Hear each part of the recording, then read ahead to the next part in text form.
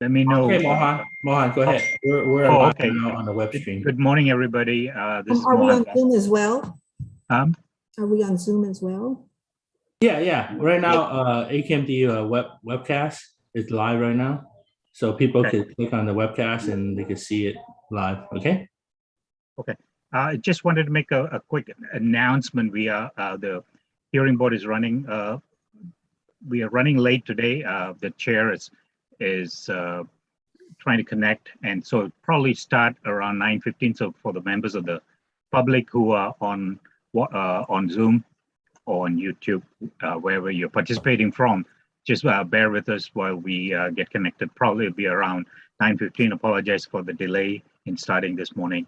So stay tuned. Don't go away. Stay connected, and we will hopefully 9:15 we should start. If there's a delay, we will let you know when it will start. Then, if there's a new time, that's all. Thank you.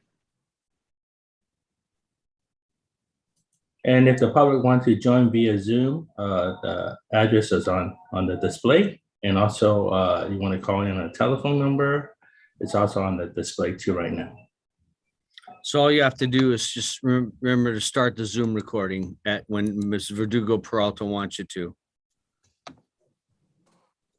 Or you could start it now.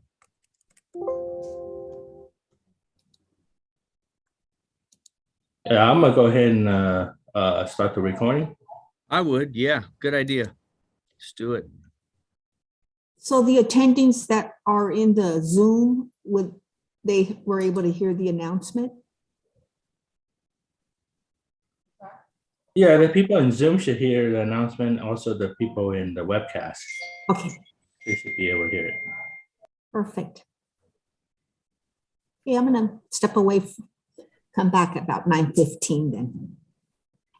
Thank you, Anthony. Thank you, Paul, and thank you, Mohan. Appreciate it.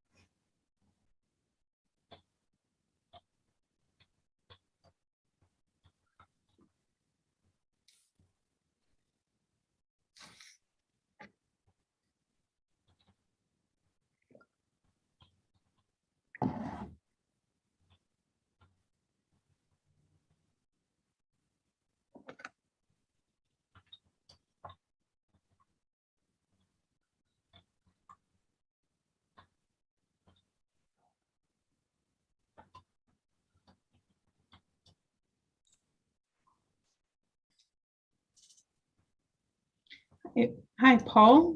This is Catherine. Can I have the ability to screen share once we get Yeah, I'll started? go ahead and make you a co-host, Catherine. Anthony does that today. Yeah, I've got to dip in and out a little bit. He'll get you. There you go. Great. Thank you so much. Today we'll have a meeting, but the script is not even available.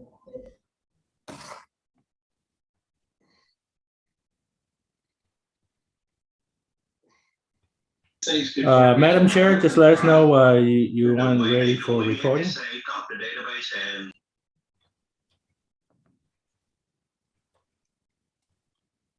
Were you able to get on at the library, Madam Chair?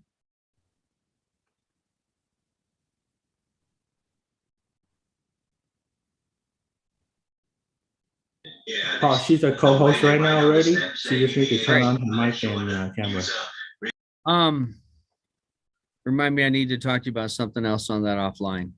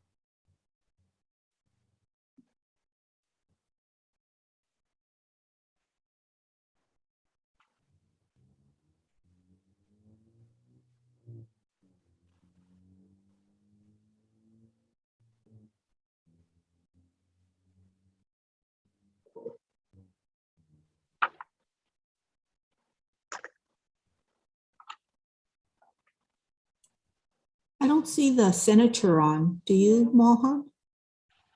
I'm sorry, what's that, Rosalinda? I don't see the senator on. Do you? The who on? I didn't hear that. I didn't see the senator on. No, Don't no, he's either. not on. And Mr. Pearman Right. either. Yeah, I tried calling the senator. I'll try Mr. Pearman and see.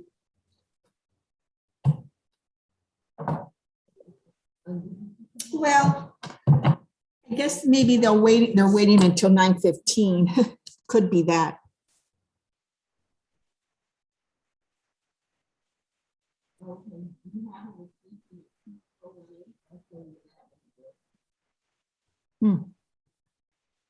Should I try calling them, Mohan?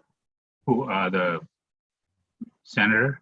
I did just try calling him and it goes into voicemail, so I left him a message, but I don't know if maybe they're waiting until 9:15. Yeah, probably. Which is another 3 more minutes. Right. Did Madam Chair, I see her, was she able to log in or? It looks like she was, according to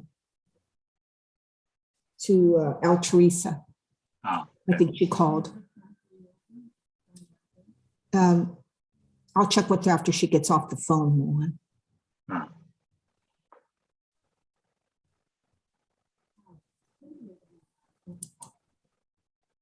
Oh, there he is. I see. Yeah, I just promoted the senator. Okay, great. Okay, I just transferred her to.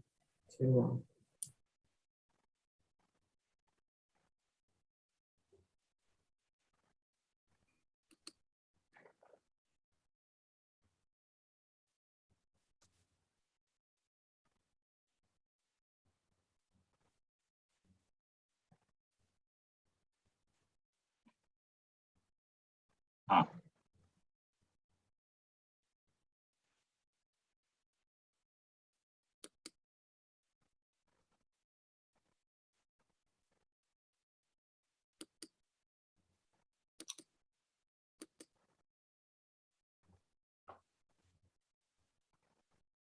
It's not 9:15 yet.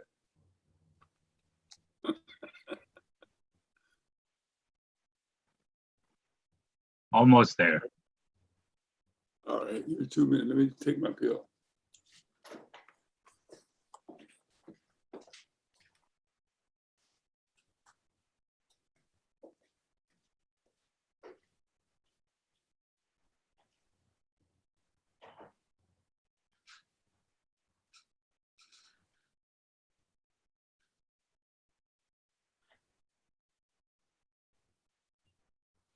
just want to, Madam Chair, I don't know if you're speaking, but we don't hear you. Mohan, I'm on the phone with her. I'm trying okay, to get her okay. to get her audio going. Just set Sure, one sure. second, sir. No, no, that's fine. Try those.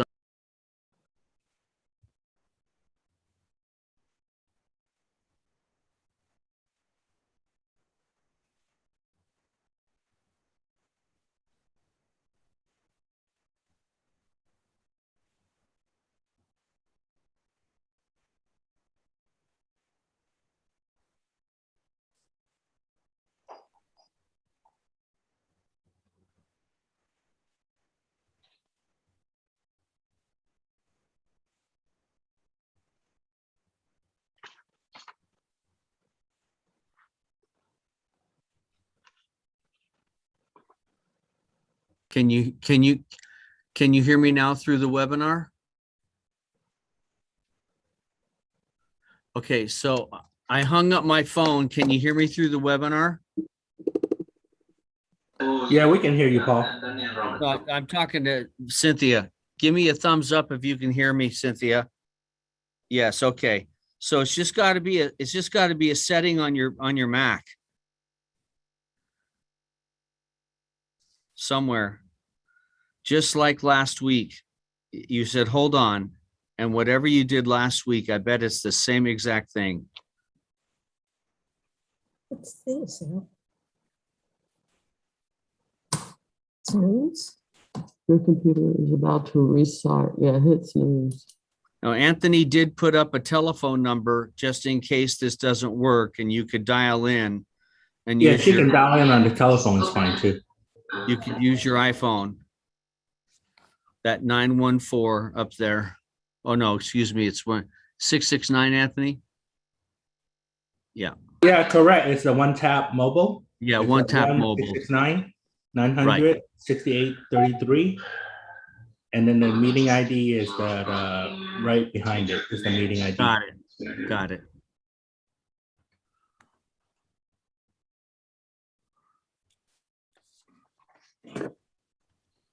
And then all we'll have to do is just unmute you. Sometimes Dr. Pearman does the same thing. Oh, your picture's much better now. We see you much brighter. It's our number 805 ending with 544. Anthony, I believe that's actually one of the witnesses, Mr. Bolton. Okay, I just unmuted him.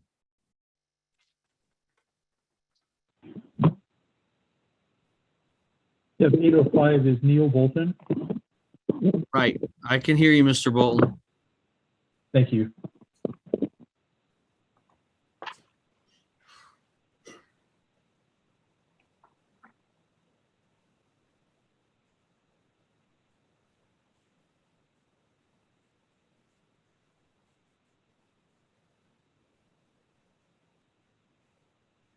What's the number? Okay.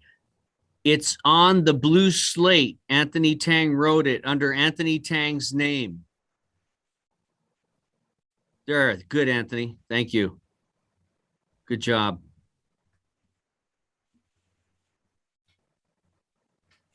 I'm going to text it to you.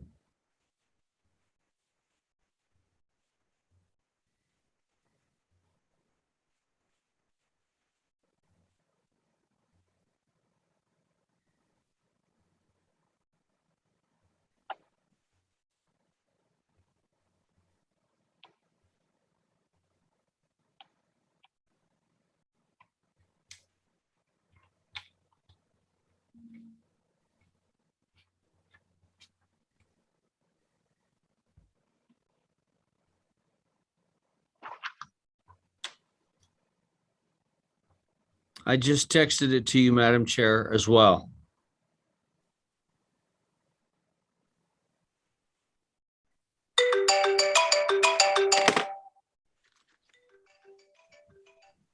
Sorry about that.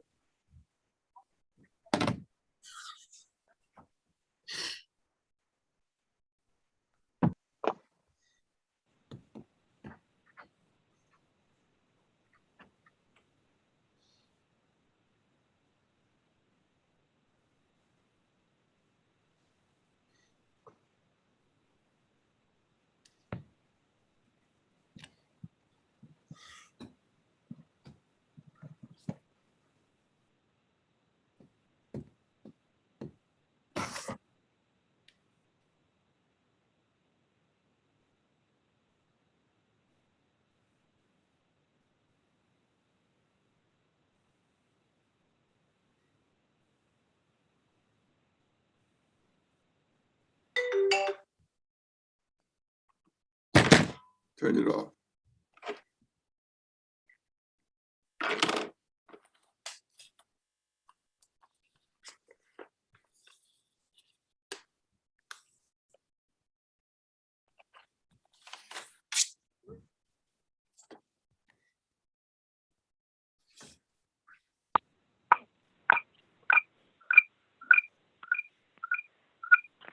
Okay, you can hear me both ways. You probably have to mute your sound in your computer. Initially on the list, we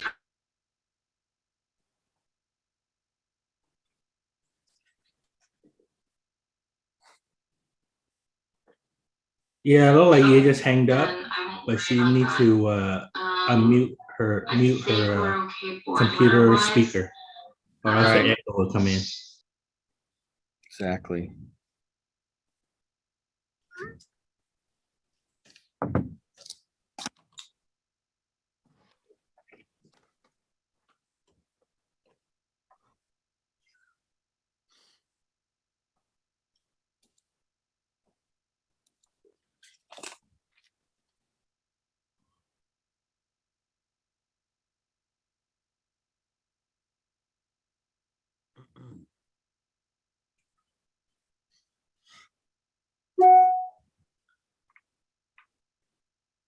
Rosalinda, have you seen Mr. Pearman yet? Or heard? Oh, there he is. Good morning, sir.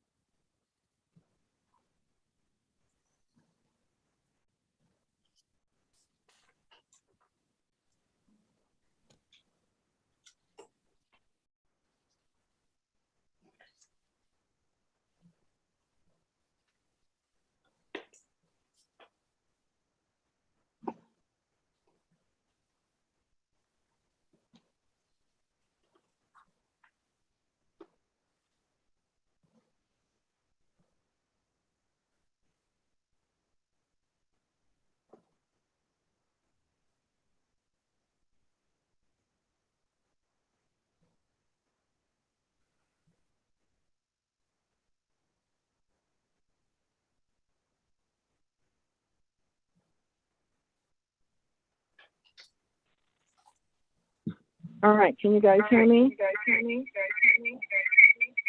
See, You just need to turn off the speaker on your desktop. okay, if I turn off the speaker, I can't hear you guys. Well, you can hear it from the telephone.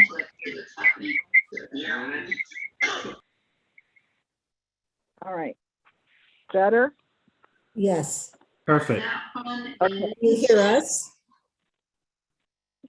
yes. Fine. Now. Just adjust your volume accordingly.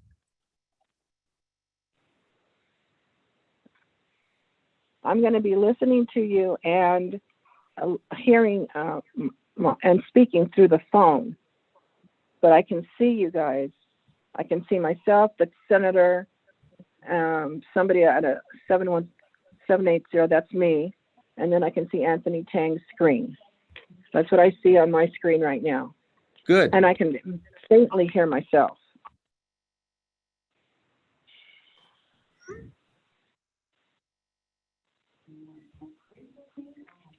Madam Chair, I think we all here if you want to start the hearing. I'm ready, but I don't see everybody on my screen. I think everybody is here. You can go ahead.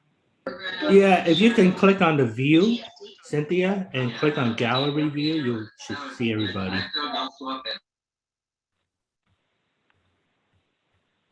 Anthony, Dave Suter's here, so I'm going to slip out for a little bit. No problem, Paul. Okay. So do you guys hear me on the, but let me turn down the volume of my phone and see if you can hear me, because I just unmuted myself on the screen again. So let's try this. We can hear you fine, Cynthia. Okay, can you hear me on the screen through the computer, or can you hear me only through the phone? Only through the phone. What's going on? All right. Okay. So let's just continue with the phone then. All right. I'm ready to start recording. Recording started. Okay.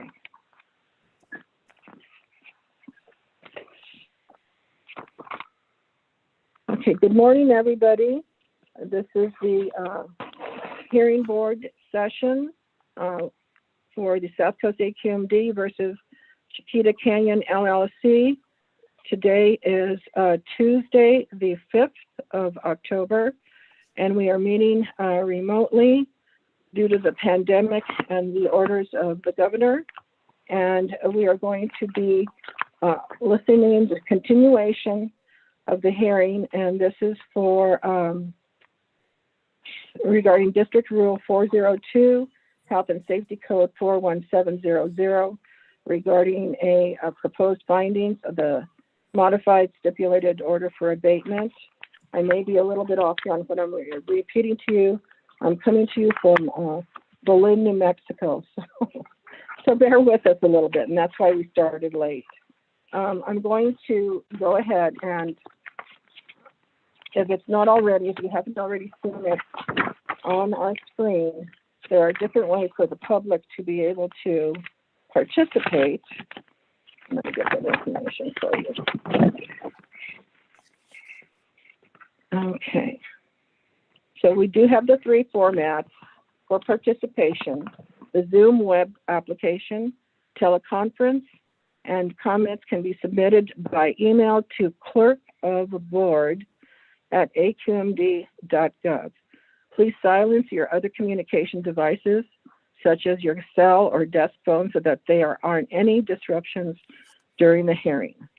And during the hearing, all participants on Zoom, except for board members and the attorneys and their witnesses, are muted by the host. That means that you will not be able to mute or unmute yourselves manually. Okay. With that, and since I'm sorry I can't see the other members, I'd like to know if there are any witnesses on the district side and on the Chiquita Canyon side. If so, please raise your right hand so we could administer the oath.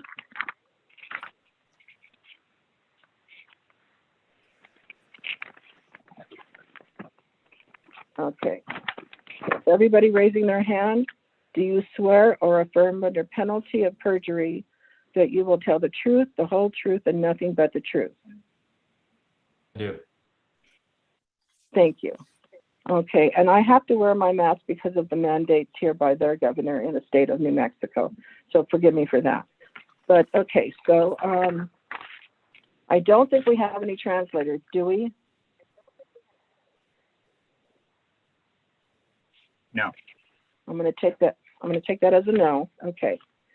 All right. So we've already done the oath of office, and let's go into the. If we want to have some opening statements, even though this is a continuation, let's go ahead and start with the district. Ms. Robertson. Sure. Good morning, Madam Chair. This is Catherine Roberts on behalf of the executive officer. I believe, just as a couple of quick housekeeping, I believe it actually came from respondent, but there should be a stipulation as to proposed findings. And the district would request that that be marked as an exhibit. I believe we are maybe up to respondent's exhibit M, if the clerk could confirm that. I think it might be N. I think L and M were last week. Okay. But correct me. So if I'm wrong, Ms. Clerk. Is it El Teresa or is it Rosalinda? Because I can't see anybody else on the screen. it should be Rosalinda, and I believe you're right. Okay. Yeah, it should be N as in Nancy. Thank you. With that, I think it would be helpful, and based on some of the board's discussion, if I can briefly go through kind of the stipulation that the parties have reached. And to facilitate that, I'd like to share just a couple of slides just to kind of help us all orient really quickly what are the proposed modifications. Ms. Roberts, if I may interrupt, I Yes. think there were a couple more things that we need to mark at exhibit. We did get something from the public, both the last time, yesterday, I think it's the fire, the landfill. I don't know whether you want to mark that as hearing board exhibit or. Yes, let's mark all exhibits at this point.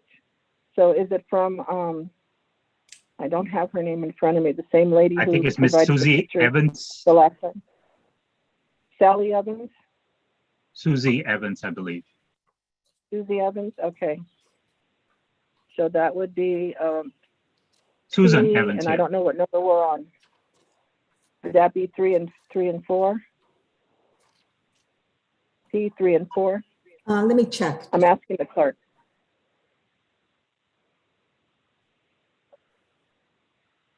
And in addition, Mr. Dujinski had sent something in response to Mr. Pearman's question. I think that's already marked, submitted evidence at attachment 4 to exhibit A. And there was the conditional use permit from the LEA. Okay, let's get the actual exhibits marked for the public. Rosalinda, what will that be? P what? P5 would be the next one. P5, thank you. Okay, so now let's go to the respondent's exhibit. And how many do we have from the respondent? Well, so just so that we had care on the Susan Evans, there were 2 pictures taken. And then there was also, I think, the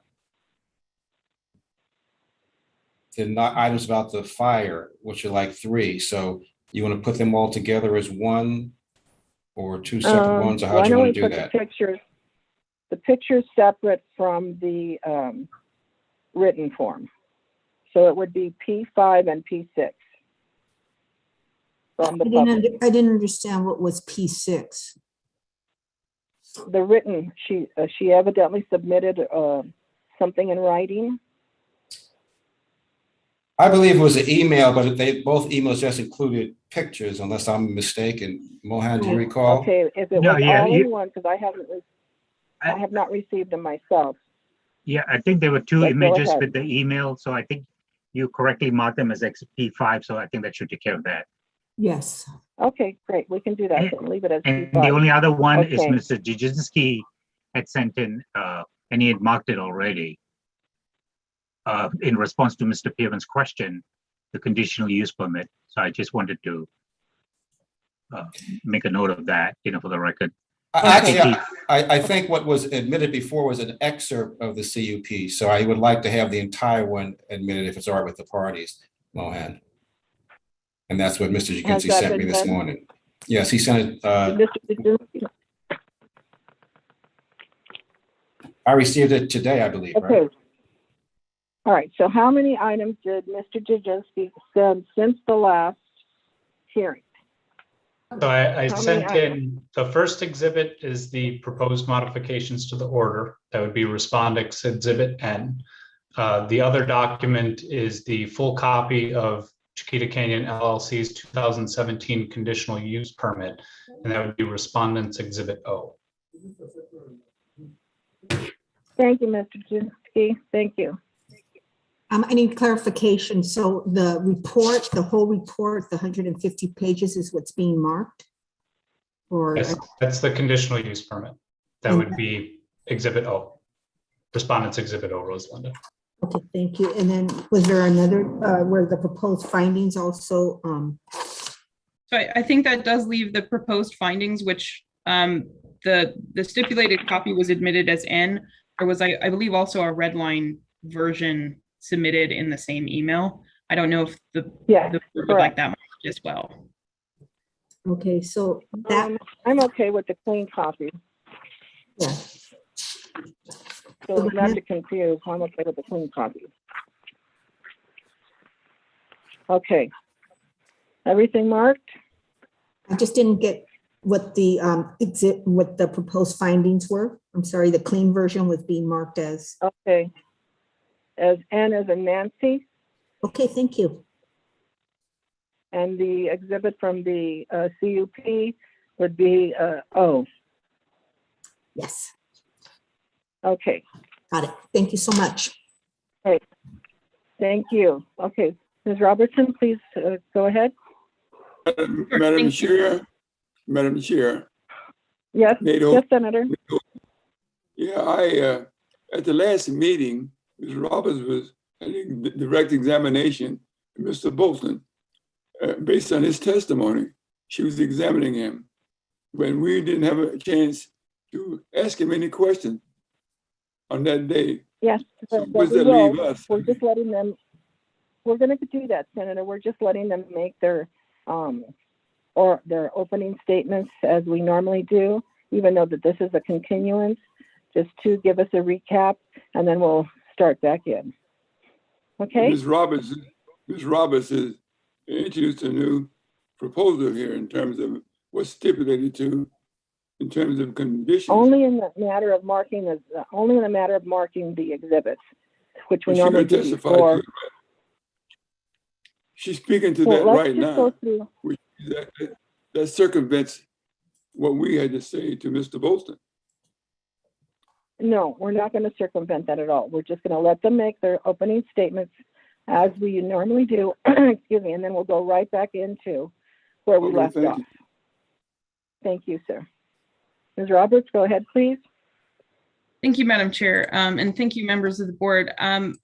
In lieu of an opening statement, I just kind of want to address briefly the proposed modifications that the parties have agreed to stipulate to, and then we will go directly back into questioning of witnesses. So I want to categorize these a little bit into three primary categories and discuss each one, starting with the new conditions that will be added if this proposed modification is accepted by the board today. And as board members recall, this status hearing was called in response to the respondent getting multiple notices of violation just since the last status hearing in August.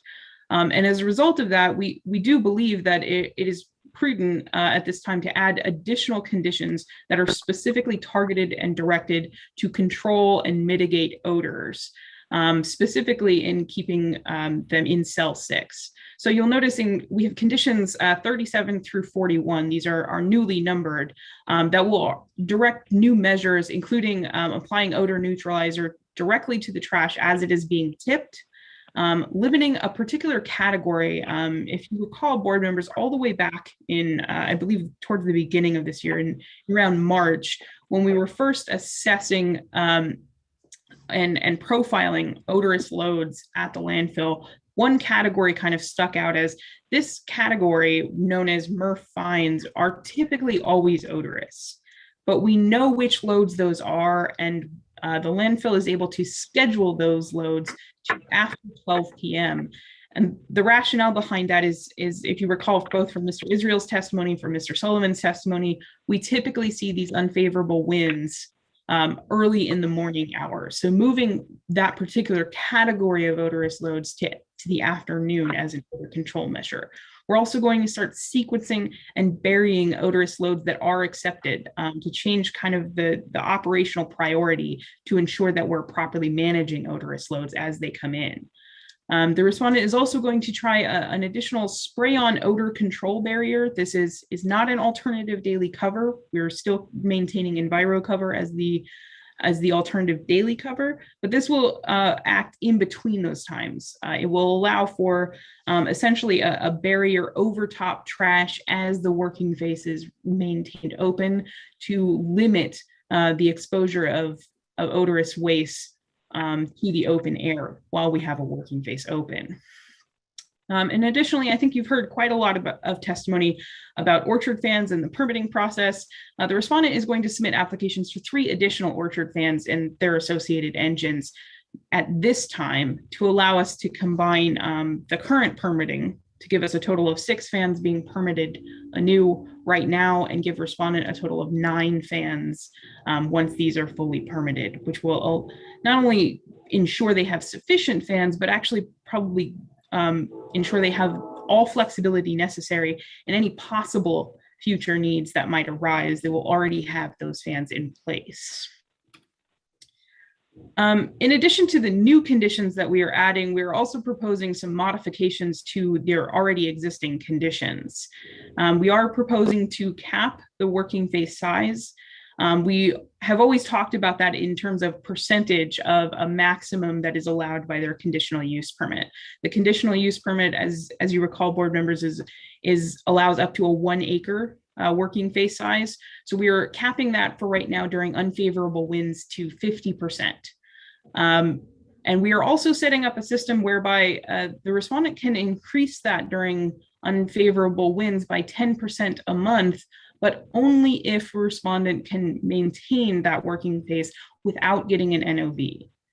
If there is an NOV that immediately starts reduction of the working face during unfavorable winds by that same 10%, down to 50%, then it will also impose additional limits on accepting odorous waste if the respondent is already at a 50% working face. What this does is builds in kind of a two-way mechanism whereby the respondent, if these odor control mechanisms are working, respondent can increase the size, but as soon as these measures do not work, as soon as we are seeing a public nuisance NOV issued, they will immediately start ratcheting back downwards to be more protective.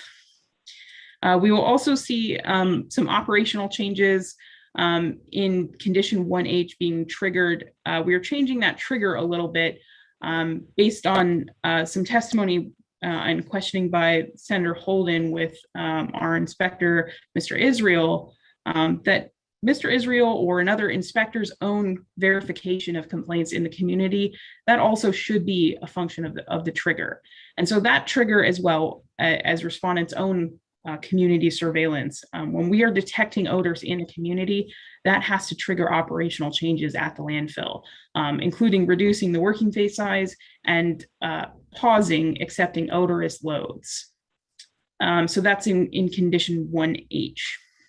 And lastly, as you've heard a fair bit about from respondents' witnesses, the respondent at this time is going to close the odor control zone. So we are going to need to revise both our standard operating procedures and our key performance indicators to adjust to accepting all waste in cell 6 and ensure that there are still proper procedures for handling odorous loads under those conditions. And our last category that I just want to briefly highlight is we are going to conduct some additional study, including that air movement study, that sort of smoke study that you heard Mr. Sullivan discuss, focusing specifically on air movement into and within the Val Verde community. We've done these studies up at the landfill, and we are proposing to expand those and get additional data on air movement directly in the community. As you heard from testimony with Mr. Sullivan, that is likely going to require a variance from this hearing board. So that we'll set up a system where the respondent will be required to seek that variance from this board. And you'll be able to understand the full parameters of that study once it's fully designed. Also on data collection, we are going to require the respondent to rent and install additional wind monitors during the unfavorable wind season. This will allow us to kind of add to our data for the future cell locations at this landfill. And so those are the primary highlights of the stipulation that the parties have been working through. We think they do address the issues that you've heard come up in testimony, and we do think this is a fair modification, and it is a stipulation between the parties at this point that there would be good cause for this to be approved by the board today. Thank you. Thank you, Ms. Roberts. Can you also send those slides to the clerk of board and have her disseminate them to my fellow board members, please? I am happy to do that.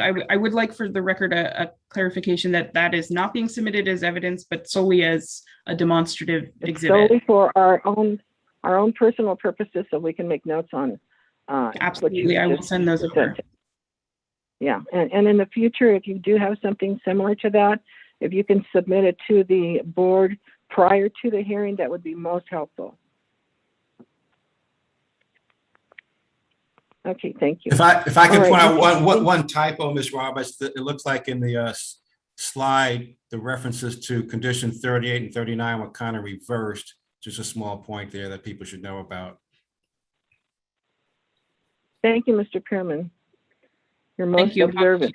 Thank you. Okay, Mr. Jaginski, just a very brief opening so that we can get going on this. Good morning, Madam Chair, and I will be exceptionally brief. I will defer any further remarks until closing. Ms. Roberts represented the party's proposed stipulation well. Okay, that's it? Yes, thank you. Okay, great.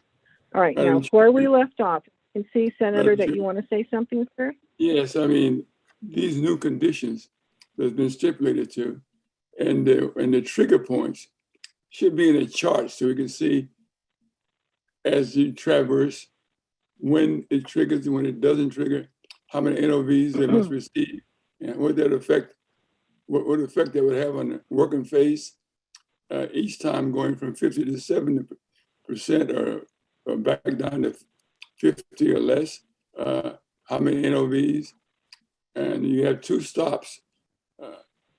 By the time you get to 1 stop and you verify, you get to another stop, trying to verify, the wind direction may have changed that, and yet the public will still be adversely affected by it. So, I mean, I understand what they're trying to do, but they should have it simply straightforward so you can see what the trigger effects are in terms of the number of NOVs received and what does that do to the working face. If I may ask a question, Senator, are you asking for like a timeline? The time they should have in a table showing trigger effect, up or down with the working face. What each of those NOVs or the trigger a change in the working face operation, it should be listed in a way where it's simple, straightforward, and not have to read through it. I don't think. Is that possible, Ms. Roberts? So I don't have a chart specifically. I'm happy to discuss that further. The idea is that all of this is during unfavorable winds. For the start of from now until through the first couple of months. As you recall, the unfavorable wind season is roughly May to October. So from now, October through July 31st, that gets us all the way through the end of this year and through the start of next month's unfavorable wind condition. Respondent is going to be capped at 50%, half an acre. Now, if they do not receive an NOV during that time period, that will allow them to go up 10%, 60% during unfavorable wind conditions for the next month. If they can go through the end of August and still they have not received an NOV, that will let them go up another 10%, 70%. If they do not receive any more NOVs, doesn't matter. They will never go beyond 70% at this time under this order. That is the maximum that we're going to allow. If at any time during this, they receive an NOV, if they are above 50%, they will have to go back down 10%. As you heard kind of our starting questions in Mr. Bolton's testimony, there is some concern of reducing the working face smaller and smaller. So what we have done is say at 50%, you stop reducing. And if you're getting an NOV when the working face is already at 50%, what you're going to do is change your odorous load acceptance. You're going to pause accepting odorous loads, and that's a better odor control measure. So it allows them to go up from 50% all the way up to 70% if they are doing well and we are not getting odorous NOVs. If they are getting odor NOVs, we are going to go down 10% at a time, down to 50%, and then we will start changing what odorous loads they're going to accept at what times if we need to, and they're still getting NOVs. That's the intent of that condition, Senator. I don't really have that in a chart, but that is laid specifically, that's looking at condition 5. My point is, find unfavorable conditions. You can be put in a chart where it's easily recognizable and then the trigger points would be there. Mr. Bolton, as you recall, during his testimony, he argued and tried to convince us that 7% he couldn't do any better than that on the working face. He's trying to sell the 70% working face at the very beginning, and now they're stipulating to the 50% working face. Okay, fine. If they're stipulating to that on the conditions which you stated, we still, as the officers of the board, we should have that chart, which would be easy to follow. I read through it, complicated. I followed it, but I can go back to it and say at what point during the winning conditions it'll be stipulated to. Or better yet, what is the trigger point? The trigger point as it affects the face, working face. Let me also add, Senator, I'm coming at it also, not just from that point of view, but also from the point of view of the public. And for the public who has the right to look at all of these documents, it is much easier for the public to see a chart, just as the Senator described, for them to understand when and where and why all these triggers are going to occur. So if that's at all possible, I agree with the Senator, it would be most helpful, yes, for us. However, it would be even more helpful to the public. So if you can, if somebody can whip that up for you today, I don't know whether that's possible with it today or not, but I would say somewhere in this whole hearing and discussion of this case, I'm always thinking, how is the public going to understand something that is so technical? And I think the Senator's on point there. It would be easier, not just for us, but also for the public. So if that's possible, we're requesting that. Okay. So I understand that, Madam Chair. I would request respectfully then a brief recess to be able to create that chart. I don't have that available at this time. I do understand what you're saying, that representation would be better depicted as a chart. That is something that I can work. Can it be done now? Can it be done by somebody else on your staff while we are conducting this hearing? I don't know that I unfortunately, Ms. Reichert is unavailable this morning, who otherwise I would have volunteered for that. But unfortunately, there is no one else on the district's that can make that right Why now. don't we do this? Let's go forward with the testimony that we had left off at. And let's, I know we're going to have at least a morning break, which will be at least 15 minutes. If that's enough time for you, hopefully, if maybe another 10 would be better, you tell us, but let's do that. Okay, is that Sure. agreeable to you? Great, Yes, thank you. All right, Senator, does that address your concern? That's fine. You're absolutely right on target. Thank you, sir. Thank you. Okay, with that, thank you, Senator. Good idea.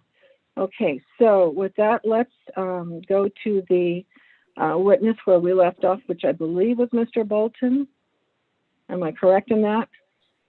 Yes, I believe you are correct. Okay. All right, and it was your questioning of him, Ms. Roberts? Yes. Okay, so Mr. Bolton, I don't see you, but I'm asking if you have taken the oath of office.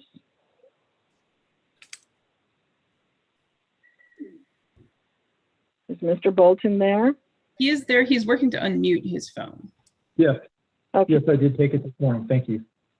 Okay, Mr. Bolton, I'm going to ask of you that in your responses to Ms. Roberts, that they be as short, concise, with the information that you need to get to us. But please, sir, if you could not go into anecdotal stories or examples, we're after just the facts on this and trying to get through this as quickly, but yet with as much pertinent knowledge as possible, sir.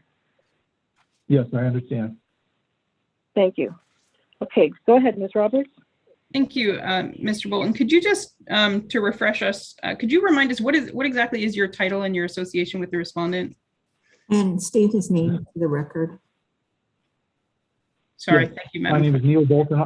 I'm a civil engineer and president of Blue Ridge Services, and our company has been hired by Chiquita Canyon Landfill to assist them in this odor mitigation effort.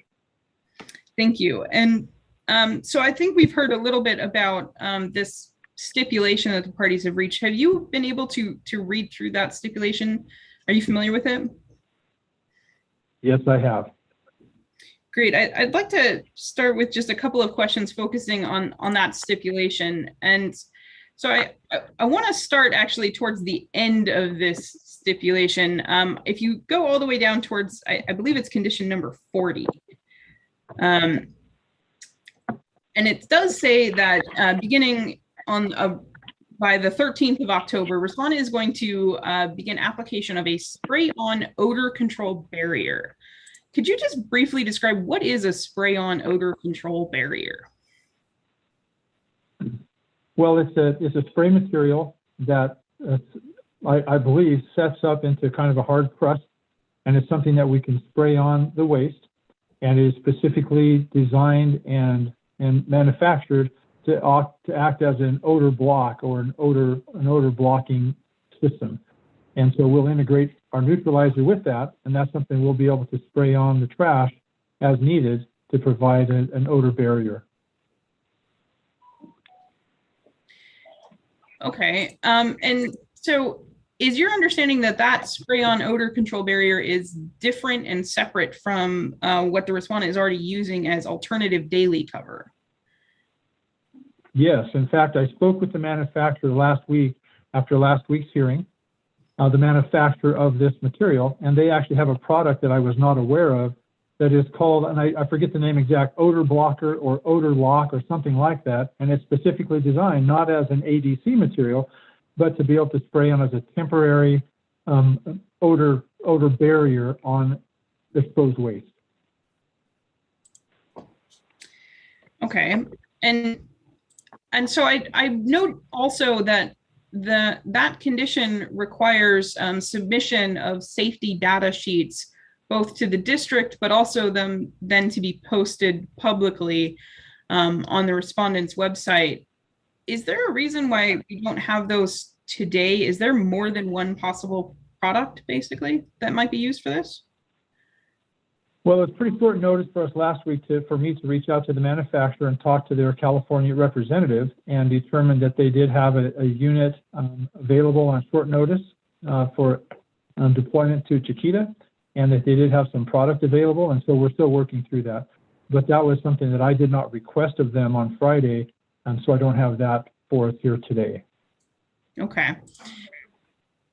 And so is it your opinion that if the respondent employs that spray-on barrier, will that help to reduce odors beyond and in addition to anything else that they're already doing in other measures? That's our expectation, yes. Each one of these things that we do has kind of a layered effect where they build upon one upon the other, and we think that this is one more step in that direction to help mitigate odor. So the answer would be yes. Okay. So some of the other sort of interim measures, as I sort of grouped that category together, in those same conditions like 37 through 40, are looking at things like applying odor neutralizer to the trash as it's being tipped. How is that different from the respondents otherwise already using odor control neutralizer? Well, currently we're using odor control neutralizer around the perimeter of the active phase, the perimeter of the exposed waste, and we're using some of that adjacent to the tippers. This is an additional step that would apply that more directly to waste as it's dumped, particularly at the tippers. Again, when the tippers dump a large block of waste, about 20 tons worth, slides out of the back of a truck and hits the ground. When that happens, it creates a bit of a cloud of dust, and we anticipate some odor with that. So we're looking at ways to apply the odor neutralizer more directly to those loads immediately as they are tipped. And that's part of our ongoing investigation to find ways to do that effectively. Okay. And I want to discuss that condition number 39, which talks about odorous loads defined by condition 20A being scheduled and accepted only after 12 p.m. First, I want to back up in condition 20A. What are those types of odorous loads? Can you just kind of remind us, why are those loads singled out? Well, that was part of our profiling effort at the very beginning, where we evaluated loads as they were dumped and tried to identify which were the most odorous loads, and then applied a profile to those.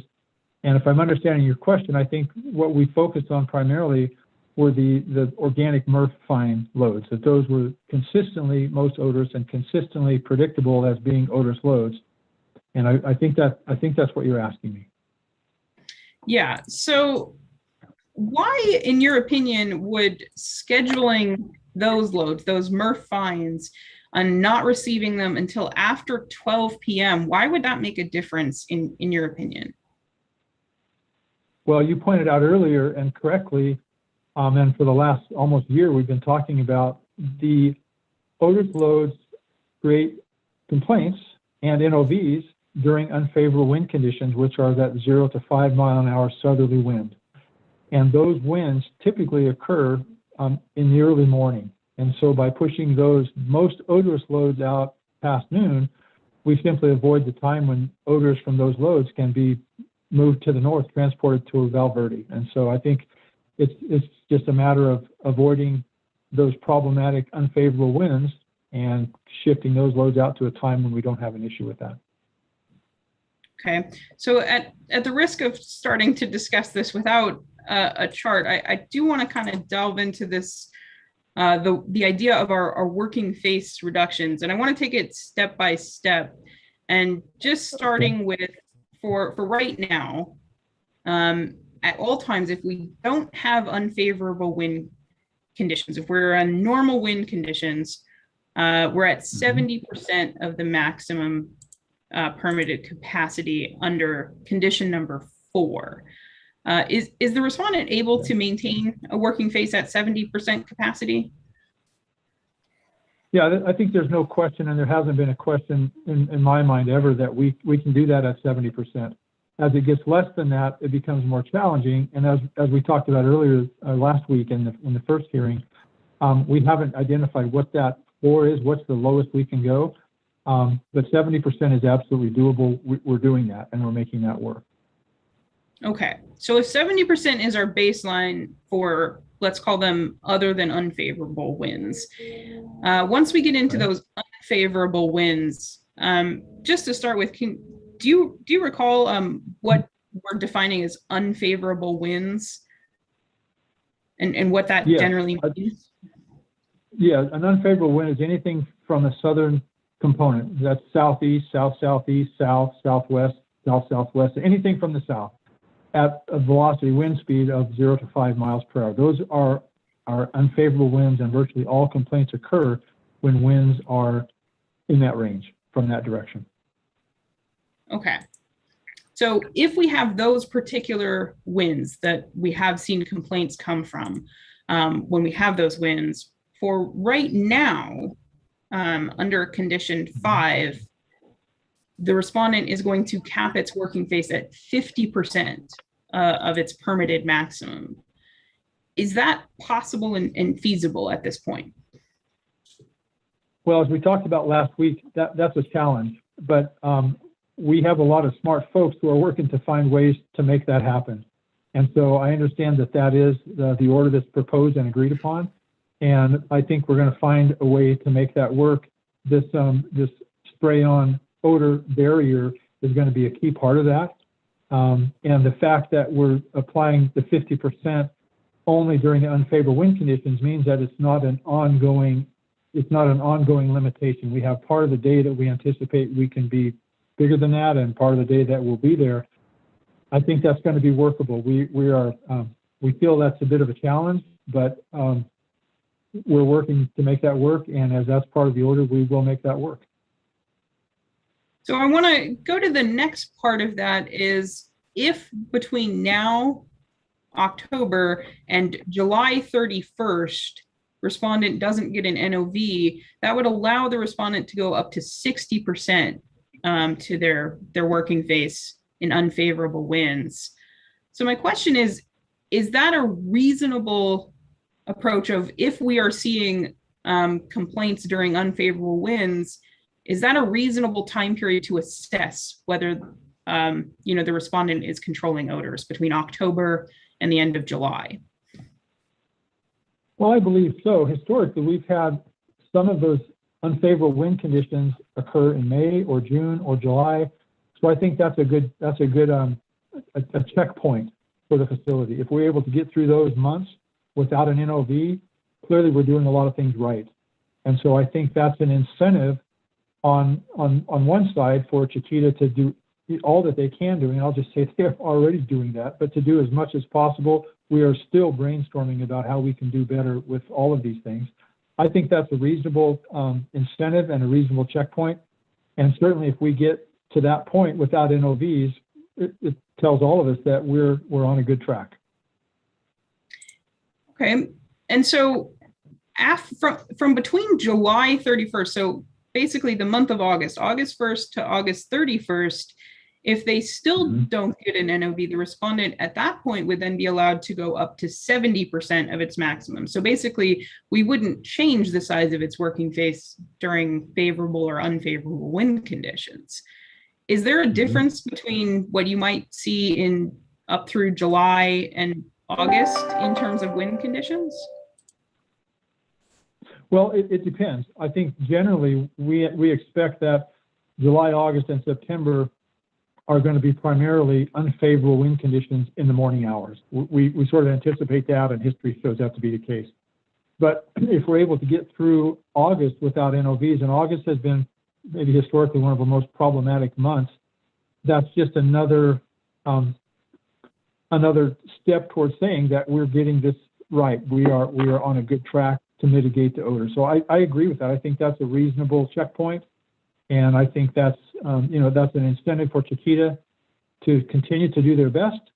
And I think that's a trigger point that allows the board and residents to have something to hold on to. That if we don't make that mark, there's a consequence, and we go back down to a smaller face.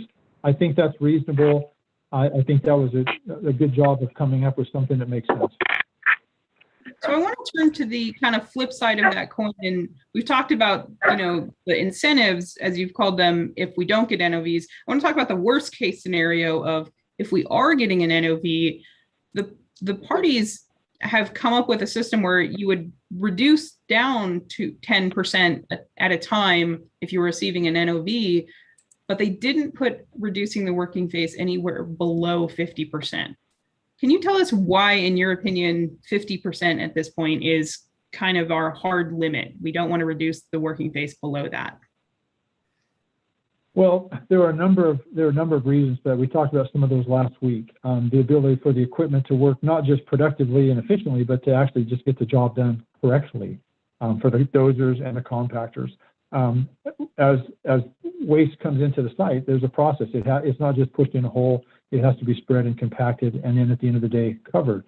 The 50% is a pretty tight limit. Again, I haven't run numbers on that to tell you that exactly that is where we're at, or that maybe it's 52%. We're going to make the 50% work because that's what's in the order.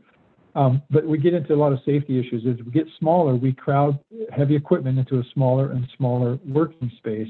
And that just increases our potential risk for an incident with heavy equipment and with trucks and all of that. So in my experience, there's not a good alternative to go less than 50%. I think that is very, very tight. We're working on making that work, and we're going to, but that's a significant limitation. And again, as I pointed out, the thing that to me makes that workable is that it is not all the time. It is during unfavorable wind conditions. So we anticipate to have part of the day, if we need to catch up and spread waste out over the larger area, we'll be able to do that in most cases when we're outside of those unfavorable wind conditions. So I'm not sure if I'm answering your question. If I'm not, please re-ask it. But I think that's what you asked me.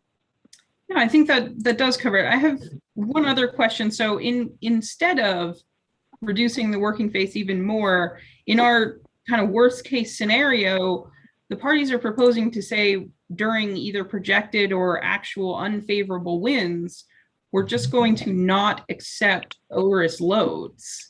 Is that a reasonable alternative that is designed to actually address odor concerns if we are getting them?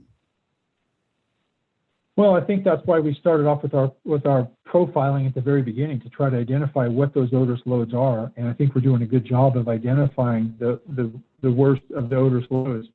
And so, yeah, we talked about this at one or two questions prior, but I think that if you can keep the most odorous loads outside of those unfavorable wind conditions by just deferring them to later in the day, there's nothing about that that doesn't make sense. I think that just helps us avoid the problem when there's a potential for the problem. And I don't disagree with that. I think that's a reasonable requirement for this order.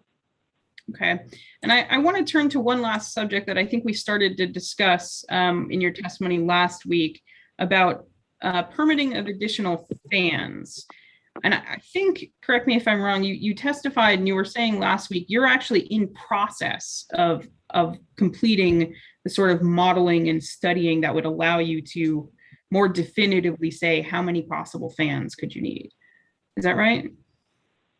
That is correct. That has been an ongoing effort of ours, and we're, as recently as yesterday, we're still going through that process to identify, what is the ideal optimum number of fans that we can utilize. There's a point where we have too much air movement, and it's not accomplishing what we want, but we're trying to find what that sweet spot is. So that is an ongoing effort to evaluate that. So as part of this stipulation, the parties actually just included that even before you complete your final work and give me a final definitive number of fans, the respondent's actually just going to go ahead and submit 3 new applications. So that's in total, once we complete this permitting, going to have a total of 9 fans. Right. Is it possible that might actually be more fans than is necessary?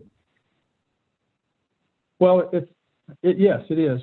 We anticipate that at this point, 4 to 5 fans is ideal for what we need to have for a single combined face. But if we ever have to get into a split operation, such as when we move into a new cell, or the configuration of the landfill requires us to be in some, more difficult topography, like on a sliver fill, on a slope, something like that, it's possible that additional fans could be required. At this point, if you ask me to say what's our ideal number, it's not more than 6.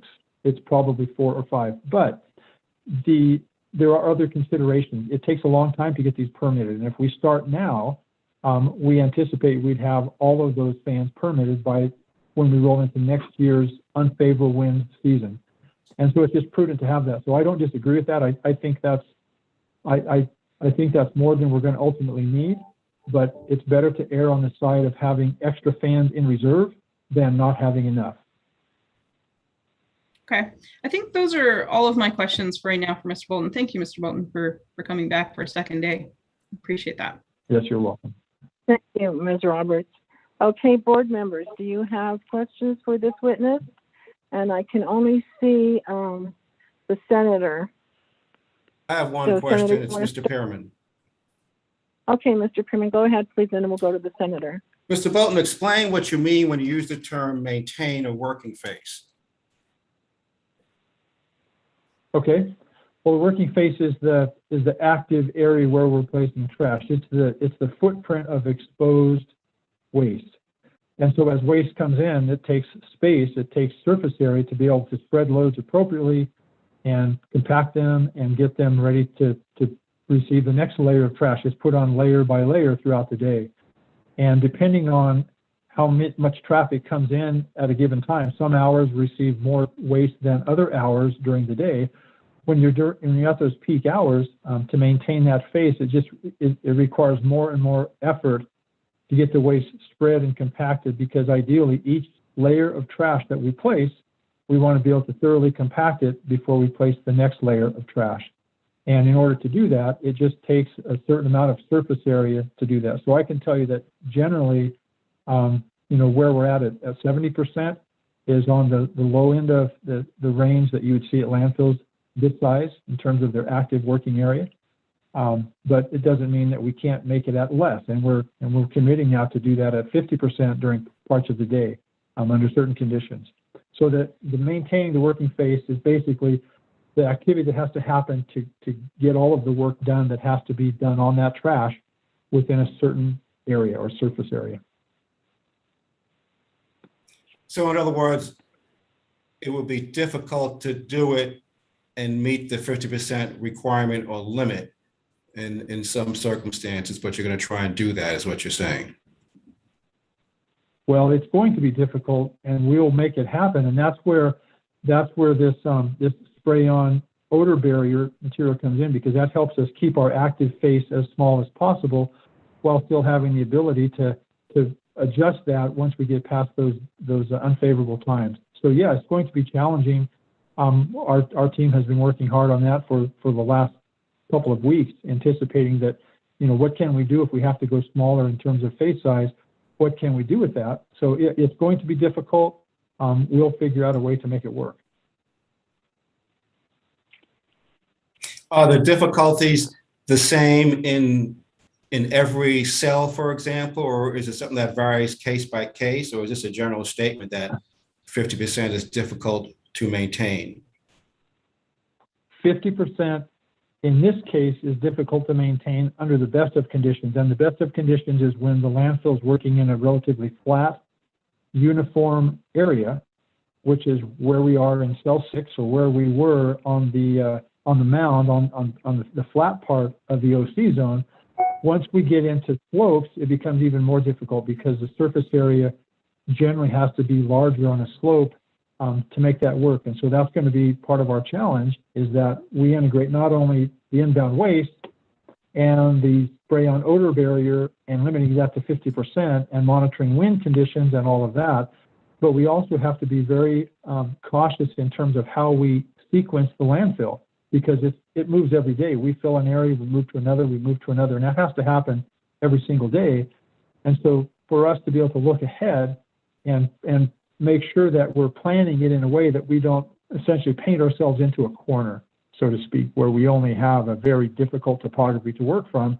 And so that's part of the other challenge, is to be able to plan ahead, knowing that we're going to be limited to 50% in some cases. Well, when you're saying you move to another, you move to another, you move to another, you meant within the same cell, though, or within the entire landfill? I didn't understand that. Well, within the same cell, on a day-to-day basis, we don't move great distance. We'll fill an area, and we'll move 100 feet or a couple hundred feet adjacent, and we'll fill that. And we fill it in blocks. We don't fill the landfill all the way to the top, but we fill it in blocks. And then we come back and put the next layer of blocks and the next layer of blocks. And that detailed sequencing, that day-to-day sequencing, is something that we'll have to look at that. But then under the longer term aspect, and we talked about some long-term planning at last week's hearing, there is also a significant amount of effort to go into that planning, so that as we go from one cell in the landfill, say cell 6 to cell 7 or cell 8 or wherever we go, that sequencing is also planned. So there's a long-term sequencing effort, and there's a short-term, almost a day-to-day sequencing planning that has to happen. And those we progress. We're filling in a different area every day, sometimes on a micro level, sometimes it's more macro. And even this winter, we'll be filling in our inclement weather tipping pad, or from a wet weather tipping pad. And so that's a different area. We'll shift once it starts raining. We'll have to shift to an all-weather tipping pad so trucks can get in and out. And there's sequencing that has to be developed to make sure that works as well. Yeah, the proposed stipulation talks about a single inclement weather zone. Does the landfill have an idea where that would be at this point in time, or will that vary depending on circumstances? No, that's a good question. That's something that's identified far in advance, because we could get rain. We could get a rainstorm tomorrow, so we need to know where that is at all times, and that's usually planned, a half a year in advance. So the inclement weather area is going to be just north of cell 6. It's going to be north of cell 6, back up on part of the mound. Thank you. Yes, sir. Thank you, Mr. Pearman. Very good questions. I appreciate that. Senator, Yes, Mr. Bolton. You've been an engineer for 43 years. You've had more Yes, sir. than 500 landfills that you worked on. And you certainly should be familiar with airflow and what effect airflow would have on displacing odor. Is that correct? Yes, sir. That's what you're saying. I'm looking at your report, so I think that's what it's all about. You also referred to air movement study as part of your report. How does that air movement study as related to this landfill? And to what extent was the study conducted? Well, that's a good question. I asked you about vector analysis, which should be part of the air movement study. Was that the case, yes or no? Yes. But you never provided us a copy of that report that showed the vector analysis. Well, the vector analysis is part of the modeling that we do with that. So it's not a vector analysis report, but the computational fluid dynamics, the computer program that does all the modeling that we do in the office, and then we verify that in the field with field testing and field monitoring. That's vector analysis is a key part of that. It's like saying, where's the math for this? Well, the math is all part of the process, but we don't show every single vector that was analyzed. There are literally millions, even billions of vectors that are evaluated, because as the wind moves, it moves from one area to the next, to the next, to the next, and we evaluate on a very small scale. So you're correct. Oh, go ahead. You're making it very complicated. We've had other air movement studies, other landfills, to show us the direction of the air flow at various times of the day, which indicate at what point in time they want to cover up the face or discontinue operation of the face. I mean, it tells them other things that they should do to correct the problem that they're faced with at that time. Come on, talk to me. Well, that's exactly what we're doing. So the analysis that we've done looks at air movement on the kind of the local level, right at the active face where the odors are generated. And when we look at different fan placements and fan configurations, we're doing vector analysis as part of that whole process to try to identify where best to place those fans. That's one of the things that is still a question for us, and that's part of what Mr. Sullivan will be doing later, is a more large-scale smoke study, which is in essence kind of a vector analysis that you're talking about, to look at how the odors are transported from Chiquita to Val Verde. Are they going to Chiquito Canyon Road? Are they going over the North Ridge? We're trying to identify what's happening with that. So far, at this point, our work, our company's work has been focused on more air movement at the source, at the face. How are the fans impacting that? But we have not looked at how those odors then go up over the ridge or up the canyon to Val Verde. That's what Mr. Sullivan will be looking at. It's not clear to me, based on what the information you shared with us today, that whatever you're doing is not a fix. That's why you're getting NOVs. Now, you talked about the so-called unfavorable wind condition.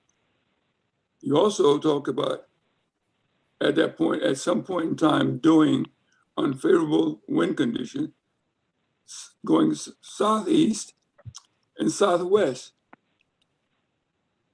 Isn't that kind of blowing interference? I mean, what effect do your fans have on wind flow when the unfavorable is changed from east to west? Well, the fans don't affect the wind direction, that's for sure. The wind is dominant. Nature is going to be more dominant than our fans.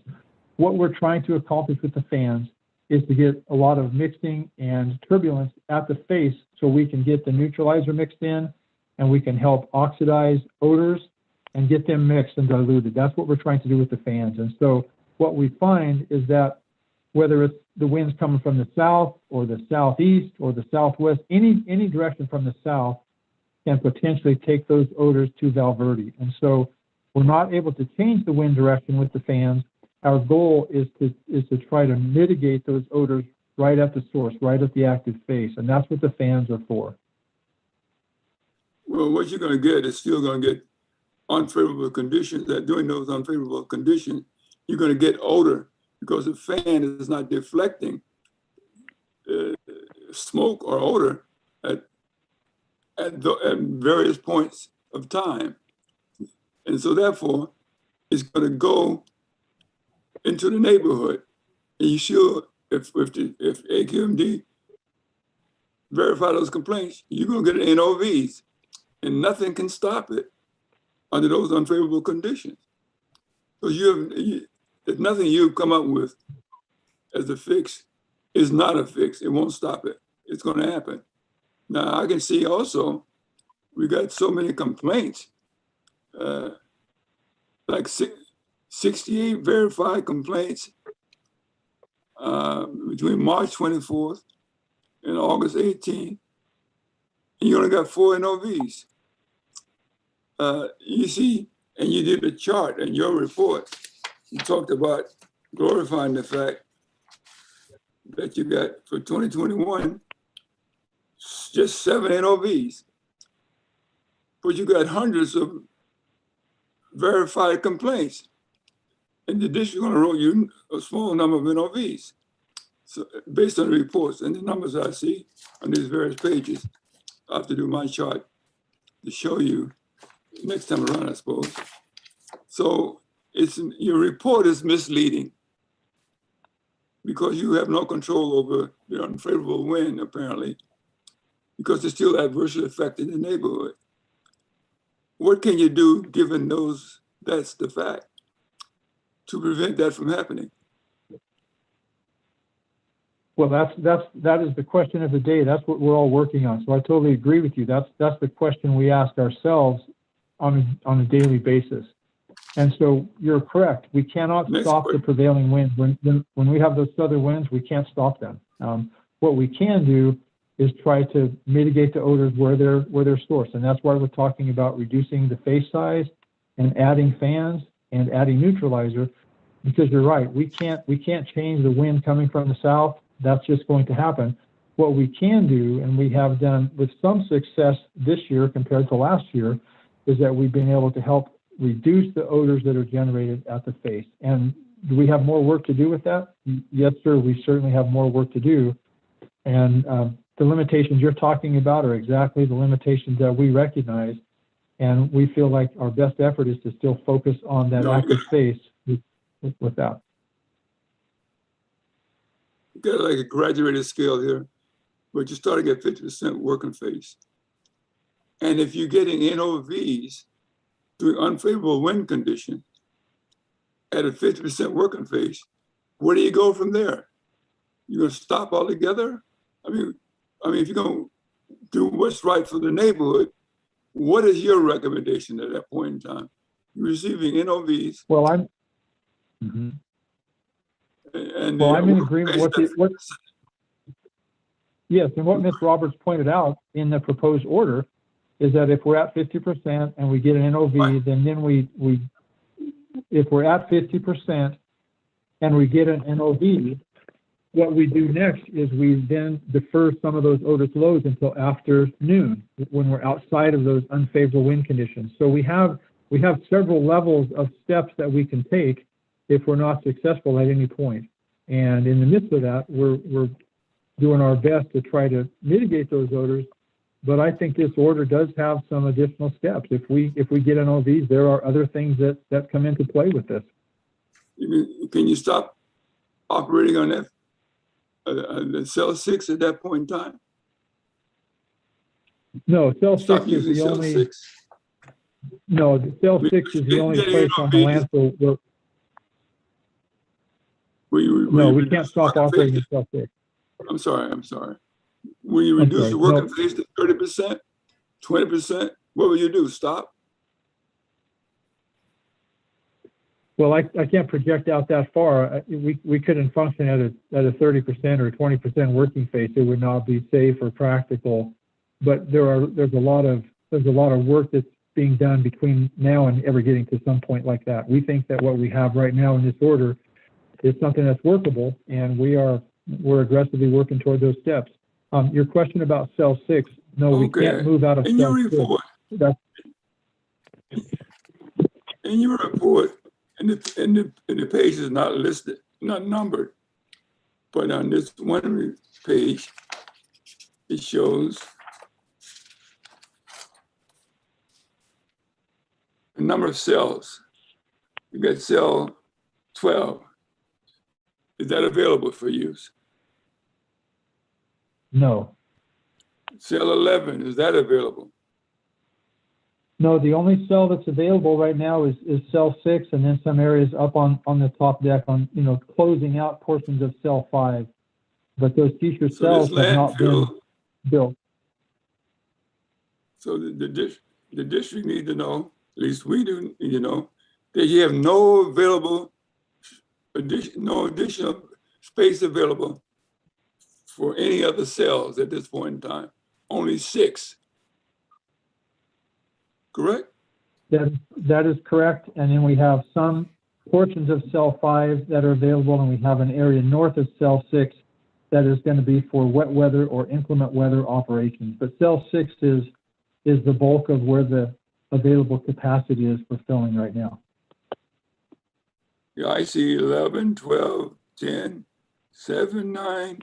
You got a lot of cells here, and they're all filled to capacity. So the only thing got available at this landfill that you can use. I'm sorry. No, that's not exactly correct. So cell 6, they go sequentially. So cell 7 has not been developed yet, and cell 8 and 9 and 10, those cells are future cells. What we have available right now is predominantly capacity in cell 6. Well, if you can't use cell 6 anymore, can you go to cell 7, cell 9? Well, eventually we'll get there, but it takes several years to get no, we can't, because it takes several years to get those cells permitted and prepared to receive waste. There's a long process of getting those cells ready to go. Well, you can't do it instantaneously, but you can work toward getting those cells, making them operational. Is that correct? Yes or no? Yes, and that's actually happening. That's right. Then on your chart, for a little additional information on the side, it should have been, we're operating at cell 6, cell 12, cell 11, cell 13, filled to capacity. We can work to activate cell 7, cell 9. That's still available, and it may be available. You should state that at some time frame, since cell 6 can be closed out in a minute, you better start working on cell 7 and cell 9. And you have not given, in my view, clear information about where you go from here, when you can no longer use working phase cell 6. And you get into that point now where you're down to 50% and you're getting more NOVs, then you're out of business when it comes to cell 6. You should be, in any case, whether the district would call that shot or not, I don't know. Anyway, I think that I'm on a Zoom, but I can talk to you. What's up? I'm sorry, I just wanted to introduce Betsy Sanders to you. We can hear you, Mr. Pearman. Please mute yourself, Mr. Pearman. Go ahead, Senator. Well, I think I've exhausted my comments on this. I'm just looking at this chart. This chart is misleading, to me at least anyway.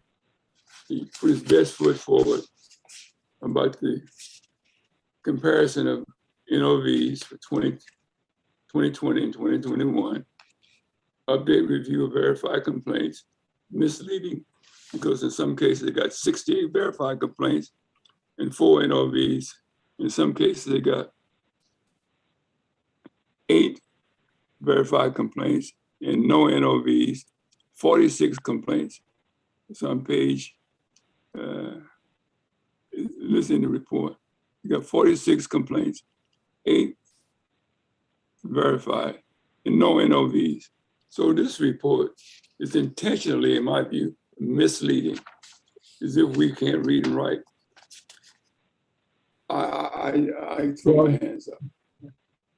Okay, well, that's certainly not our intent, and that's data that we got from AQMD's inspection reports and from their NOV list. So that's the real data, but certainly we're not trying to mischaracterize or be misleading in any way. So if there's something that the board wants us to clarify, we will be happy to do that. Well, it's you state you know the data you got, the data I got from the district. I read the report. The report says how many complaints you got, how many NOVs were written, but you make it look like you compare your improvement to the NOVs written when you had so many more verified complaints. I understand the point you're making, and that's helped you in many cases, but not as far as I'm concerned, because I read the whole report.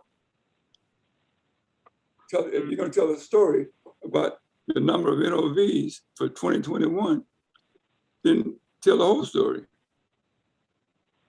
That's all I'm saying. Okay.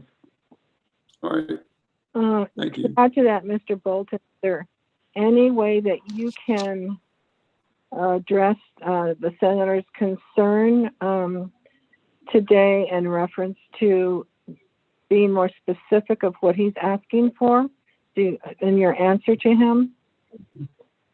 Well, I think what he's referring to is specifically the comparison of how many verified complaints we had month by month in 2020 versus 2021, and the number of NOVs we had in 2020 versus 2021, and those are the actual numbers. That's not any interpretation from us, and it's my opinion that I think the numbers of verified complaints is down in 2020 compared to last year. I'm sorry, in 2021 is down compared to last year, and the number of NOVs is down. And certainly any number of complaints or any NOVs is too many, and we're working to get that to 0. That would be our ultimate goal, to have no complaints and no NOVs. So that part of the report was only a comparison of actual data. And if there's some other way to present that, I'm happy to do that.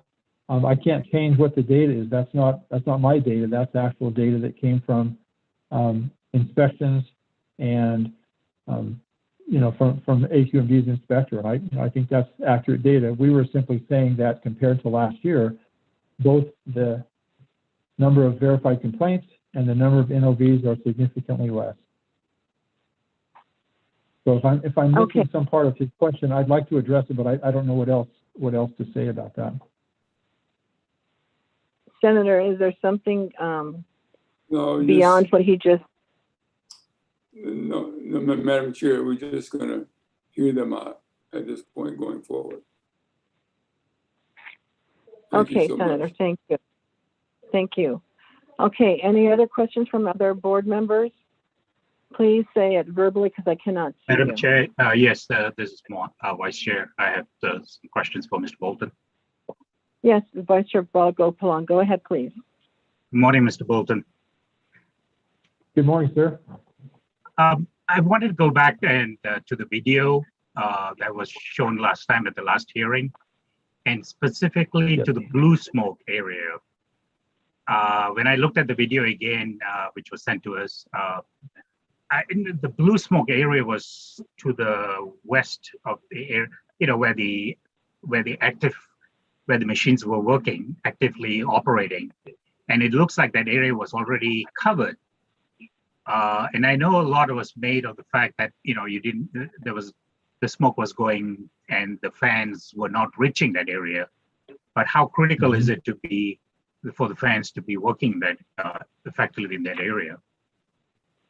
No, that's a really good point. In fact, we had that discussion internally that the blue smoke should have been closer to the active face. And so we have other videos that show the smoke closer to the active face. But that was an important video because it showed what happened when we get outside of the fan's influence. And so you're right, having fan impact on area that's already covered, that's a moot point. There's no need to do that. The fan focus needs to be on the uncovered active portion of the face. So you're correct. That blue smoke wasn't telling us how things are working at the face, but it did give us a picture of what happens when we get beyond the influence zone of the fans. Okay, thank you for clarifying that. I think at the last hearing, I think Ms. Roberts, you heard talking about being proactive and reactive, and I think some of the measures that have been proposed, taking the load up to 12, immediately covering if you have odorous load within 15 minutes by the dirt and so forth. It's reacting to the odor situation. And I think you made a comment. There's a burst of odors at the tipper when they tip the load down into the working phase, and that is when an odorous load comes in. So my question, and it may be a naive question, but let me ask anyway. It's already active decomposition at the MRF facility. It's already, and it's already odorous as it's coming to your facility. Is there something that can be done before it reaches to reduce the rate of reaction, auger in some material there to reduce so that when you tip it, you'll have a burst, but at least it's not that concentrated? That's a really good question. We've asked ourselves that question internally for almost a year. What can we do at the MRF or at the transfer station or even on the route where we're collecting it?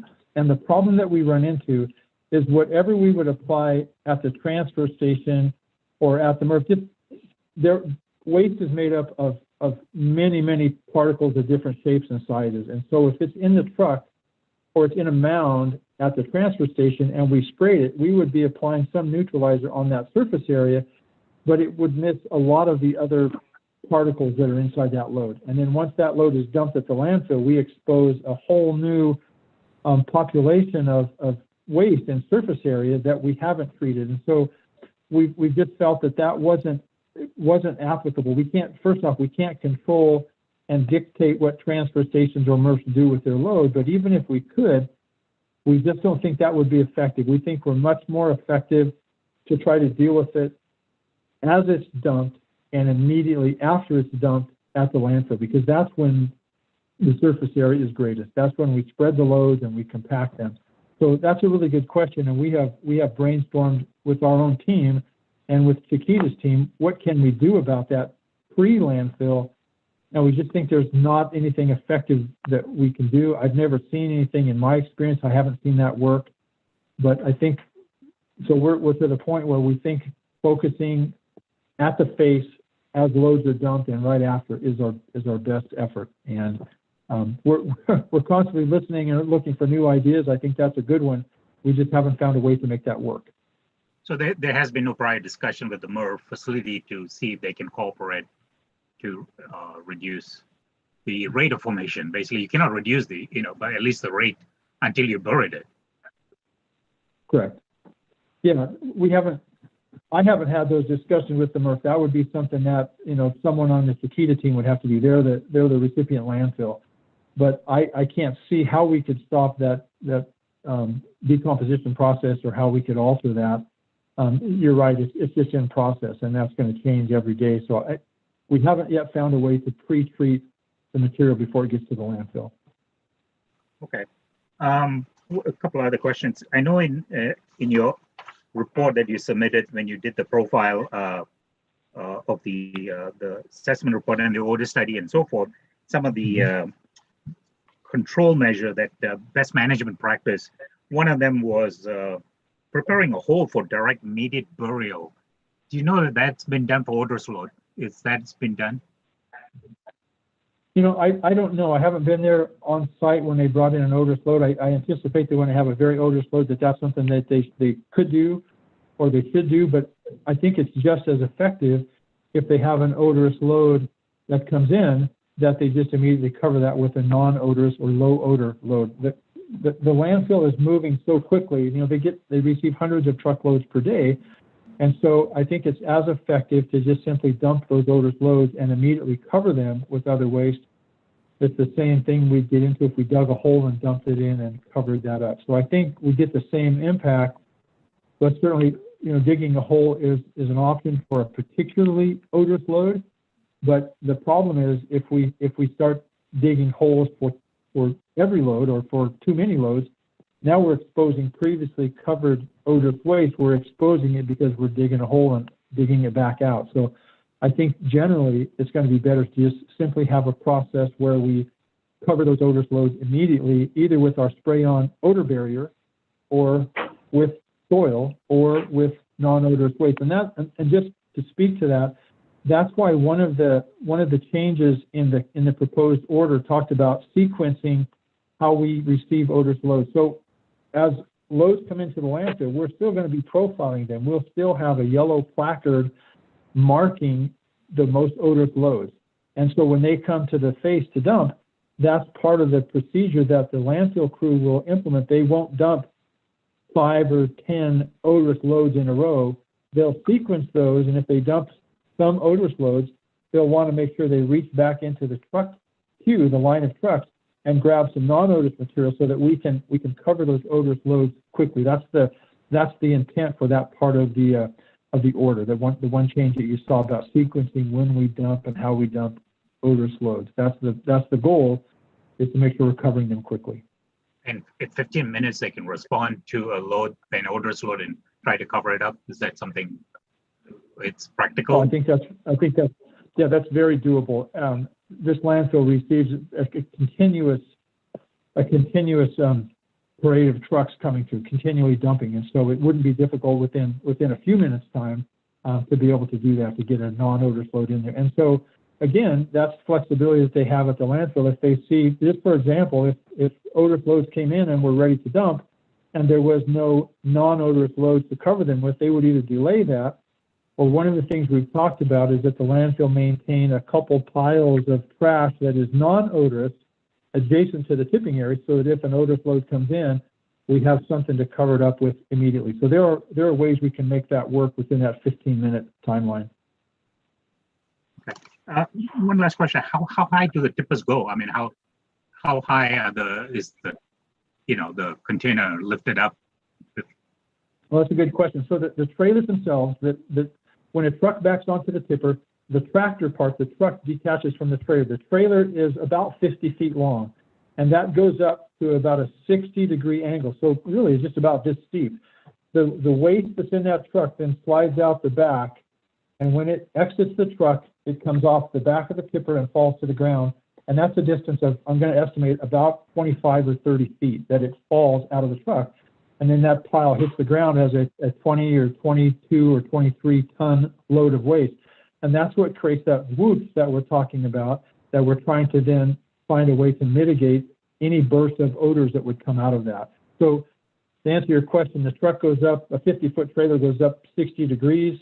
The top of the truck is probably 40 feet off the ground because it's the tipper plus that angle of the truck. And then the waste falls out the back, and that's where we get that big whoosh and the dust that we can visibly see and the odors that I think are accompanying that. That's another area that we're focused on right now to find out how can we most effectively apply neutralizer to that part of the operation.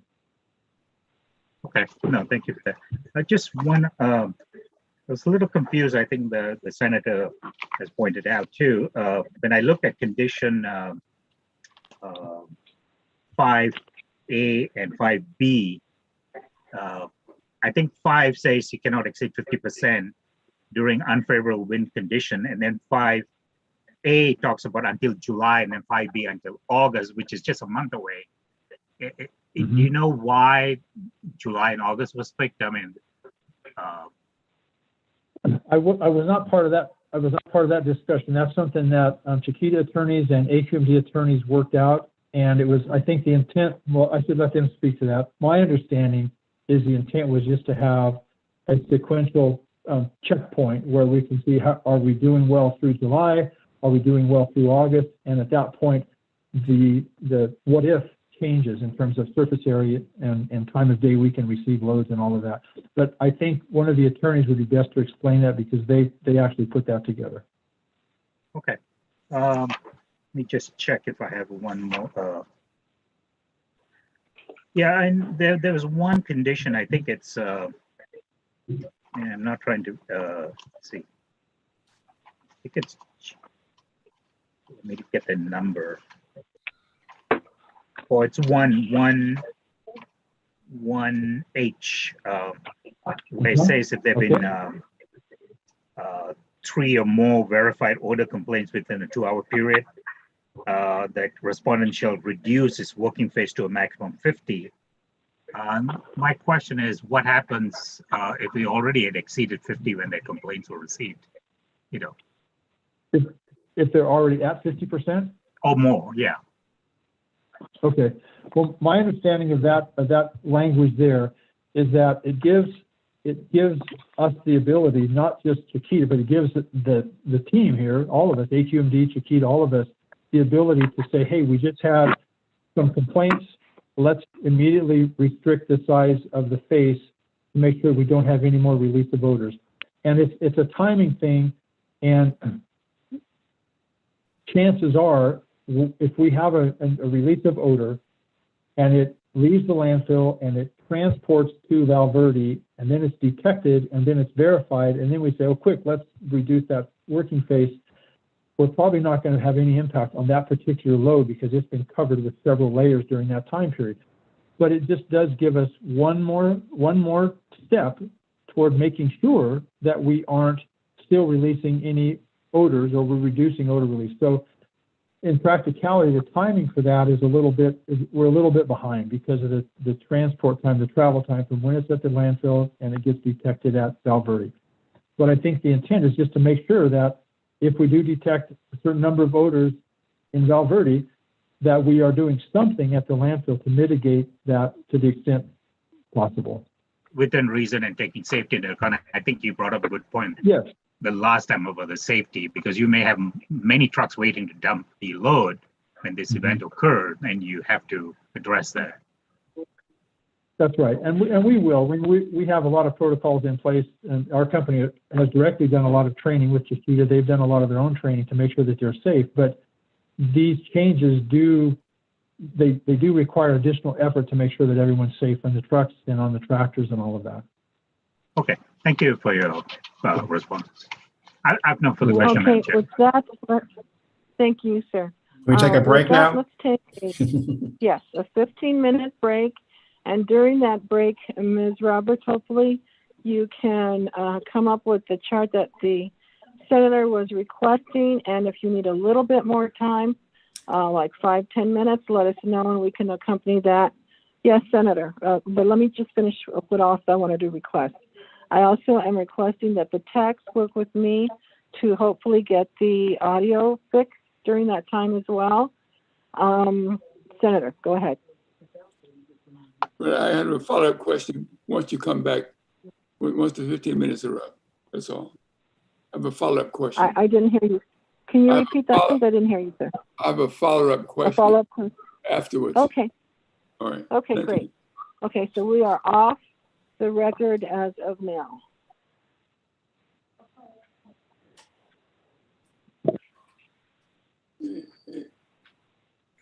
What's the matter, man?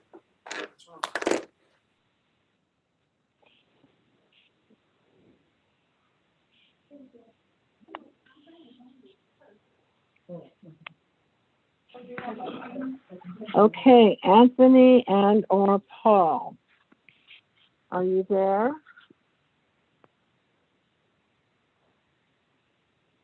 Anthony? I'm here. Or Paul? Okay, Paul. All right. So what do you want me to do? I'm going to I'm not going to hang up the phone. but I am going to lower the volume and see if we can't, if you can't get me on the laptop, okay? So I'm going Okay. to do that right now.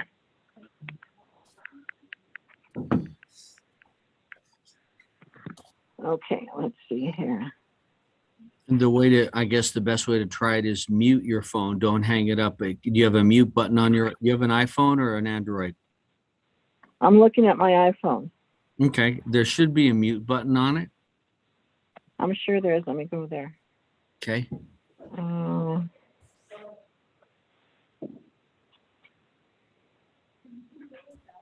All right, why don't I see it? There it is, got it.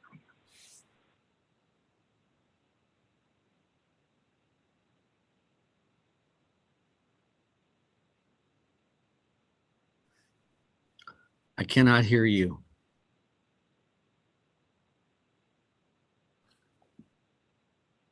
No. No sound.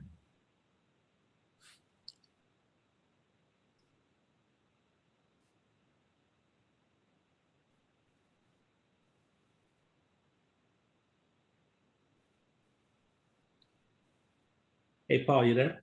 I am. Okay. Yeah, I just got off the phone with Victor, so Yeah, I texted him. He texted me. I said, I'll see you when you get here at 1. 1 o'clock. Yeah, correct. Yep. Yeah, everything went well with DNG. Got him out before they Okay, needed we to can go. talk about that later, Paul. Okay? Yeah. I'm just saying it went well.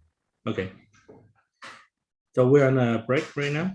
We're trying to get her her audio working, Okay.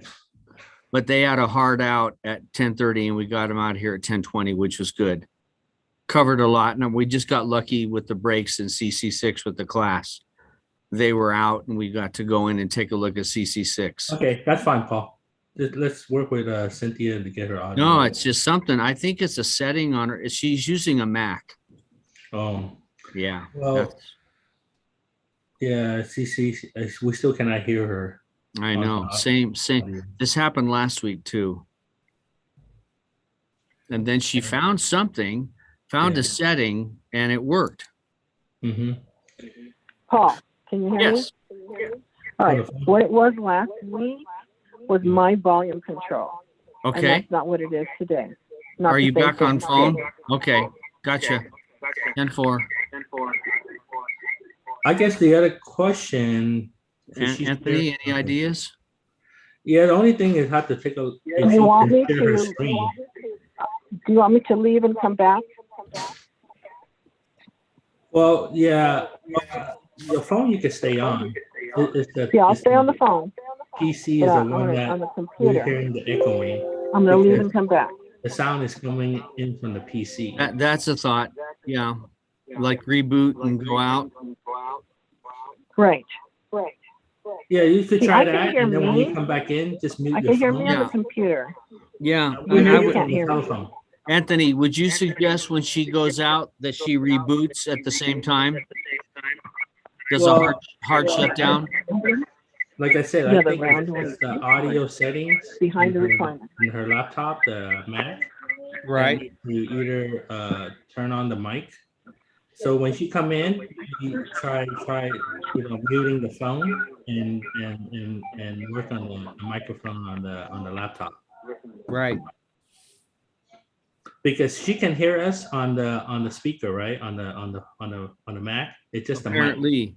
Just the mic, right? Correct. Yeah, that's the thing. Like when you connect to the Zoom meeting with the Mac, it asks you for audio or audio test, and you could see if you could do an audio test. And see if there's anything like the light going on and off on your microphone. Okay. Right.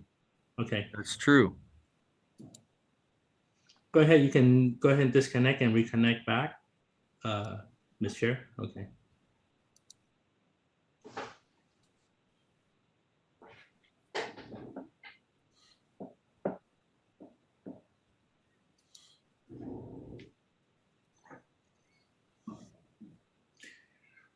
Hey, Paul, we got Mary Riker on the attendee. Do we move her over? Okay. Do we move her over to panelist?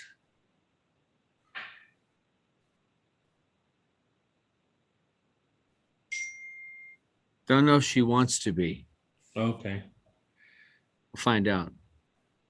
Well, I'll just click on promote. It's up Right. to her if you want to do Right. that. Okay. And same thing with Karen. I know Karen won't. I don't think she wants to. Usually Okay. she likes to observe. Okay. I usually check with her first. Rosalinda, I think her laptop was being updated. So I told her to go ahead and restart her laptop and then come back in.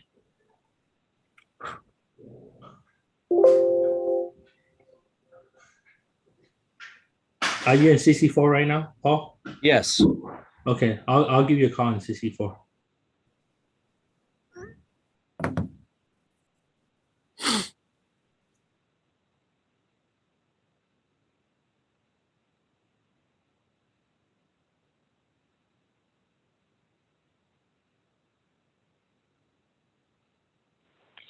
Anthony, I'm trying to come in.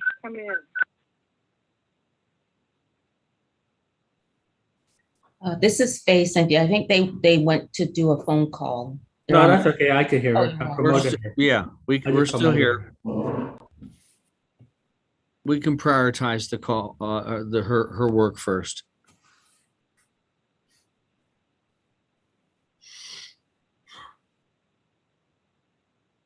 Yeah, Cynthia, if you can't, go ahead and mute your telephone so that way we could make sure we can hear you on the mic on your laptop. My phone was muted.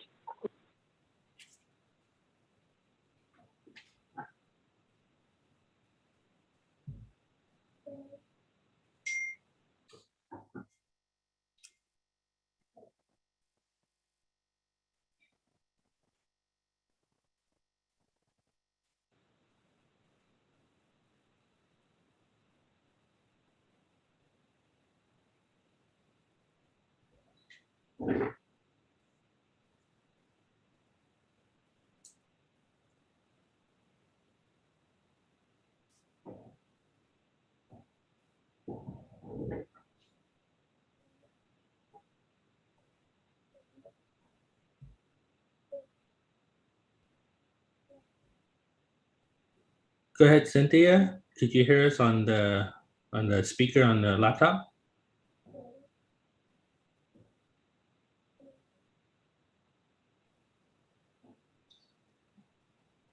Testing 1 2 1 2. Testing 1 2. Could you hear us? Testing 1 2 1 2. Okay. Now, look like your mic's still not working on your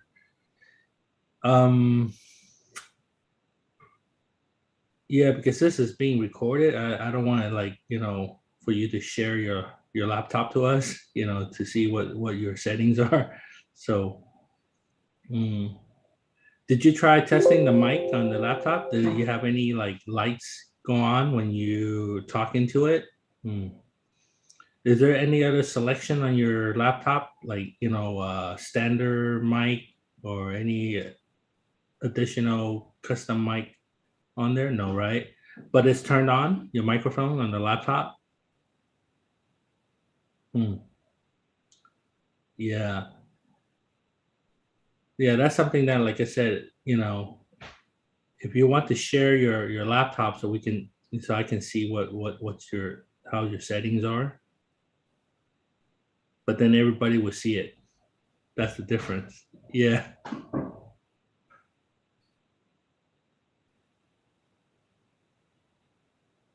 I don't care if that's going to work.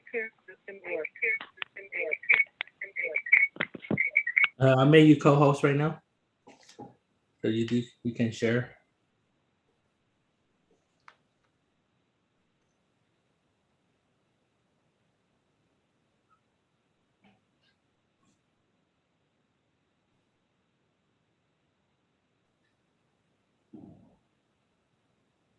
You want to share your screens to see if I can see where you're trying to click on your microphone?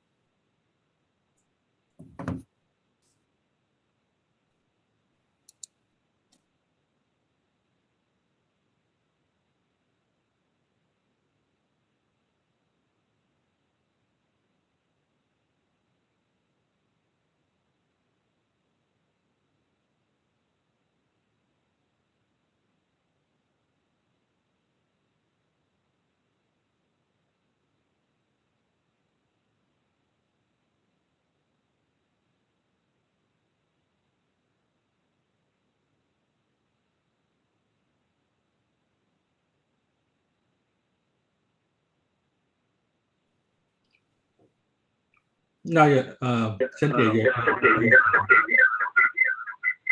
yeah. So Can you hear me? I can hear you on the telephone. Okay, can you hear me on the phone or the computer? No, on the phone. Yeah, your computer is still, the mic is still having issue.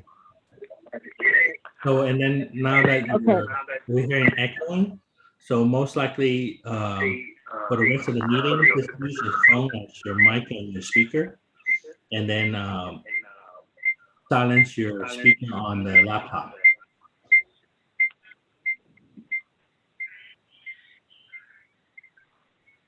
There you go. Testing 1 2 1 2. Okay. Testing 1 2. You're hearing everything The from only your problem telephone with right now? that, Anthony, is that I cannot hear you guys. On the phone? No, I can hear you on the phone. So we're totally just going to use the phone for both my audio and your audio. Is that right? Yeah, correct. And also on audio is only going to be on the phone, and for video, like I said, on your laptop, make sure the speaker is turned off. I did it. I muted it, and I put it all the way down. Yeah, so this is the best we can do for now until you get back, and if you still have problem at home, we could go ahead and troubleshoot with you on that. Well, at home, I always use my desktop. Okay. So yeah, when I get home, we can troubleshoot my laptop and see why. Yeah, that sounds good. And we could set up a schedule when it's a non-hearing board day, and then we could go ahead and test the Zoom meeting. That sounds great. Okay. Yeah, we can do that. I appreciate that, Anthony. No problem. Okay. Thank you. So I'm going to stay on the line though. Yeah, correct.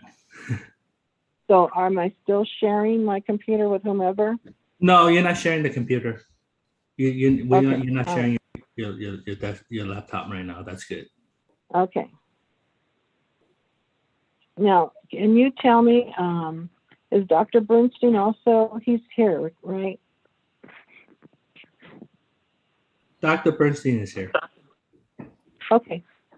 Everybody's here. I can't see everybody, but I can now for whatever crazy Yeah, reason. and make sure, like you said, you want to see everybody on the view, on the right top corner is view. Just make sure you could do a gallery. Yeah, I did do gallery, but I was only able to see like 3 people at a time. Now, right now, I can see everybody. Yeah. Yeah, they just have to turn on the camera and you'll be okay.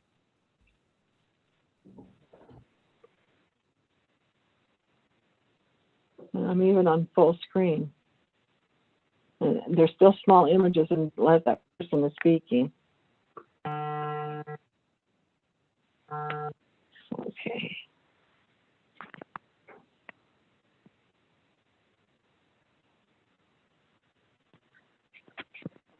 So do we know if Catherine needs more time?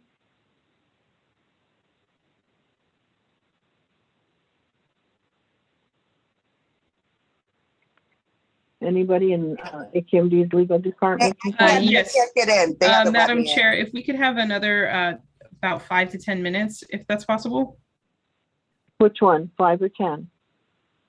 I'll take 10. Okay, 10 Thank it you, is. Madam Chair, I appreciate it. Thank you.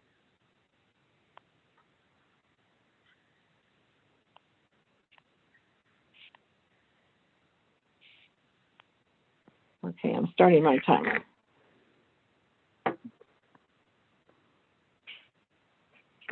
Can you tell me where your bathrooms are?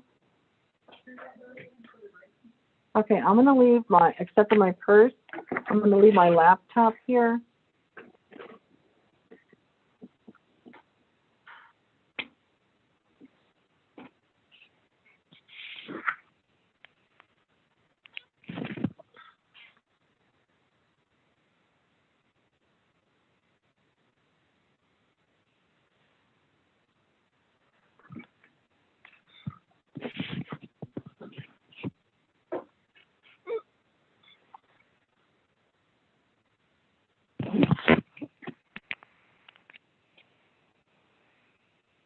Anthony or Paul,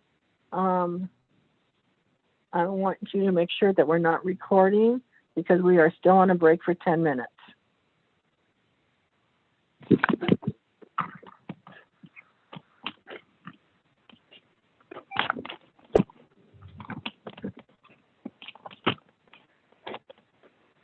I'm sorry, where did you say it was?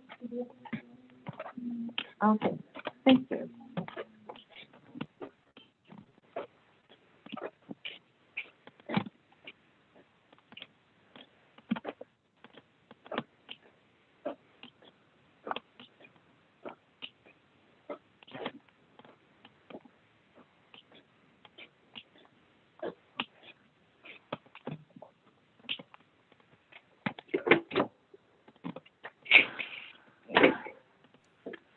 Cynthia, Yes,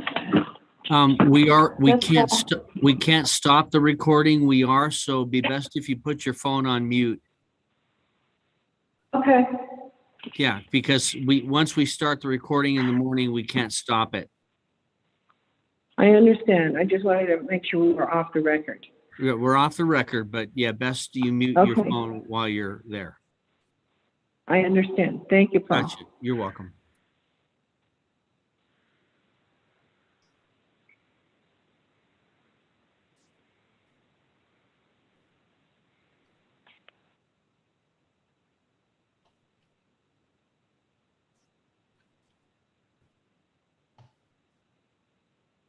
Hi, Paul. This is Jake Dujinski for Chiquita. I believe Mr. John Perky had to dial in. He's the 916 number in the attendees Okay. list. Would it be too much trouble to elevate him as a panelist? We can't move phone numbers over, Mr. Dujinski, but we can just allow them to talk, and I'll do that to him right now, and I just did. Okay, So thank you all very much. he has to do, Jacob, is unmute himself. It was *6. Okay, Okay? thank you very much, Paul. He's all set, Appreciate Mr. it. Dujinski. Yes, Thank you. you're welcome.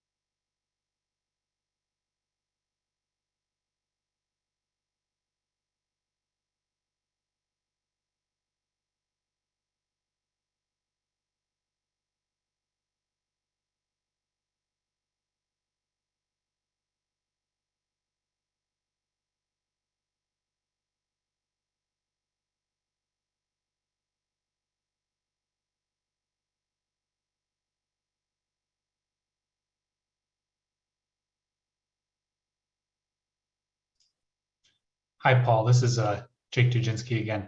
I think Mr. Bolton's phone line got booted. He's the 805 number. If we could Okay. keep him added back in. You bet. Just did it. He's ready to *6 and unmute himself. Okay, thank you, Paul. Sorry about that. Hey, I'm this back, is Paul. Neil. Thank you. I accidentally disconnected my phone. Thanks for doing that. All set. Anything else, let me know. Thanks, Paul. Right on.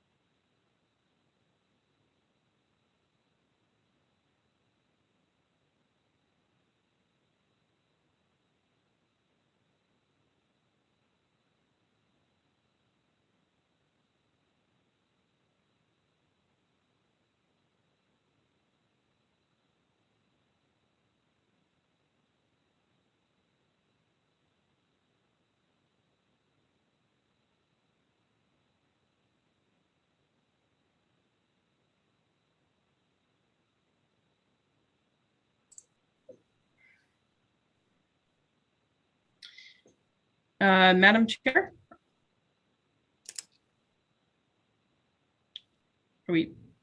Sorry, I did want to let the hearing board members know that I have submitted a flow chart to the clerk, and I think that should be coming through to board members in your email shortly, once it is sent by the clerk. And I'm prepared that I can walk through that with board members once we go back on the record. Thank you.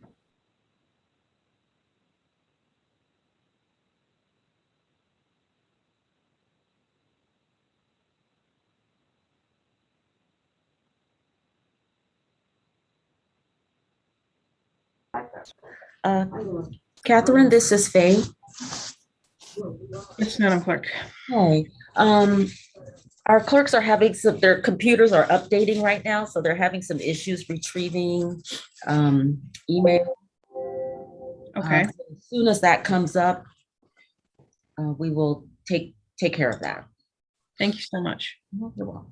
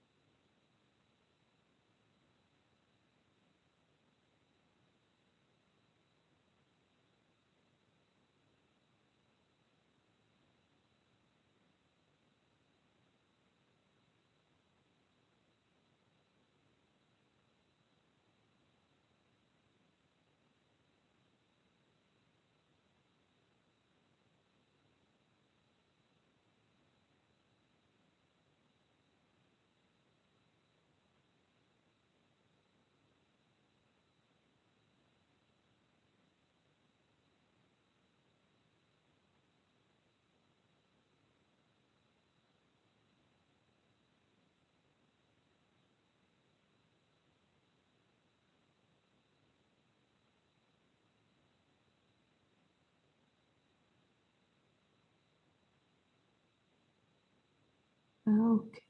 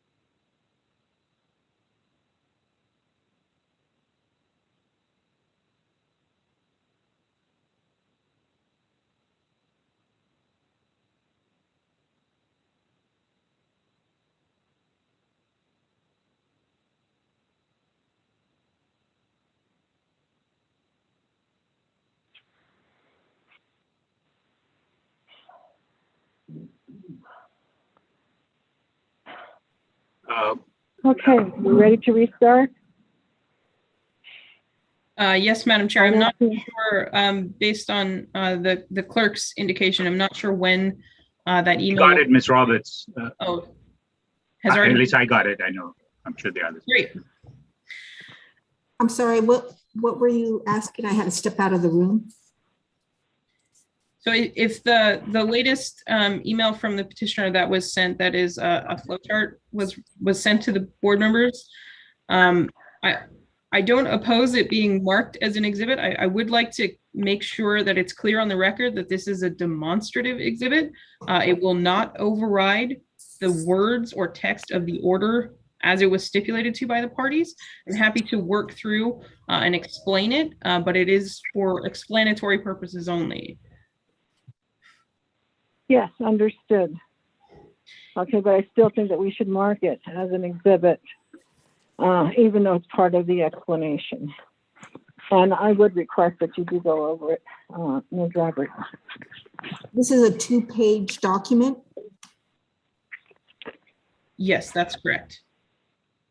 And we marked it as exhibit. I'm sorry, I didn't catch what is being marked, or are we still trying to figure out what I'm not sure what number the petitioner is up to. What letter? We were at N as in Nancy. So those are for the respondent. This was created by the district, so it should be. Oh, sorry, you're right. You're right. Okay, where we the number that we gave it the other ones this morning. I don't have it on my notes. I don't know whether it was, were we beyond double digits or were we like at 8? Let me see if I don't have the minute order. I don't think I have the minute order.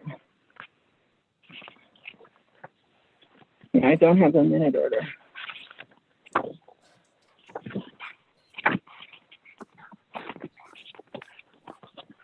You know, Rosalinda, which one this would be? Oh, she's stepping away. So I think she went to go check. I have the minute order, and I think that would put us at number 11. But I would appreciate if the clerk could confirm that number. It should be 11 if I'm not mistaken. I might not. I believe that is correct, that we're at 11. I also sent over a PowerPoint presentation. I'm not sure if you wanted to mark that. It would come with the same caveat that the district believes that is not submitted as evidence, but solely demonstrative. But if you wanted that marked as an exhibit, I will not be opposed. Are you talking about your presentation this morning, Ms. Roberts?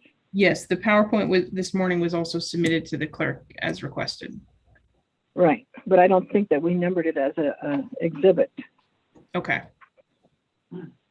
So were the proposed findings then marked as respondents exhibits or? Yes, they were. They were marked as respondents exhibit N. Okay. Yeah. And then the CUP was O. Okay, and I did have Correct. a clarifying question on that. Was that entered into evidence? I think Mr. Pearman wanted it entered into evidence. I just wanted The to. district is unopposed if that is entered into evidence. Let's go ahead and enter it if it already has not been done. Thank you. Okay, and then so then number 11 is going to, so number 11 will be the presentation. The flow chart. And then the presentation then would be number 12. No, we're talking about Ms. Roberts' presentation this morning, which was we were not going to mark that as an exhibit. Got it. Thank you. Okay. All right, Ms. Roberts, did you want to go over the flow chart then? Sure. If you don't mind, I'll share my screen to show this same thing that was submitted, this flow chart. And it's actually 2 separate charts, just kind of whichever is easiest to follow. So I'll walk through the chart itself and then the flow chart second. And this is laid out of kind of the hypotheticals of what happens if there is an NOV or more than one NOV based on starting from today. So starting from today, we will see the current working phase size during unfavorable winds will be 50% of their permitted maximum. If there are no NOVs, that will allow them to increase to 60% starting August 1st. If there is an NOV, they will not be allowed to increase, and they will also cease accepting odorous loads during unfavorable wind conditions. If you do not have an NOV through the beginning of August, but they do get an NOV after raising their working face size in unfavorable winds to 60%, it would push them back down to 50%. If, however, they are able to not get an NOV for a month after operating at 60%, it would allow them to go up to 70%. At any time, if they have increased their working face size during unfavorable winds and they get an NOV, that will automatically push them back down 10%. This is kind of designed to be a two-way ratchet, if you will, as to what is the size of your working face during unfavorable wind conditions. We are starting with the most protective. I think you heard from Mr. Bolton that 50% is kind of the floor below which we start introducing potential safety concerns. We have no intention of doing that, so 50% is kind of the lowest we can go, and that's our starting point. If we are getting to a point of no NOVs, then we will gradually increase that.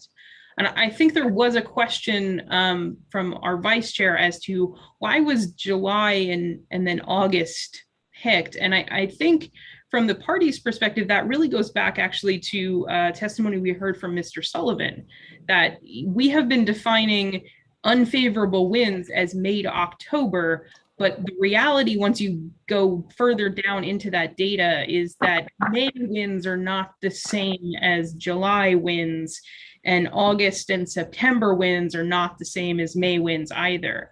So August and September are typically the worst of the wind season that we see, much worse than what we see in May, for example.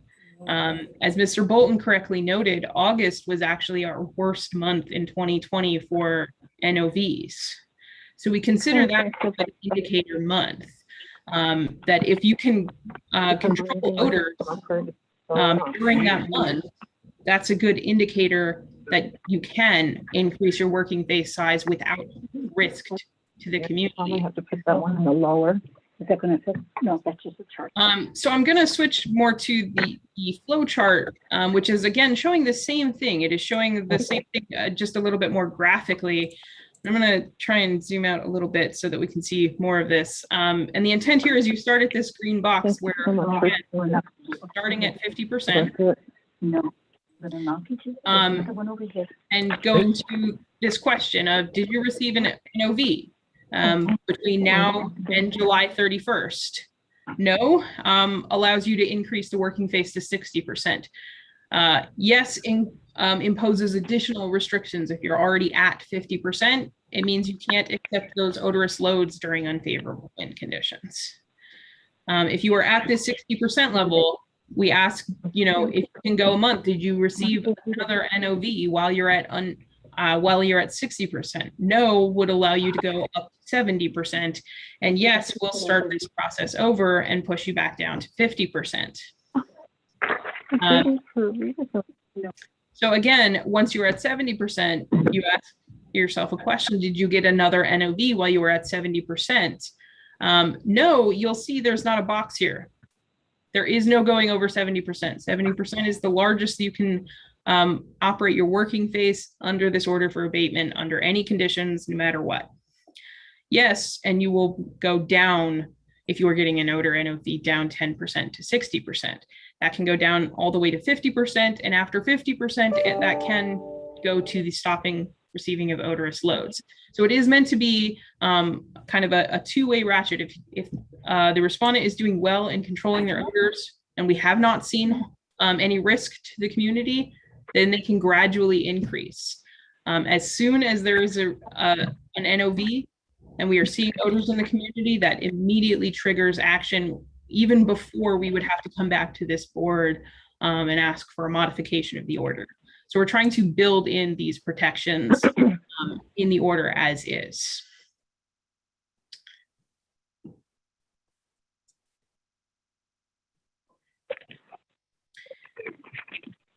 Okay, Ms. Roberts, thank you very much. I think that was a very useful flow chart as well as the other explanation.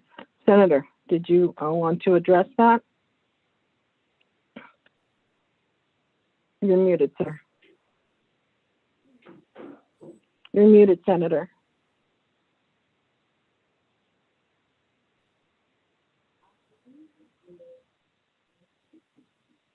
You're still muted.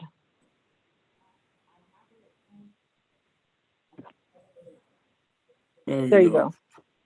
We're talking about unfavorable conditions. They vary from month to month. My simple question is, do we measure the wind flow and then make a determination of what's unfavorable? We have to record these wind flows periodically according to the conditions. So what time of month, what month during the year are the worst conditions on a regular basis? The wind flow. Mr. Bolton. So, Senator, if I can Before we go quickly address your question, you've heard a number of our witnesses talk about unfavorable wind season being from May to October, but the order is actually more protective than that. Condition number 3 defines what we call unfavorable winds. And those are any winds with any southerly component from a speed of 0 to 5 miles per hour.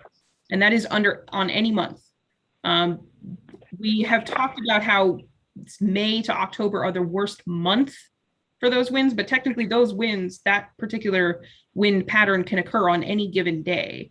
Any day it does occur is considered unfavorable winds, regardless of the month. Well, if we're recording the wind flow daily, then there's a pattern which indicates wind flow from month to month throughout a given year. And that's why you can talk about unfavorable conditions going southeast or southwest. In order to be able to fix the problem, we have to be able to fix it in the worst case situation. So the fix will be employed year round. Now, when they record the various wind flow from one throughout the year, what are those numbers is the question. What's from 0 to 5 that's unfavorable throughout the year? Do we have anything, has that been defined? So I'm unsure of your specific question. I think, I don't know if Mr. Bolton or Mr. Sullivan is the better person to ask, but I believe the respondents experts have been already commissioned and to report on and assess what are these unfavorable conditions? When are the conditions when we are getting most odor complaints? When are the conditions when you see NOVs occur? And that's how we arrived at that 0 to 5 miles per hour with a southerly wind component. Going forward, yes, respondent does daily track wind conditions. But what we are looking at is controlling, in this case, the working phase size based on when we know conditions are unfavorable for receiving odors in the community. Well, that's why I asked the question about the vectors, because it's time related. Time is a factor and it's time related. And once you do your wind studies, an unfavorable or even favorable condition, it tells you the time of day where the wind is the worst at certain times during the year. Are likely to be the worst from 0 to 5. But if you're recording this on a daily basis, then we look at the chart where we're indicating what the wind flow has been from year to year, month to month, year to year. Then you are able to really zero in on what the fix might be, which they've been unable to do at this time. That's why I asked about time being a factor in determining the fix for the wind flow odor. Time is a factor because of the timing shift from 8 o'clock in the morning to noon through the year for a certain wind flow, then you can determine whether or not it's going to hit that community or not. And if it is, then you got to avoid to the extent possible the likelihood of NOVs by ceasing operation during that time frame, maybe for a couple of hours, until the wind shifts. And if all this is documented, analyzed, and understood, then the respondent is in a better position to make sure that there's no NOVs during those time frames, because they can reduce the operation of the face or stop anything for a couple of hours.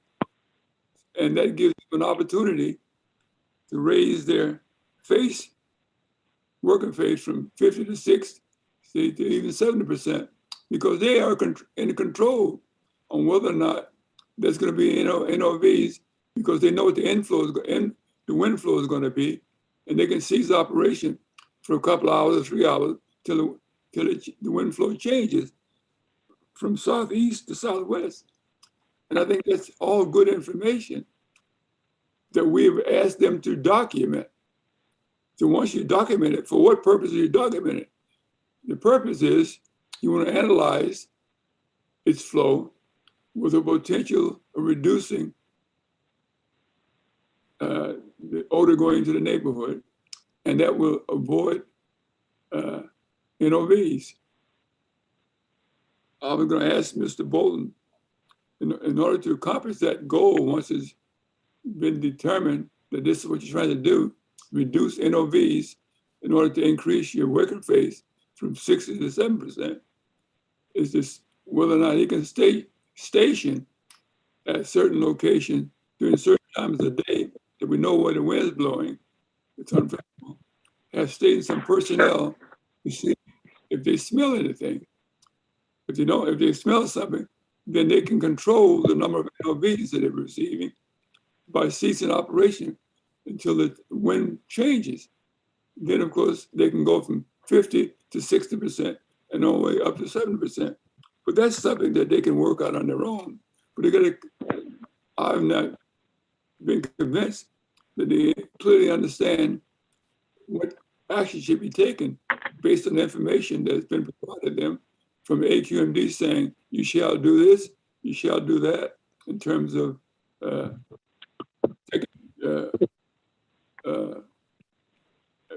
certain time frame.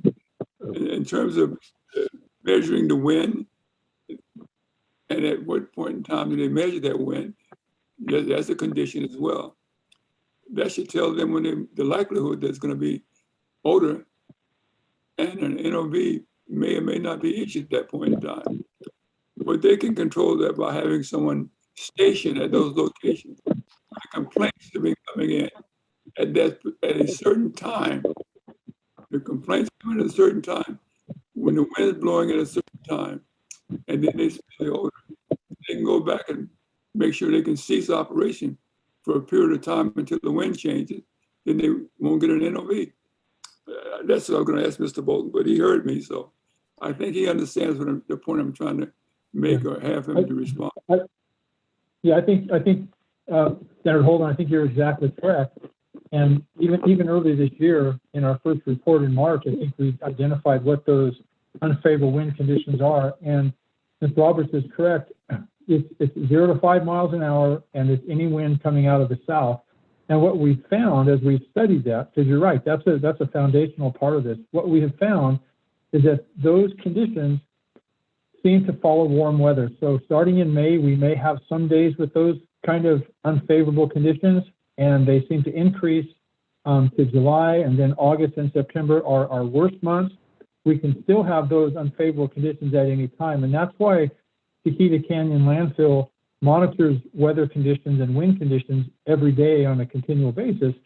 So if we have a day that it looks like it's going to hit those 0 to 5 mile an hour from the south kind of winds, that we're able to then implement this stuff. And so you're right, that's a foundational part. That's one of the first things we started looking at was when do those unfavorable conditions happen? And now what we're doing with this revised order is finding better ways to help mitigate that. So I agree with you, that's a foundational issue. When is the wind unfavorable? Well, I'm just, and we've identified that. I was just suggesting, or thinking out loud, that the number of violations has a probability of being predictable under certain conditions when the wind flow in certain direction at a certain time. So time is a factor, the wind flow is a factor, and then there's a likelihood that there may be NOVs. And if you have already studied this in advance by stationing someone there at certain times, when the wind flow and then it changes in a time period, then you can control whether or not you may or may not receive an NOV by ceasing operation for that time period. And when it passes, then you're home free, and you may go from 50 to 60%. But you got to think through analytically in more detail. And I'm going to ask you if you can do that, but you tell me you can. Is that correct? We're doing that. Yes, sir. I agree with you. We're in the process of doing that, and that's what this has been, is a continual effort to learn more about that this past year. And I think where we are now with these new conditions, that's how we're intending to apply that. I think we're all in agreement that that's important for us to predict when we might have those unfavorable conditions. So I agree with you, sir. Yes. Is that it, Senator? Did you have any other questions? Okay, thank you. No, Madam Chair. Thank you very much. Thank you. Thank you for bringing out those points. Okay, Dr. Bernstein or any of my other board members have any other questions for this witness?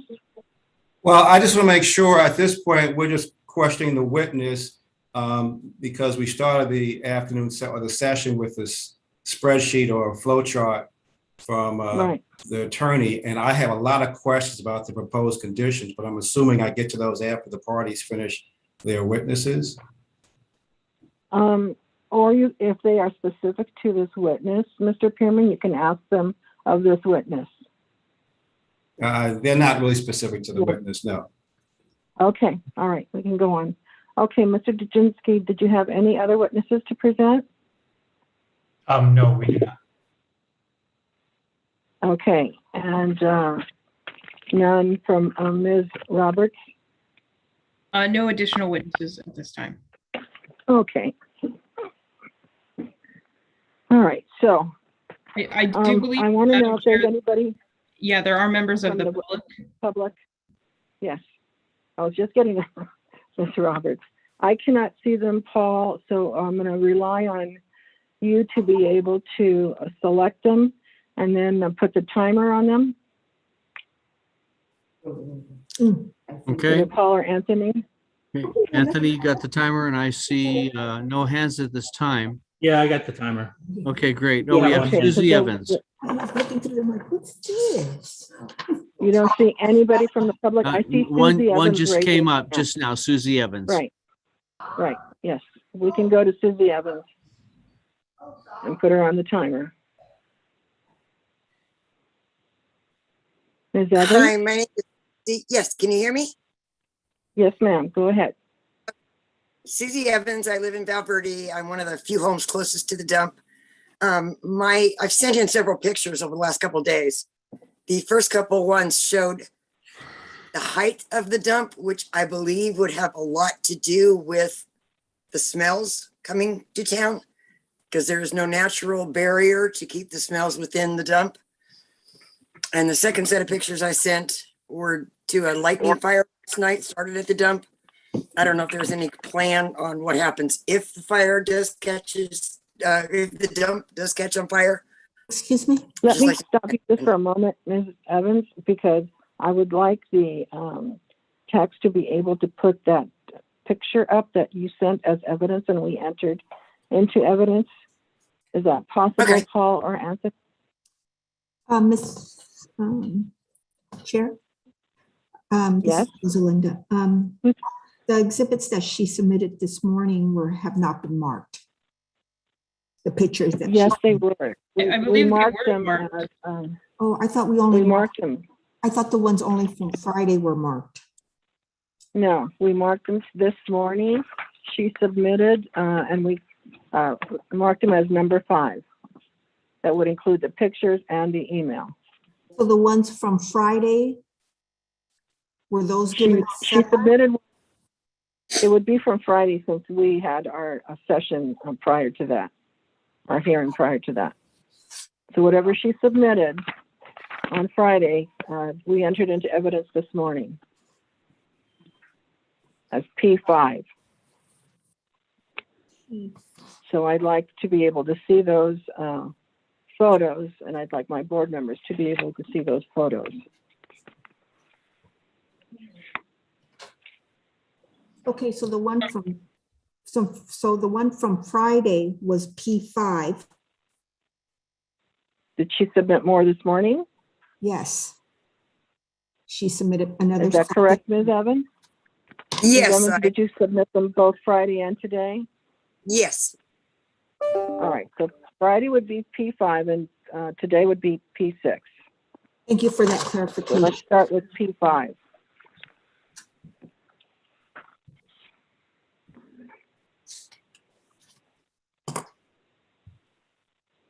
Is that possible? Can we put a P5 on there or not?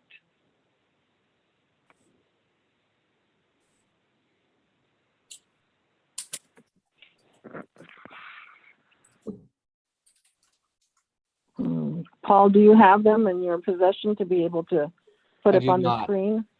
I do not. Madam Chair, I can do that. Please do so, Mr. Balagopalan. We'd be most appreciative. Can you see that? Yes. Okay, Ms. Evans, did you want to explain that one, please? The natural ridge line is where the trees are in the background. And the dump, yeah, right there. And the dump is rising above that natural ridge line. And they're Okay. supposed to be going higher, and it's going to be a pyramid. I don't know how they're going to stop the odor. Okay. That view is from southbound I-5 at the 126, same day. Again, the no natural ridge line to stop any kind of odors from going into the industrial center or out onto the 126 and the new 21,000 homes they're going to build there. If I can ask a question, behind the industrial park, behind those dark colored mountains, where the horizontal, those two horizontal lighter colored, that's the dump there? Yes. Is that correct? Okay. Yes. And then the mountains behind them are the natural existing mountains, correct? Correct. Across the, Okay. Across from the Okay. backside. They're more All right. into, And I'm sorry, in proximity to this, where's your home? the other side of the dump, and in between the dump and that high mountain ridge as you see. Okay. All right. I'm sorry. Go ahead, Mr. Evans. Go ahead. I'm just pointing out that they're going higher and higher, and I don't know how they're going to stop the smell from leaving if they go higher and have no natural anything to stop the smells from leaving the dump area. Okay, and the next picture?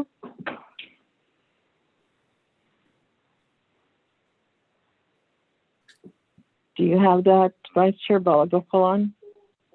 Yes. You see the fire?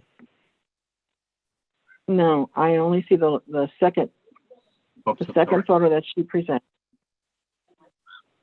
Okay. Give me a second.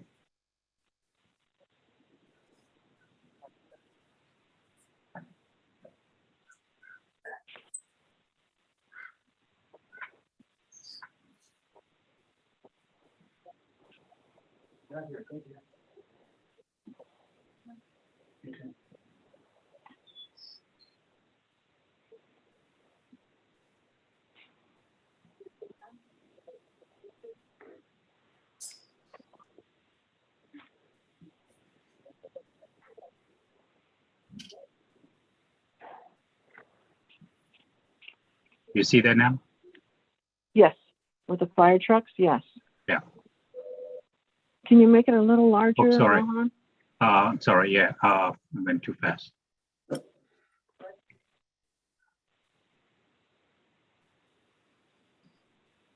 I'm getting into other pictures I have.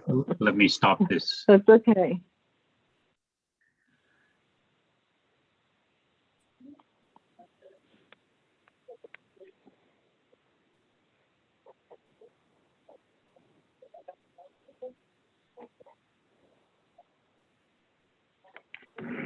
There we go. Okay. Okay, Ms. Evans, go ahead, please. Okay, that is the fire trucks long after the fire started, and they were trucking up the hill to get to where the fire is, which is, this is between the larger mountains you saw in the last picture and the dump itself. The lightning struck and started a fire in the dump area. And that's long after the whole entire fire department showed up.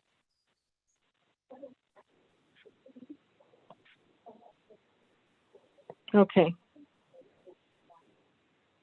And the next picture?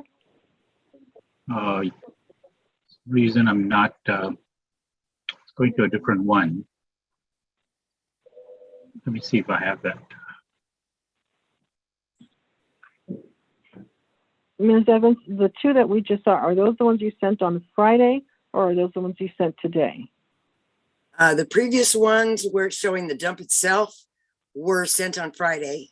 The fire one was sent last night. There was also a helicopter dropping water on the fire. And that's the last one, right?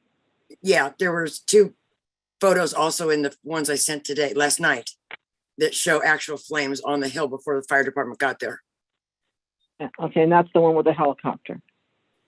I don't know if the helicopter's in it. I just know it went over my house. Okay.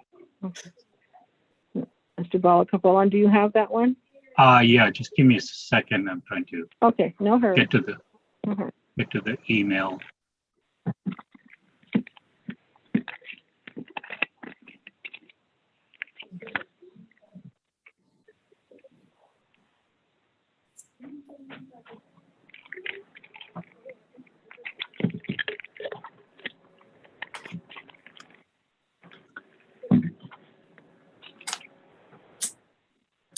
Okay. There we go. Go ahead, Ms. Evans. That is a picture of the fire. I'm guessing after one of the copter landings, because there's another picture that shows nice line of flames coming up from the dump. That was taken right after the lightning struck. Yeah, I did see that. I'm not sure why I'm not able to bring that up.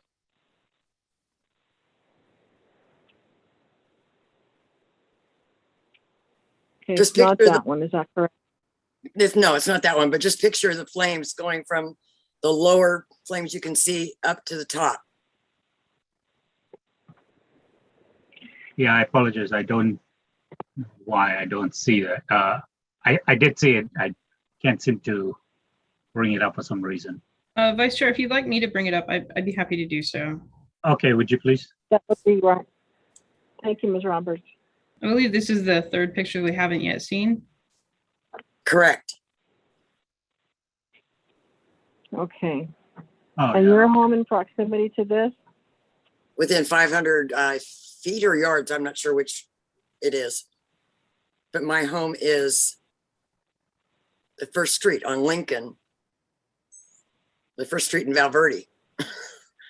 Now only 4 homes closer.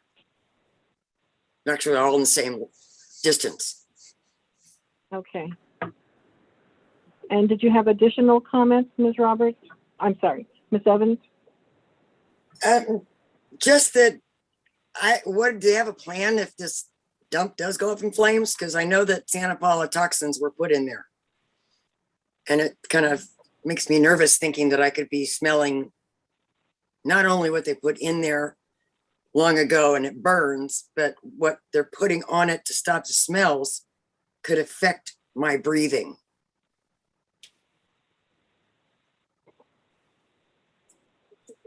Okay, so you're asking that of the Chiquita Canyon landfill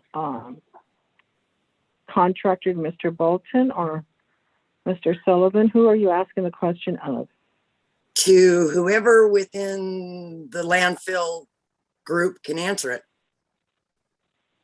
Madam Chair, if it would be Okay. helpful, we do have Mr. John Perky on behalf of Waste Connections here Okay. today. He'd be happy to speak on this issue if you think that would be helpful.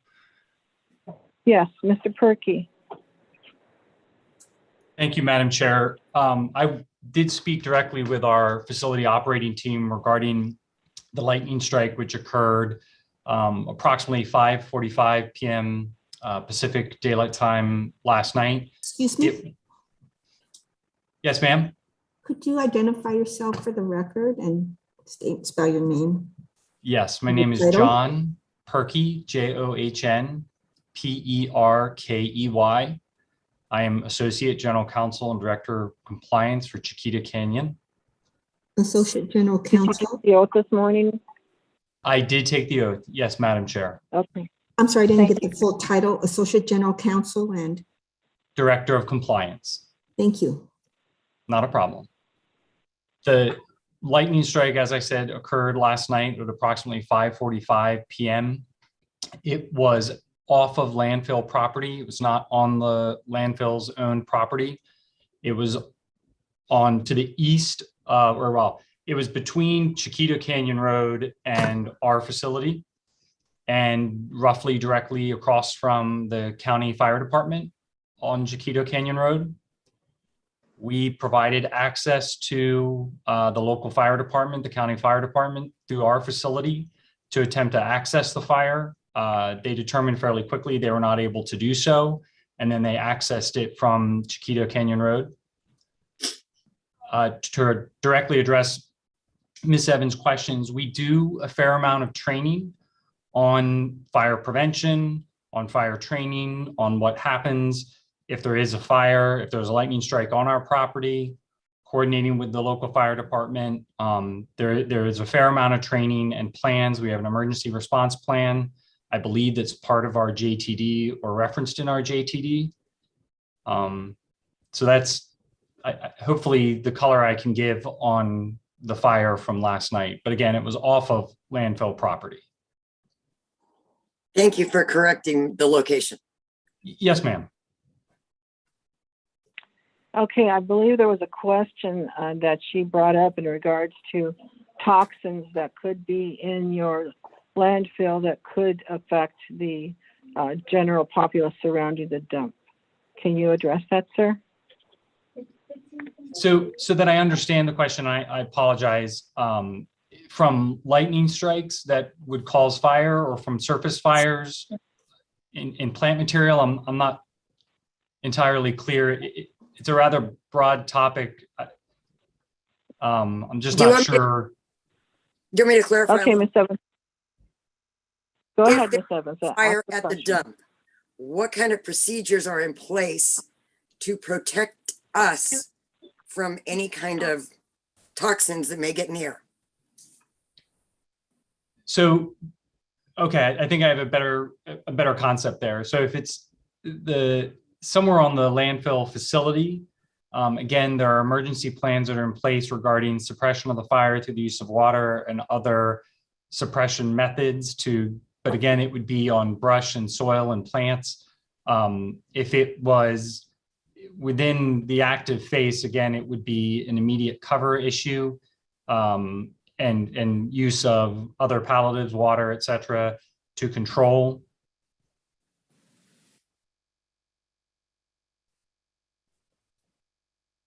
Okay, what about the smells that come up from any kind of fire? Is there anything in place to keep those smells away from town? Like a smoke smell from the fire? Well, I know that there are toxic substances in there from a Santa Paula explosion. And those toxins have made fire equipment unusable and firemen unable to work since.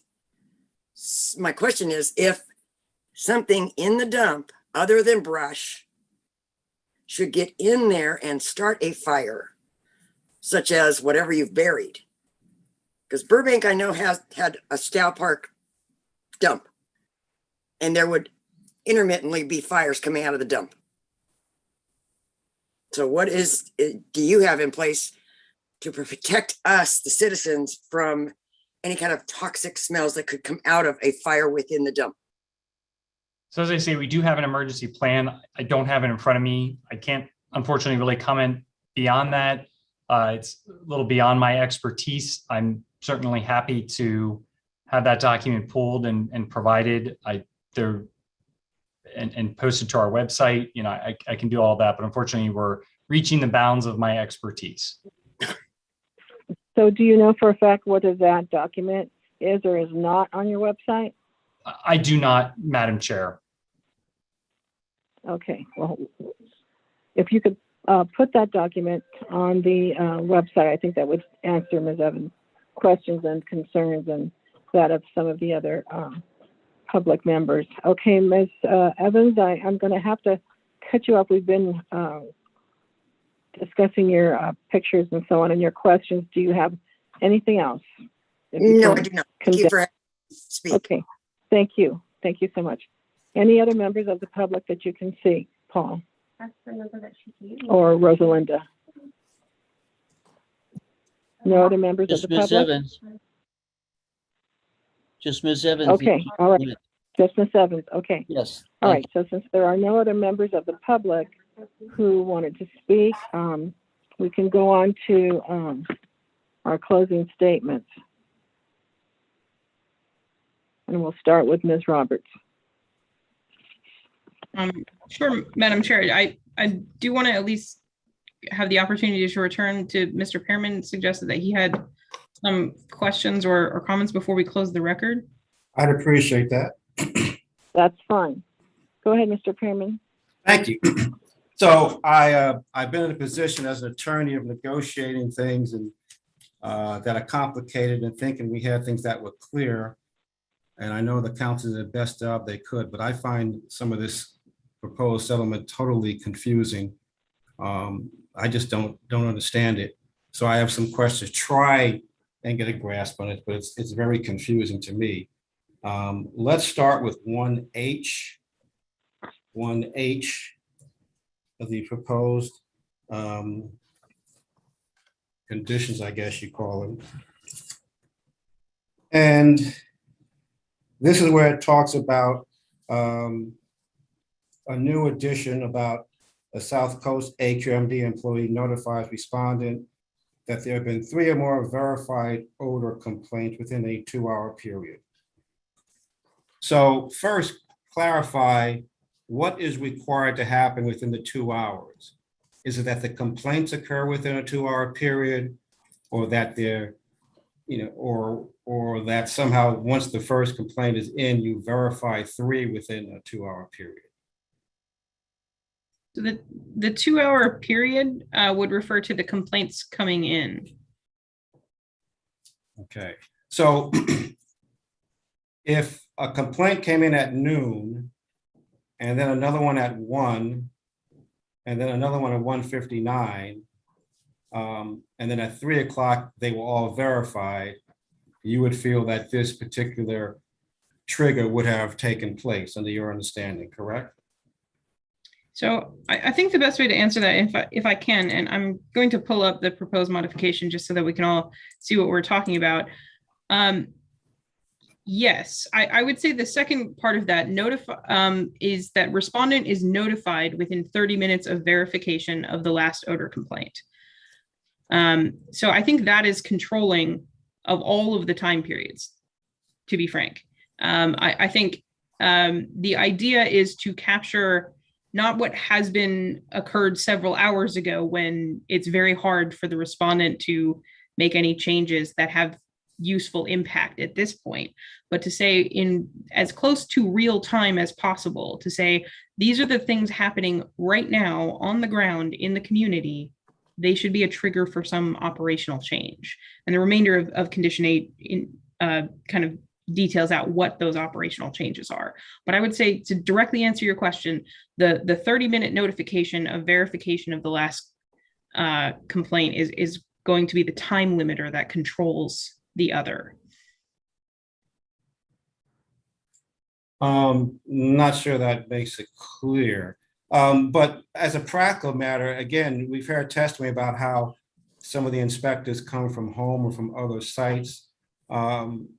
So what happens as a practical matter? Let's say there's a complaint at noon. Is it typical that they'll be reacting to that first complaint? Or are they going to wait to see if they get 3 before they go out there knowing this condition? What do you think is going to happen? No, so when we get, the district receives a complaint during operating hours, and I think Mr. Israel has testified to this in the past, but I think we can recall a compliance witness if that's necessary. But when they get a complaint during normal business hours for the district, that complaint gets processed and dispatched. I think Mr. Israel testified that he has a different workflow and he can't necessarily guarantee where he is in the field at any given moment. So it may take him more or less time to actually get to where the complainant is. But he has testified that in some instances, it's somewhere in the neighborhood of 20 to 30 minutes. Typically, when he's out operating in the field, he'll receive a call that he's been dispatched to go investigate a complaint.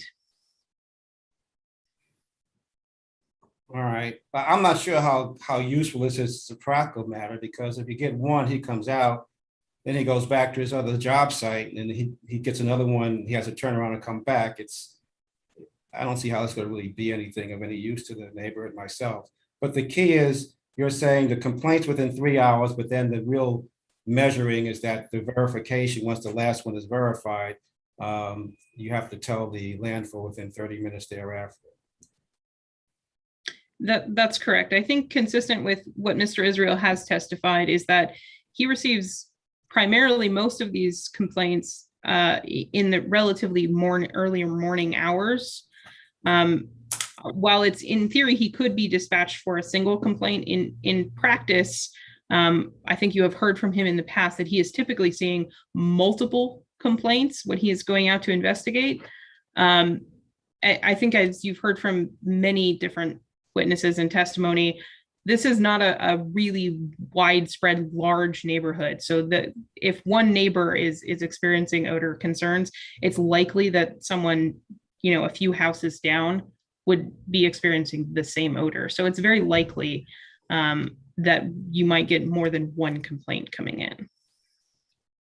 Again, I will offer, I don't know that he is in the Zoom right now, but I can, if we take a brief recess, have either Mr. Israel or someone else from our compliance division answer questions as to complaints received.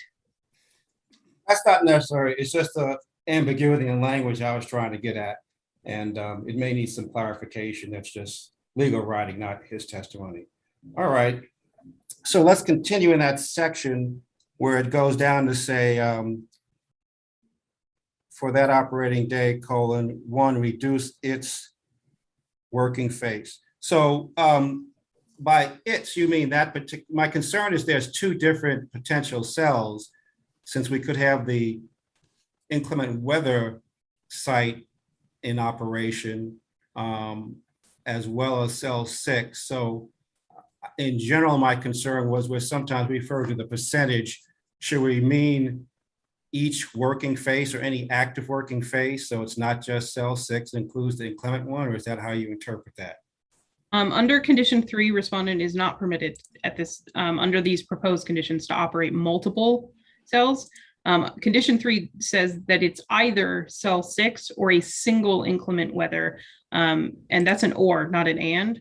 If they are operating an inclement weather working phase, they would not be permitted to operate in cell 6. And I think it was Mr. Sullivan's testimony that he indicated it's not actually possible when they have an inclement weather deck that has to be opened, they can't functionally operate in cell 6. No, so you agree with me then that the limitation applies to either cell 6, or if they are operating single inclement weather site, that also is limited to the 50% or 60% or whatever number. Yes, it does say its working face, which is not specific. It doesn't say the cell 6 working face. It's any working face. And It doesn't say any working face, it says it, so that's unclear. It's So any being active working face is what that really means, right? Yes. Okay, then we'll have to fix that. Now, I'm a little confused. Your flow chart, I want to be clear about your flow chart, which talks about operational changes relating to NOVs during unfavorable wind conditions. And then you have anytime current working phase 50%. So am I to understand that before August of 2022 under your proposal, the default working phase for cell 6 is 60% in normal conditions, or is it 50% in normal conditions? In normal conditions, meaning not during unfavorable wind conditions, I believe it would be 70%. The reductions to 50 and 60% are based on when there are unfavorable wind conditions. So condition 4 says respondent shall not exceed 70% of the maximum working face surface area permitted by their conditional use permit. That's the general condition. And then condition 5 has more specific parameters when we have unfavorable wind conditions. Wow, okay, I didn't see that, and I'm definitely opposed to that. Okay, let's see here. Now, beginning with 1H, it says cease tipping odorous loans. It doesn't say where, so am I to understand that that applies to anywhere in the landfill? Is that how that should be interpreted? So I would, as a practical matter, they cannot tip a load where they don't have an active working face. So yes, that would apply to anywhere. Okay.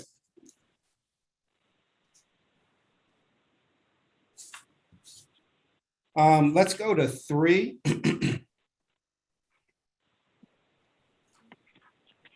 Where it says respondents shall direct all waste to cell 6 or a single inclement weather working face. My only concern about this is that we're directing them to that cell. But part of the issue was their business, I guess, concerns about operating multiple cells. And I don't feel a duty to kind of support their business operations. And also, don't we want to encourage them to explore the entire property as a potential site, since our previous hearing shows that it was when they switched to cell 6 that the complaints ramped up. So why are we ordering them to only go to cell 6 as opposed to somehow encouraging them to find even a better cell elsewhere in the landfill? So I will certainly defer if respondent wants to have either Mr. Bolton or Mr. Perky address why only cell 6 at this point. I would point to their prior testimony from Mr. Bolton that at this point, they are limited to where they can accept waste to what is permitted. And that is a permit that is not issued by the AQMD. That is a permit that is issued by LA County. I will defer to one of respondents' witnesses if they want to walk through the permitting process and where they are at in the permitting process for other cells. Yeah, if they could briefly comment on that, if they've got some other limitation that restricts them to cell 6, that would be good to know. Yes. So, Mr. Jaczynski, which of your witnesses did you want to speak on that? I can provide a proffer and a brief explanation, and if we still need a witness after that, I'll be happy to call one. Well, I would rather that the attorney not be the witness. I would rather it be the actual witness. And that's perfectly fine, Madam Chair. Mr. Perky, it looks like you've unmuted yourself. Are you prepared to respond to Mr. Pearman's question? I can certainly provide some initial response, and then if Mr. Bolton wants to provide additional detail, but in speaking with my team, currently we're able to, our active cell is cell 6, and we are developing cell 8 as our next cell, and we'll be finalizing all of the necessary permits for that. To finalize permits for a cell within our landfill, it takes anywhere from 24 to 36 months just for the permitting process. I give that as a rough estimate. of what we've seen as of late. And that would be through permitting through California Fish and Wildlife, US Fish and Wildlife, Army Corps of Engineers, et cetera. And once that piece is finalized, then it moves into the construction. And for cell 8, we are finished with cell 8 on the permitting process, and we are waiting to begin construction and development of cell 8. But that would not be complete until later next year. Other areas within the landfill that have been identified, such as the OC zone or the wet weather deck, which is a portion of the OC zone because it's outside of cell 6, are areas that at the time, for example, in cell 5, where the sliver fill is, there is some airspace remaining after the original fill and intermediate soil was placed and cover was placed over that portion of the landfill. There is some airspace that's still available, as well as through natural settling of the waste mass will create additional airspace and open up those spots from time to time over a longer period of duration. We have looked at, and I know that Mr. Bolton and his team are helping our engineering team look at, are there any other remaining areas such as that, Mr. Pearman? But at this time, really, it's the sliver fill, and that was identified through our prior process, and then the wet weather deck, which we're keeping open as a way in which to manage waste during inclement weather conditions. All right, so something like the OC zone had already been, under your language, previously permitted, I take it?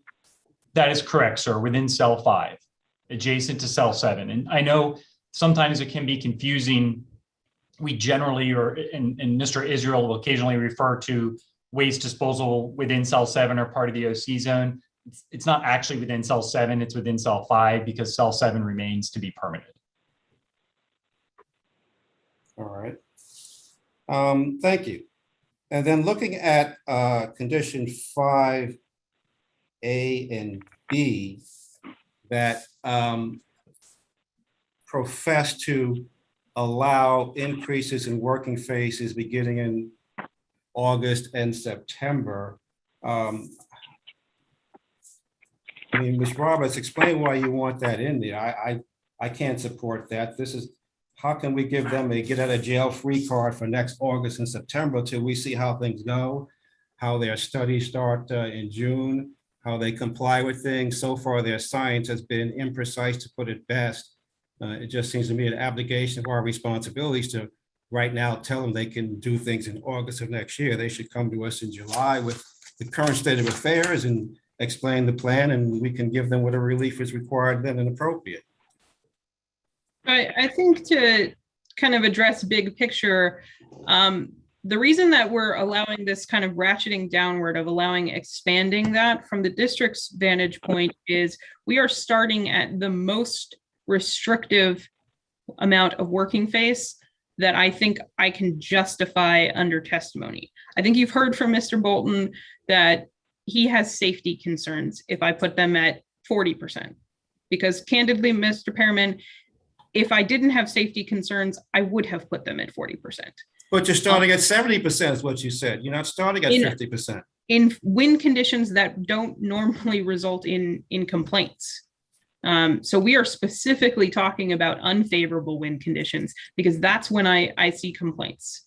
And I will tell you that we have defined unfavorable wind conditions as broadly as possible. In fact, I think you've heard testimony in prior hearings that unfavorable is really in that very stagnant, not moving type wind conditions. And I tell you that wind unfavorable is anything up to 5 miles an hour, even though it's not necessarily true that you will always get a complaint when wind is actually moving odor at that speed. But the reality is we are allowing them to ratchet up to 60 and 70% on basically a show of proof, a proof of concept. We are no longer kind of seeing what they can do, and then if necessary, we will come back to the hearing board. We can modify at that point if we are getting NOVs. We are actually flipping that on its head, Mr. Pearman, and saying, no, you are starting at the most restrictive, and on a proof of concept that at the most restrictive, you have complied with the order for abatement, you are still not getting odors in the community, and we have not gotten an NOV, then I will start to loosen restrictions. I do understand your concern in looking that far out. And I will point to say that this order does not preclude and in fact contemplates coming back to this board for status hearings. And if necessary, this condition can be changed at any further status hearing. But the idea right now is to say, let's start at the most restrictive and then lessen to what you would like it to be at, say, 70%, on showing that you can control your odors even once we start getting into these unfavorable winds. Mr. Perrin, if I may, to further highlight, I think from Chiquita Canyon's perspective, our hope would be often we come before the board and we are trying everything to figure out both the cause, what the potential solution is, and determining the relation between the two. And our hope here is utilizing some of that period. If there's a demonstration that the measures that we've currently taken are effective against, even during the window of the worst period of time, that we would still have those unfavorable wind conditions in which we could make additional determinations based on data. Is it the working face size alone that is creating the reduction in complaints or NOVs? In all likelihood, it is a combination of a number of factors, but we can begin to assess fairly quickly, even within that window. Is it that we have the fan configuration correct? Is it that we have the cover and the other mitigation measures correct? That if it was at 50% or 60% or 70%, could we work within that frame and try to pinpoint which measures are being most effective or effective? And so we wanted to attempt to use that time frame during unfavorable wind conditions, where traditional unfavorable wind conditions or predominantly unfavorable wind conditions, to be able to make that assessment. And we'll have periods of May, June, July, where we get to see a better picture of that as well, and gave enough time to then, if we can begin to increase into August and September. All right. And then I guess Ms. Roberts going to D under 5, talks about if there's a notice of violation, cease acceptance of odorous loads when there are basically projected to be or will be unfavorable wind conditions. So my question is, why not, or unless maybe the language elsewhere says this, I couldn't follow it. Why don't you simply refuse odorous loads whenever you have projected or unfavorable wind conditions, regardless of whether NOV is in play or not? Respectfully, the best answer I can give you at this point is I don't have a better place to put them. And it is not the policy of the district to simply move odorous loads from one place to another.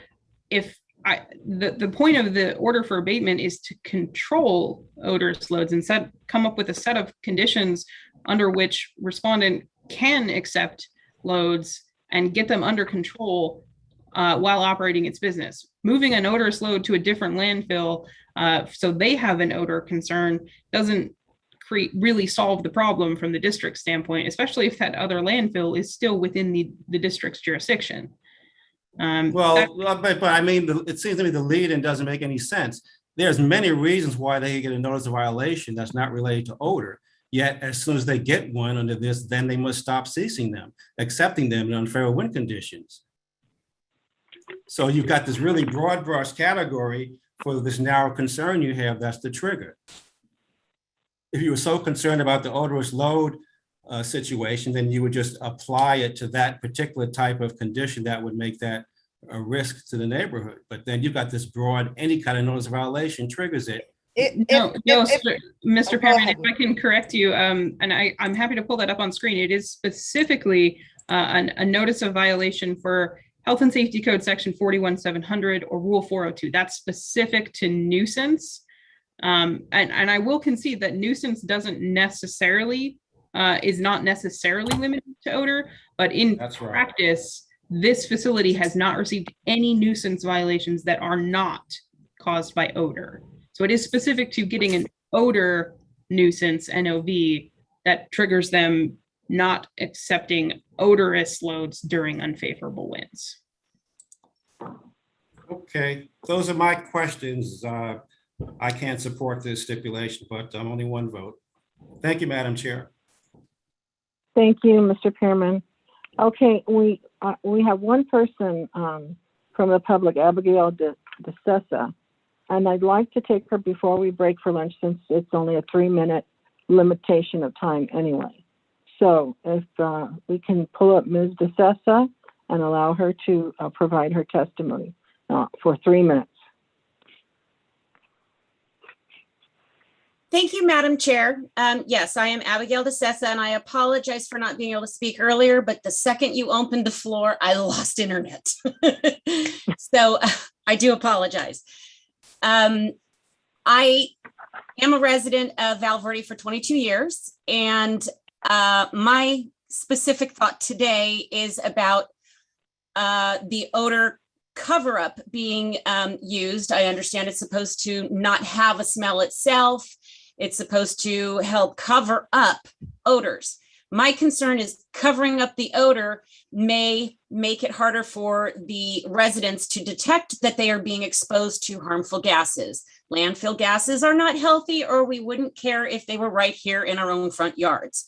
So I'm not in favor of allowing them to continue to use odor cover-ups because I have experienced headaches. I have experienced itchy burning eyes and a sore throat. I would prefer to know what's really happening to me. And I would also like to remind everybody that when they do get an NOV and maybe they have a fine and they have to pay this money, this is not coming to the residents that are going through experiencing all this. There is no mitigation for us. There is no somebody gets new filters or a new AC system to help clean out this garbage. That's not what's happening. So it's just important that, yes, these fines are paid and help keep the system running, but we have nothing to gain. Most of us are at work trying to deal with things, and these meetings, we're super grateful you're having them, but they're hard to stay online, whether it's losing internet or just not even having the available time while you're trying to support your family. So my big issue, once again, is I prefer them not to be allowed to have odor cover-ups to hide what's really happening. We need to know when we're being exposed to these harmful items. Thank you very much, Madam Chair, and the rest of this distinguished board. I appreciate being heard. Thank you, Mr. Sessa. Okay, to follow that up, I'd like to ask the either Mr. Bolton or Mr. Perky the question she asked: are there gases that are being emitted from the landfill into the air that you know of?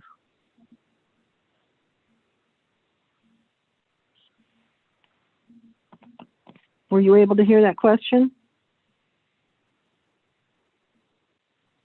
Yes. Okay, just want to make sure I was unmuted. Can you repeat your question, Madam Chair? Okay, the member of the public is concerned about the fact that the odor cover-up may mask any toxic exposure to any toxic gases coming from the landfill. Can you address that? Yes. So the landfill, the neutralizer we use is not a masking agent. It doesn't put out a citrus smell or a pine smell or anything like that to mask the odors. It's a neutralizer, and my understanding is that on a molecular basis, it actually breaks down those odors. It breaks them down into their basic molecular form, which would be water or carbon dioxide or oxygen or something else.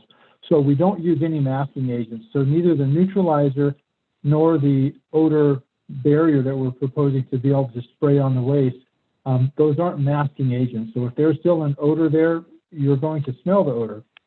What the barrier does, it creates a kind of a layer on top of the exposed trash to help reduce emissions of any odors.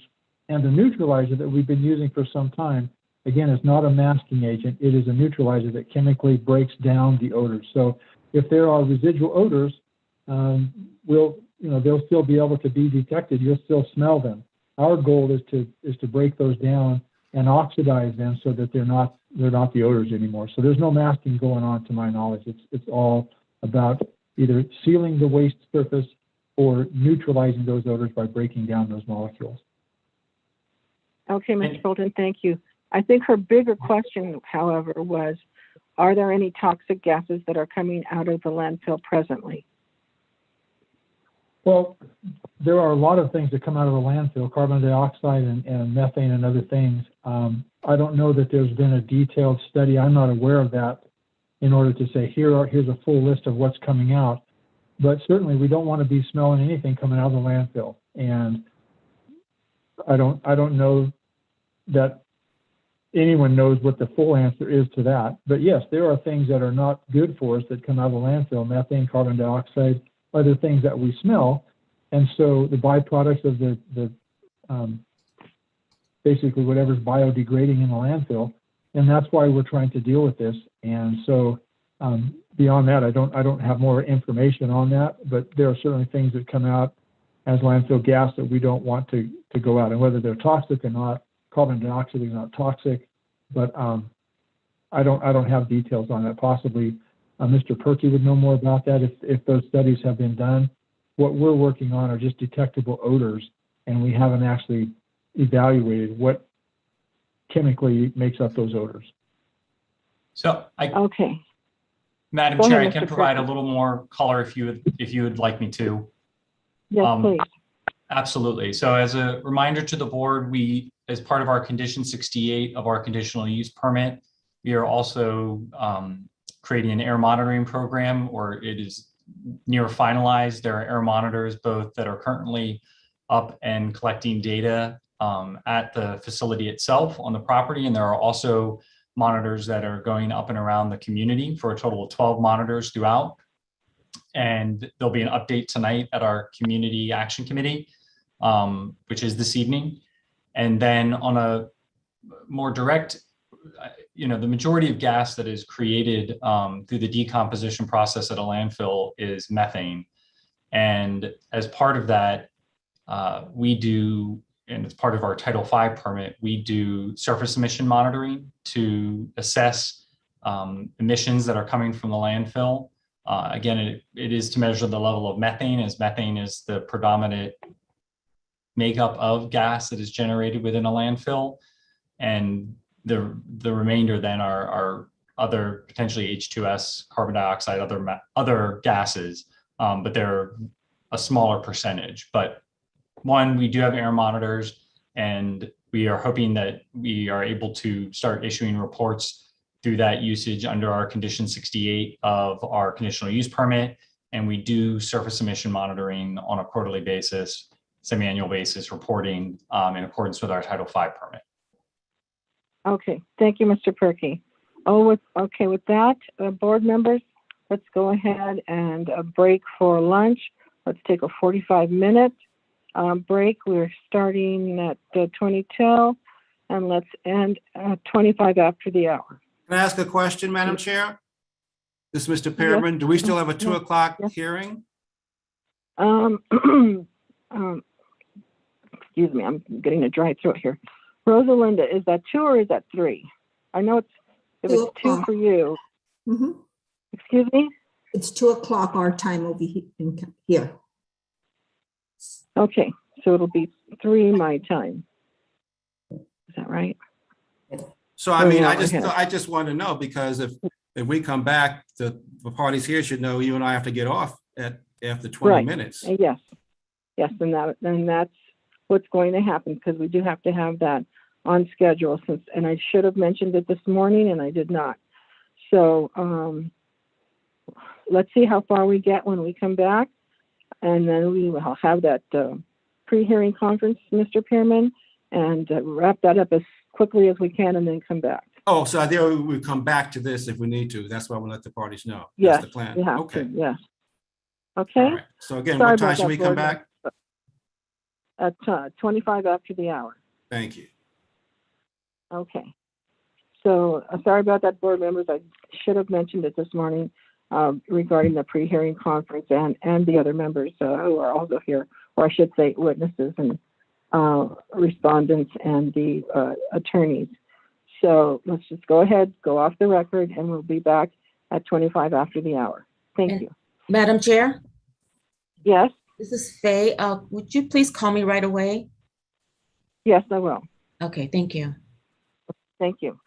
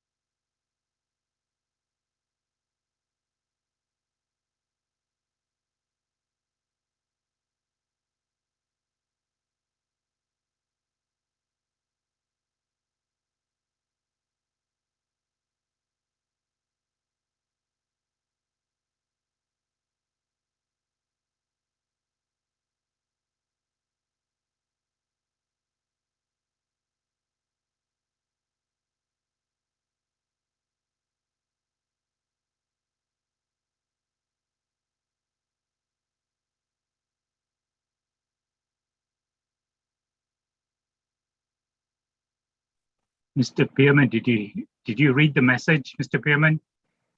That the chair went, I think we're returning at 1:40 instead. There's an email from the chair. 1:40, thanks, Mohan. 1:40. 1:40. Okay, sure. All right.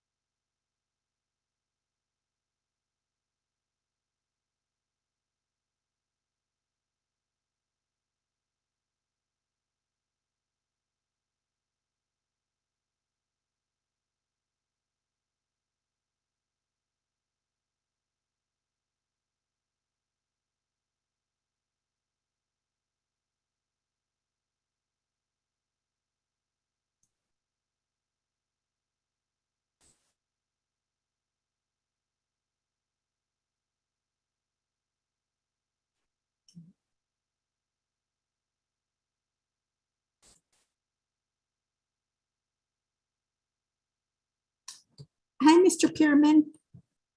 It's Rosalinda. Uh-huh. Hi, and hi, Senator. I think we were gonna be off. I think there was Cynthia needed another 15 minutes because she was having some issues. So 150, 150?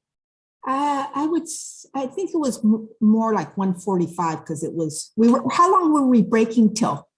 Yeah, I think Mohan said 140 she wanted us to come back, so just let me know. Oh, okay. Oh, okay. He did come back on to say it. Yes. Oh, okay. I'm sorry. I stepped out, so I wasn't sure. Okay, then 140 it is. Well, when are you going to the other hearing? What time is the other hearing? At 2, it's a pre-hearing. The pre-hearing, well, then why come back if you're going to go to the pre-hearing in 5 minutes, once you get back? No, we'll still have 20 minutes. The pre-hearing starts at 2 o'clock. At 2 o'clock? Uh-huh. Well, right now it's 1:36. Mm-hmm. So I know, but we come back at 1:40 and then we'll have another 20 minutes at least. That's four, come back in 4 more minutes. Yes. All right, but And these, then I take time to get her set up for the pre-hearing from a remote location. Yeah, well, See, actually, that's a call-in. That's a call-in.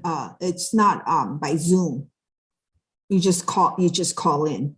Okay. So there's not too much as far as setting up, there, you don't need like your laptop. It's really just by phone. Mr. Pearman is working on that one also, isn't he? Yes, he's gonna sit in with her on that. Okay, so fine. All right.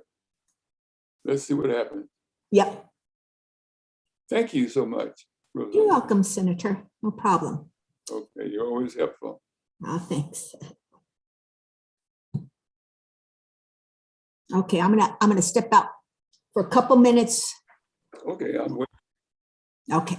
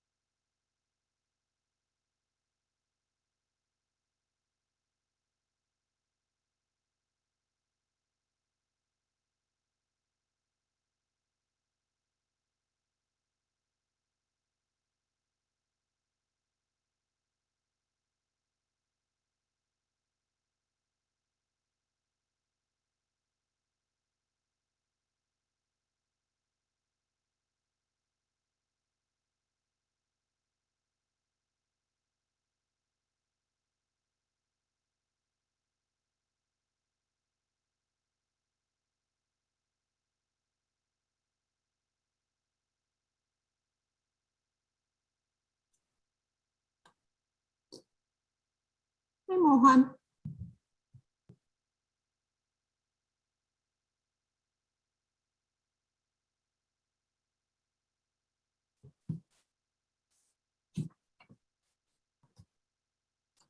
Hi, Rosalinda.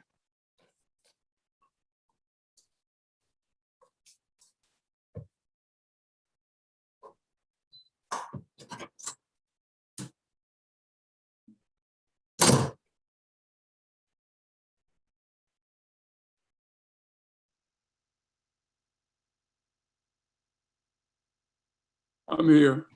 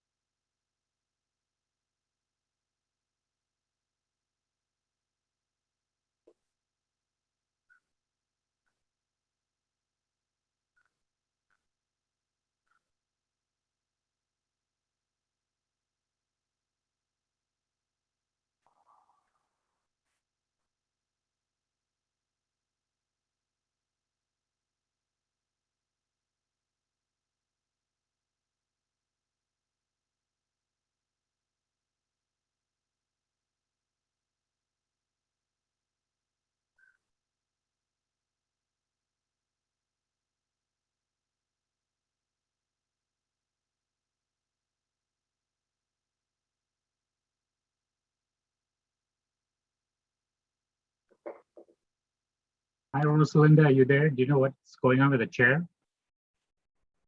No, I don't. I haven't, No, we got an email saying, till it to 1:40, but that was it. let me try giving her a call and see, okay? Sure, thank you. Sure.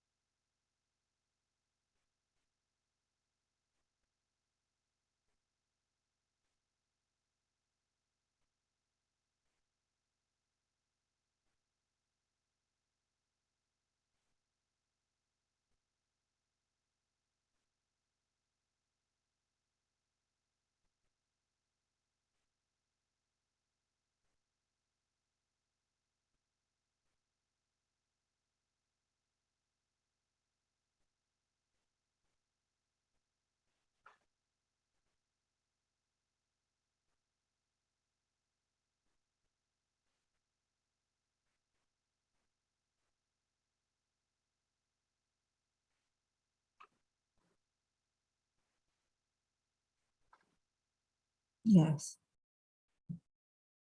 Okay, I'll hang up.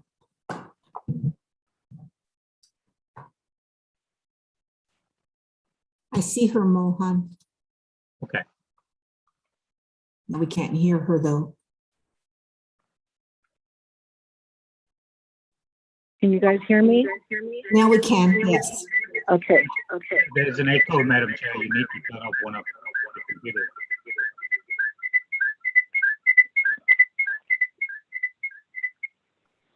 Can you guys hear me? Yeah, Yes. that's better. Yeah. Okay. All right. Sorry about all of that technical problem. We can go ahead and resume.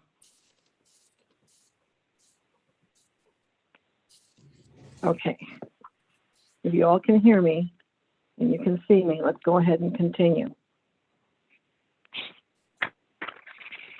Okay. And we were at the point we had heard public testimony. Were there any other questions from board members? We're through with the witnesses. Well, Mr. Senator, did you have a question? John Perky, okay, after Ms. Roberts asked him a few questions, I was me to want to ask him another question. Yes, sir. Mr. Perky, you mentioned that it takes from 2 to 3 years to certify a site for dumping, working phase site. Is that correct? From 24 months to 36 months, I think you said. To finalize permitting, that is correct, Senator Holden. Okay, fine. And you said you did state, however, that number 8 was almost imminent, complete all of the requirements. Yes, Senator. Do you have an approximate time when that would be done? When I asked our engineers, I was informed that construction for cell 8 would be completed late in 2022. Or late in 2022? Yes, sir. So until 2022 for section 8, I mean for cell 8, you have nothing available except cell 6? And what remains in cell 5 in the sliver fill, sir, as well as our wet weather deck that is in cell 5 as well. Okay, and 5, cell 5 is, and the other cells have been shut down. What was the height elevation when you shut them down, and what's the height of cell 5 right now? I would have to look, Senator Holden. I apologize. I don't know off the top of my head. I can certainly ask my engineering team. Okay. The reason why I asked the question because the community person showed a photograph of cell 6 being a mountain high, and that nothing could stop that odor from emanating to that neighborhood. No matter what you did, you don't have anything available to stop that. What's the height of cell 6 right now? Do you know? You have to get that also. No, sir, I would have to get that. I can tell you that we do operate in accordance with the restrictions that are set forth in our conditional use permit issued by the county, but I wouldn't be able to get you numbers right off the top of my head. Right. Did the county tell you what the height of the cells should be? The conditional use permit dictates our parameters. Yes, sir. So what, do you know what the limit on the height of the cell was, 6 or 5 or any of them? Unfortunately, I do not. Okay. Senator Holden, right off the top of my mind, I will reach out to my team immediately and hopefully be able to provide some sort of answer, if that would be acceptable. Yeah, I think that's important because Mr. Pearman raised some questions. And of course, he's unclear and so am I. And where we go from here, some of the points that were raised, I got the impression he could support, but some of the others he couldn't. So I'd like to have those questions answered if at all possible. I will certainly do my best, sir, during closing arguments. I can certainly reach out to my team, my engineering team, and see if they have those figures for you. Okay, there's a. If that would be acceptable. I mean, very much so. And I'll tell you why, because today there's going to be a pre-hearing teleconference And during that period of time, they come coming up shortly, you can go out in about 9 minutes, you can get that information that I requested. Yes, sir. I will do my best. Well, I thank you so very much, Mr. Perry.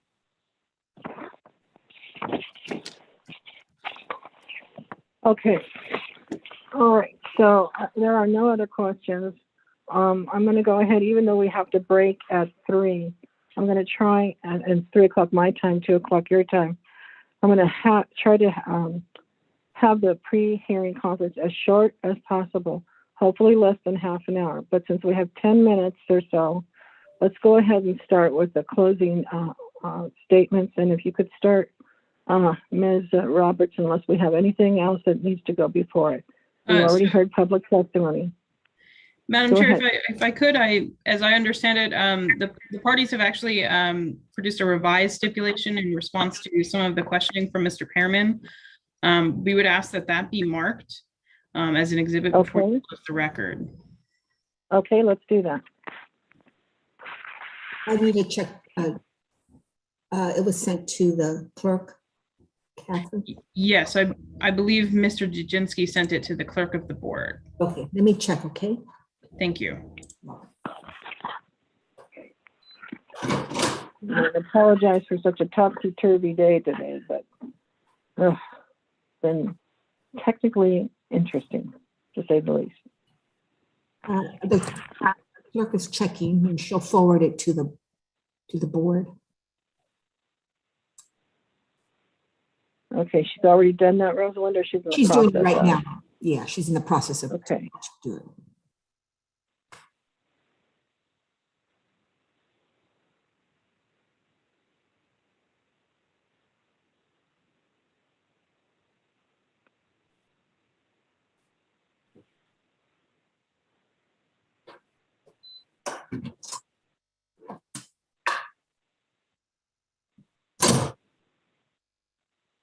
Not yet.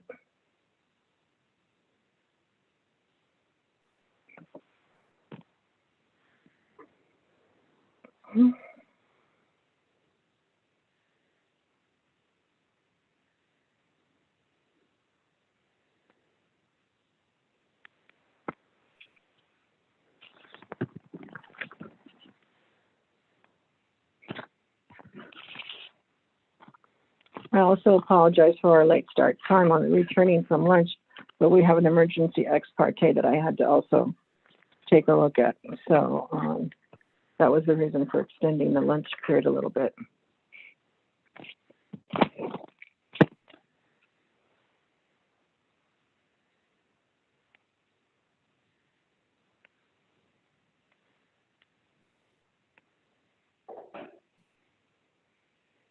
I still don't have anything.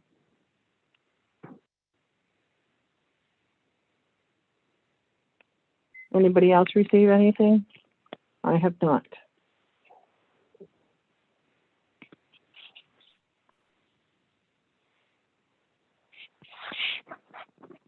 Can you still hear me? Yes. Okay, good.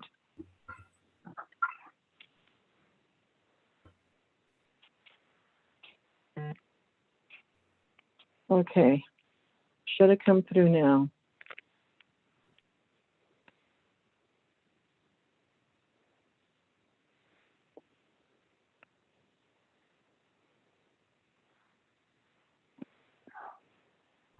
Okay, we only have 5 more minutes. I just got mine. Yeah, me too. Okay. Did you want to go over it in the 5 minutes, Ms. Roberts, or do you want us just to take a look at it in the meantime? We just wanted to make it sure it was marked before closing statements, before the record is closed. All of the changes are very minor and technical, and they are designed to address some of the questions that Mr. Pearman had as to that may have been the result of some ambiguity in the language. That's certainly never the intent of the parties, and where we could, we tried to clarify that. Okay, good. I received it. Good. So, since it's so short to the start time of the pre-conference hearing, and like I said, board members and all participants, I'm going to try and make it half an hour or less and come back to this. And I think that'll, can you direct us directly to what areas you changed, Ms. Roberts? Yes, so there's two changes in condition 1H. A couple of language changes were made based on questioning from Mr. Pearman. And then I believe also in condition 5, which deals with the working face size, there was a minor language change that didn't capture the party's full intent as to fully capture what we have been describing in terms of when during unfavorable wind conditions, the respondent will stop accepting odorous loads. And then there was a minor clarification to clarify in condition 5 that the percentages are always coming from percentage of the total maximum working face. So we are not talking about 10% of a 70%. We are talking 10% of the 100%. And just to clarify, that was always the intent of the parties. Okay, and those were the only two things that you changed? I believe those were the only changes, yes. Okay, and Mr. Pearman, have you had a chance to take a look at them?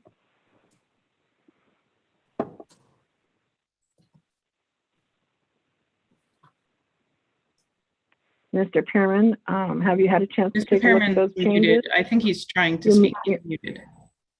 Yeah, you're muted, Mr. Pearman. Hold on one second. Okay.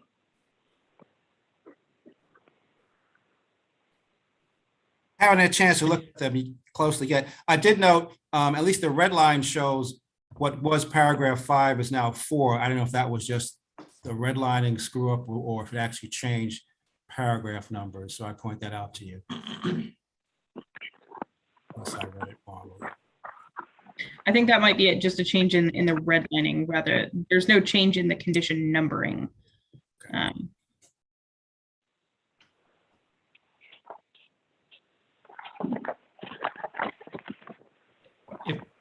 Yeah, otherwise, I see the changes. I see what she was talking about. Okay, and those changes, Mr. Pearman, are those which you needed and wanted them to be? Well, they help clarify that part. I mean, that's all I can say. Okay. If I could, Madam Chair. This is John Perky. Very quickly, just try to answer Senator Holden's questions. Yes, Mr. Perky, what was that? If I could really quickly, before you have to jump to the other pre-hearing, if I could answer some of Senator Holden's questions, I do have some answers. Go ahead. Thank you. Senator Holden, if condition 29 of our conditional use permit is what dictates our height and the final cover of the landfill cannot exceed the permitted elevation of 1,430 feet above mean sea level. The current, so that's what our conditional use permit provides. And then I'm trying to get exact figures, but in speaking with the engineers very quickly, our current fill for cell 5 is 1,410 feet above sea level.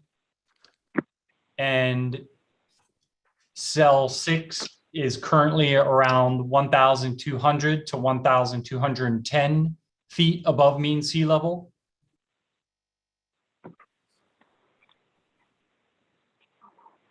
Okay, I'm gonna have to call it because I don't want to be late to that pre-conference hearing. I think we're right at the time.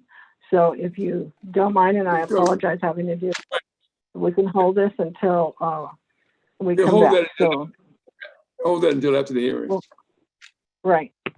Okay. Thank you. So, thank you very much.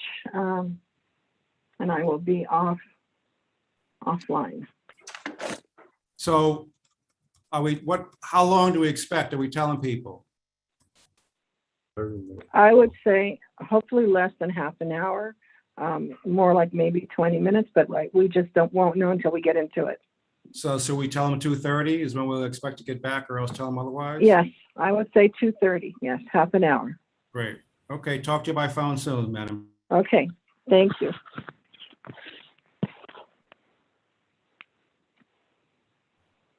And we're off the record.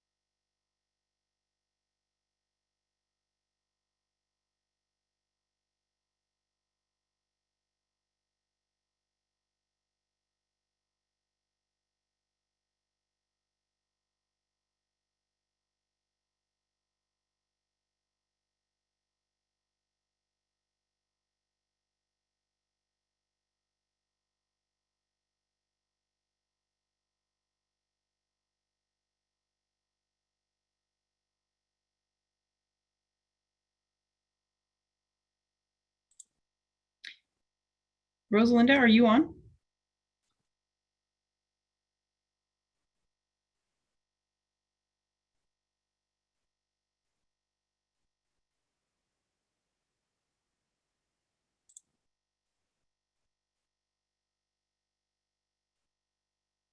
Hi, Catherine, this is Faye. They are still on that pre-hearing conference. So Okay. just trying to wrap it up. Okay, no problem. I just was hoping to get an update. Thank you for that. Okay, thank you. Appreciate it.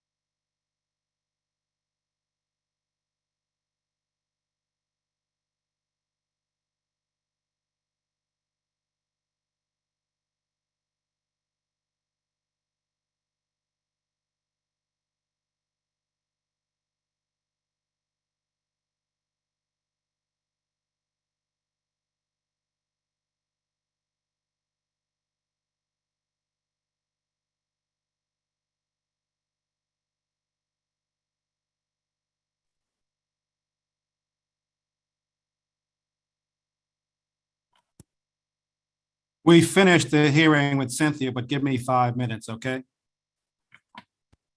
Sure. Thank you, Mr. Pearman.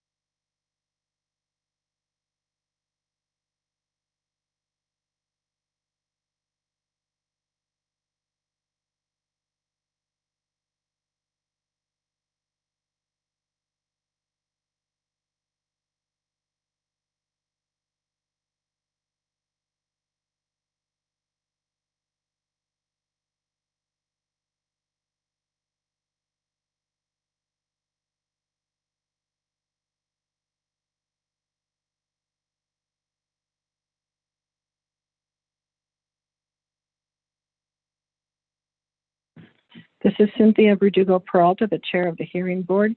If I can request that all board members, attorneys, and interested parties come back.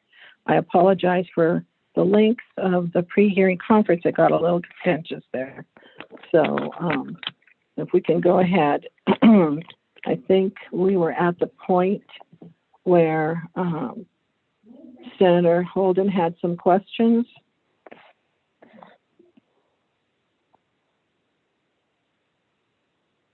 Senator Holden, are you there?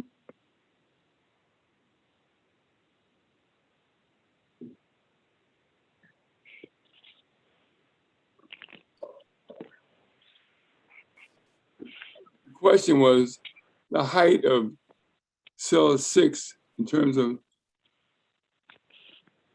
Ms. Evans. Can you turn your camera on? Senator, can you turn your camera on, please? Also, Madam Chair, I'm not sure Mr. Pearman is back. If we're going back on the record. You're right. I don't see him.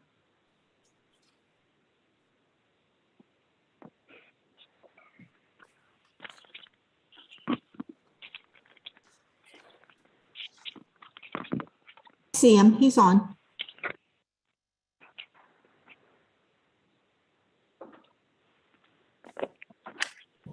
Okay, we're all here. Mr. Perky was Pearman's giving me not some. here. Mr. Pearman is not here. I see him on. I don't see him. I don't see his camera turned on, and he did request 5 minutes after the end of the your Pre-hearing conference. Mr. What a day, what a day, what a day.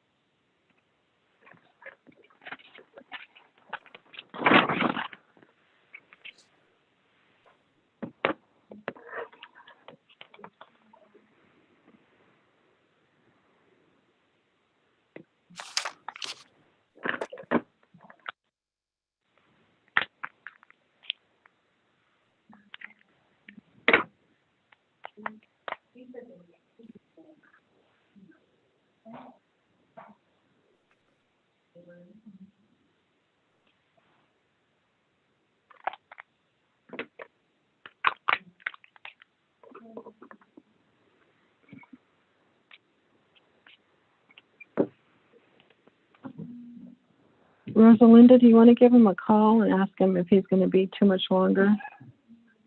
Please.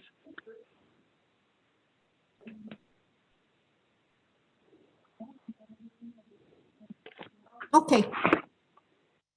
Thank you.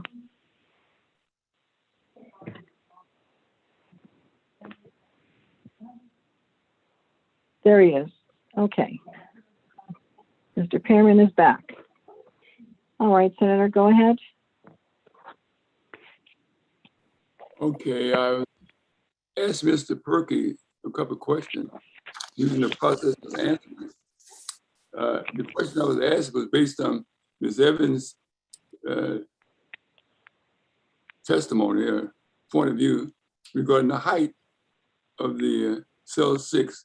Looks like a mountain to me, and said that it was so high that any device you saw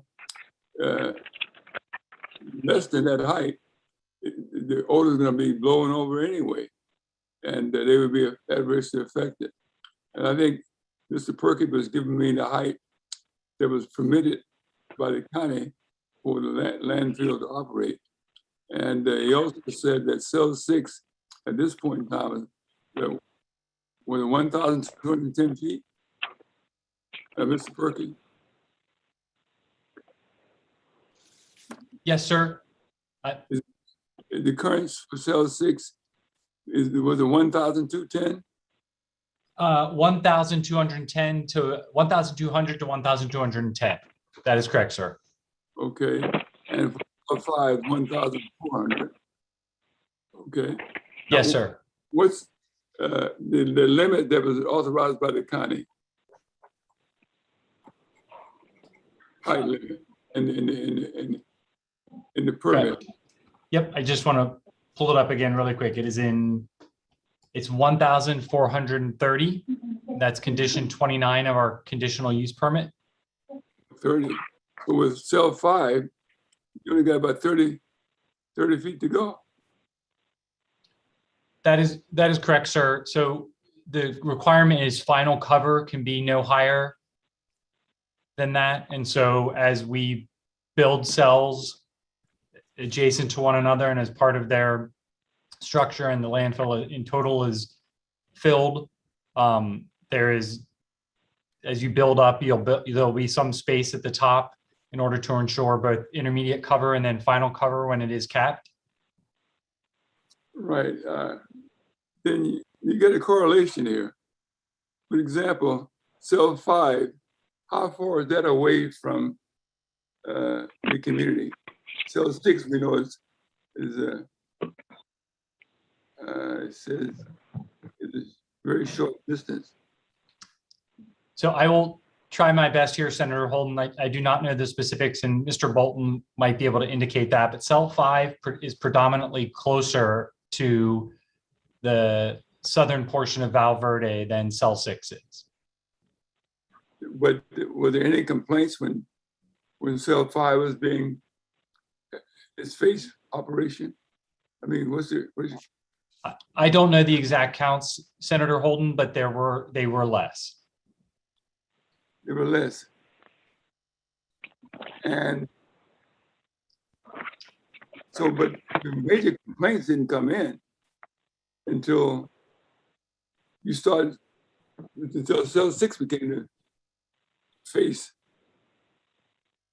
You got a lot of complaints, 500 in 2020. There was an increase, yes, sir. Why is cell 6 cause more problems than cell 5? Do you know? I know that we've studied that as much as we can, both through the air studies performed by SES and Mr. Sullivan, as well as the work done by Neil Bolton, as well as the work done by our own engineering staff and operations teams, and are working to come up with those answers. I think if you'll recall from both Neil Bolton's testimony as well as Pat Sullivan relative to what we saw in the smoke tests, that it did not behave as was anticipated and rather rose in a vertical column fairly high and crossed the ridgeline that way versus hugging the ground. Yeah, well, I don't know how you're going to resolve this because it's only a half mile, cell 6 north of the community. And you got 500 complaints in 2020 right away. And you got some complaints based on the report I read that where NOVs is not written. And yet, based on this chart we have, to be at face 50% if you don't get any NOVs, and if you get it, you may get something, you go up to 6%. If you don't get any, up to 70%. Well, it seems to me that AQMD could elect to write NOVs when they want to, because they have verified complaints and they write no NOVs. So I don't even know what this chart represents from this point forward.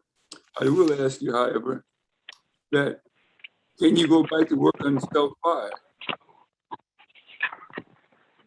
I'm sorry, could you repeat that, Senator Holden? There's a little bit of background noise and I'm having difficulty hearing you. Can you go back and work on cell 5?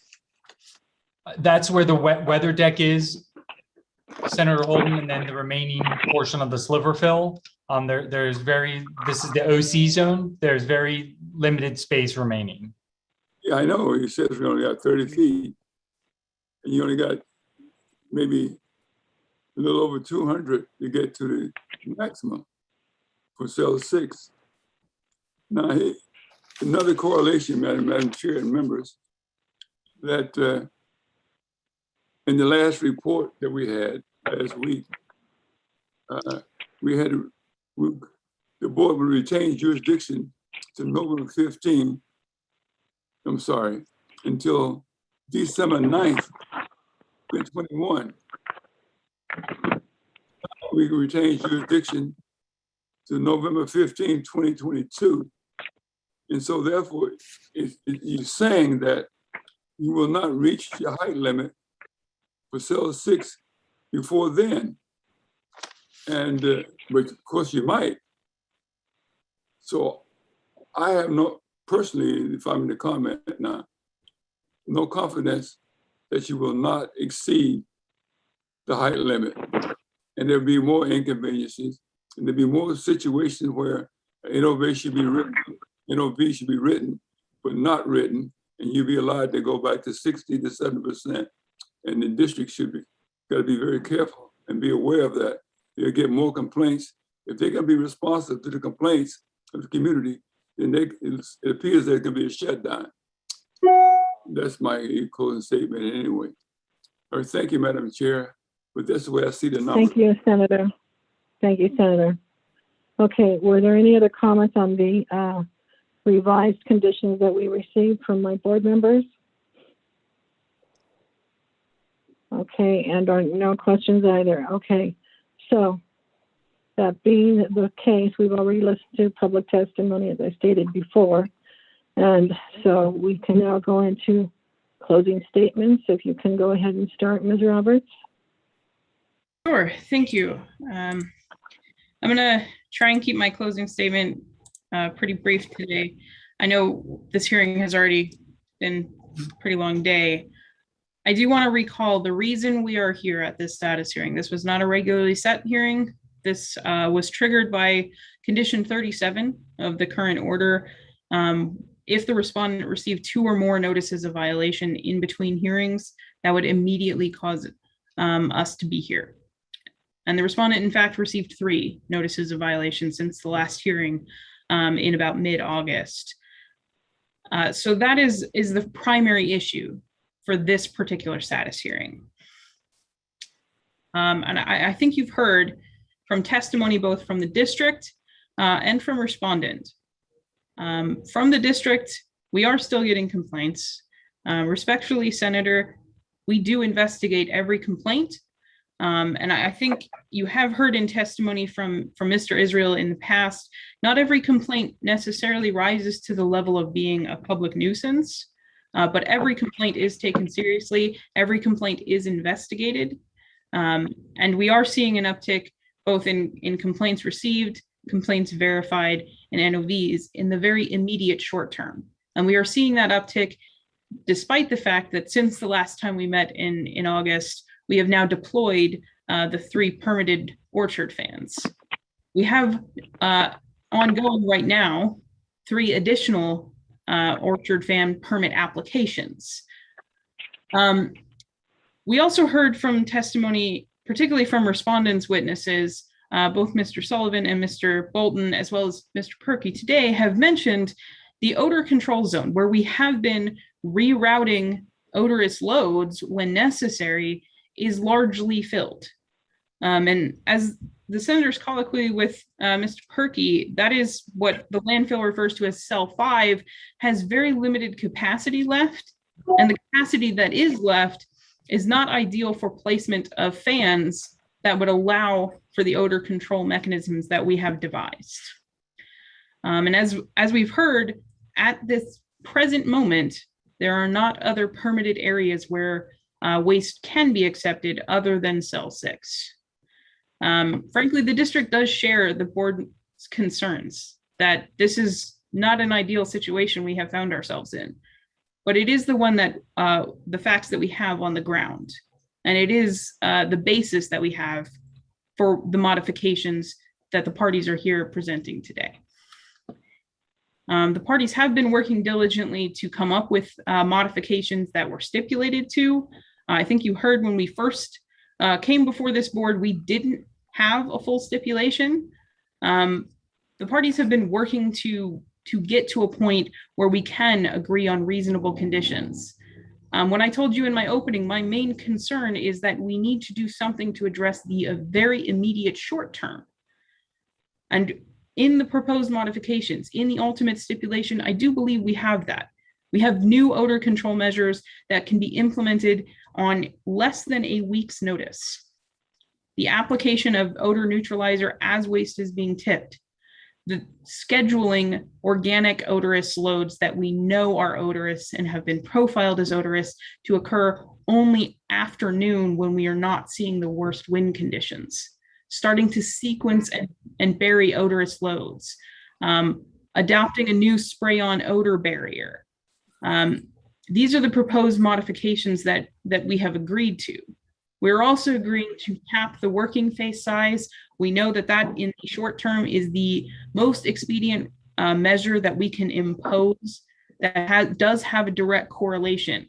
But I think as you've seen in some pushback from respondents' witnesses, there is an amount below which it becomes imprudent to put their working face size. It becomes a matter of safety as much as a matter of odor control. So we are putting them to the most restrictive that we can in these proposed modifications. We're proposing to strengthen the trigger for when odors being detected in the community triggers operational changes at the landfill. We are proposing to permit 3 additional fans while they are already going through the permitting process. We are proposing additional smoke study, air movement to understand air movement and odor transport in the Val Verde community itself. And we're proposing to revise their standard operating procedures to allow for longer term control of odorous loads in cell 6. I always want to emphasize it at the end of my closing, the standard that the board is looking at today. And as a stipulation under Rule 806B, the board is looking for good cause to issue the order on the terms and conditions of the stipulation. And here I submit that there is good cause for this proposed modification. At bottom, this proposed modification is more stringent than the order that is in place today. It does cap the working face size. It does impose more odor control, things like a spray-on barrier. It does require burial and sequencing and short-term measures. It does require pushing and scheduling odorous loads to a later point in time when we know there is less likely to be bad wind conditions. But also in addition to the immediate term odor control measures, this order is perhaps maybe for the first time being more proactive. It is setting the groundwork for what we know will be coming next year. We know that there will be a May to October bad wind season coming up next year. So rather than wait for the conclusion of a study to see maybe you might need more fans, let's get more fans now. Because the permitting is ongoing, let's do that now so that by the time next summer rolls around, we won't have to be in a situation of not having enough. Let's revise your standard operating procedures now. Let's understand what procedures need to be in place to control waste in cell 6. Let's put up more wind monitors now so that we will have that data come next year when we start seeing bad wind conditions. Let's do the wind study in the community now, so we will have that data when we know the bad wind season coming up next year will happen. And let's put in place a system that if the respondent can demonstrate they are controlling odors in the community, you have a system that will allow you to be less restrictive. As I think respondent's witness probably correctly called it, an incentive. But that incentive only kicks in after they are demonstrating the control of odors. This is proactive rather than reactive for the first time in this order. And because of that, I submit there is good cause for this particular modification of this stipulated order. And I would ask the board to approve it. Thank you. Thank you, Ms. Roberts. Okay, Mr. Jaginski. Thank you, Madam Chair and members of the hearing board. And thank you, Ms. Roberts, for that good summation. I'll attempt to be brief. So of course we had our hearing last Wednesday, and as Ms. Roberts pointed out, we weren't quite at a stipulation at that point in time. We heard the board's desire to get concrete proposals in front of you all, so you'd have something to think about and analyze and determine what needed to happen next for operation of this landfill. Through continued discussions with the district and the efforts of Chiquita's internal team and consultants, I think we've landed at a spot that is going to be that good interim measure through the remainder of this unfavorable wind condition season, and should provide immediate relief to the community.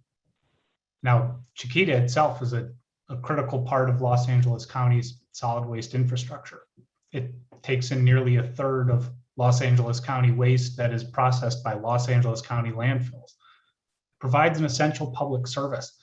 And in this role, it's subject to the regulatory authority of numerous jurisdictions, different agencies that control nearly every part of Chiquita's operations. Now, while Chiquita believes that over this year it's demonstrated good progress, reducing NOVs by around 60%, we also recognize that this isn't enough, that Chiquita is committed through this stipulated order to doing more. And so as Ms. Roberts already went through our proposals in detail, I will try to briefly highlight some salient points. We heard a desire last week to see more immediate action when odors are observed in the community. The revision to condition 1H do that. It makes the trigger more sensitive, and it makes for more immediate action in response to that. We also heard concerns, and what we've been discussing about a lot is the size of the working face. And Chiquita is committed to reducing that size to 50% of what its maximum permitted capacity is when there are unfavorable wind conditions. Now, while there remains some uncertainty about how that will be implemented, Chiquita's team is dedicated to making that work. Now, other immediate actions within the party's proposed modifications include immediate application of odor neutralizer to waste coming out of the back end of tipper engines, and as well as the implementation of a spray-on odor control barrier to further suppress odors at the working face. And perhaps what may appear to be the biggest change in this order is the move away from the odor control zone concept and moving waste operations back into cell 6. While this seems like a large change, it's one that we always knew was coming. Throughout these proceedings, Chiquita's witnesses have highlighted that the odor control zone had limited capacity, was a finite resource, was going to serve as a stopgap solution while Chiquita fine-tuned its odor control operations. Now, Chiquita is nearing the limits of the odor control zone's capacity. Now, the consultants recently discovered that due to the terrain in this particular area of the landfill, it doesn't serve well to actually operate the fans that we're becoming dependent on for this order. And so in short, that odor control zone is no longer a viable solution. And so the parties propose moving back to cell 6. Now, at cell 6, according to the consultants, and unlike the odor control zone, Chiquita will have adequate fan power to effectively cover the entire working face. Chiquita will also continue to use its odorous load profiles to identify odorous loads and make sure that those are immediately buried. Now, finally, as Ms. Roberts, I think adequately described, these proposals have an eye toward the future. The parties have made clear what will happen if Chiquita receives another NOV moving forward.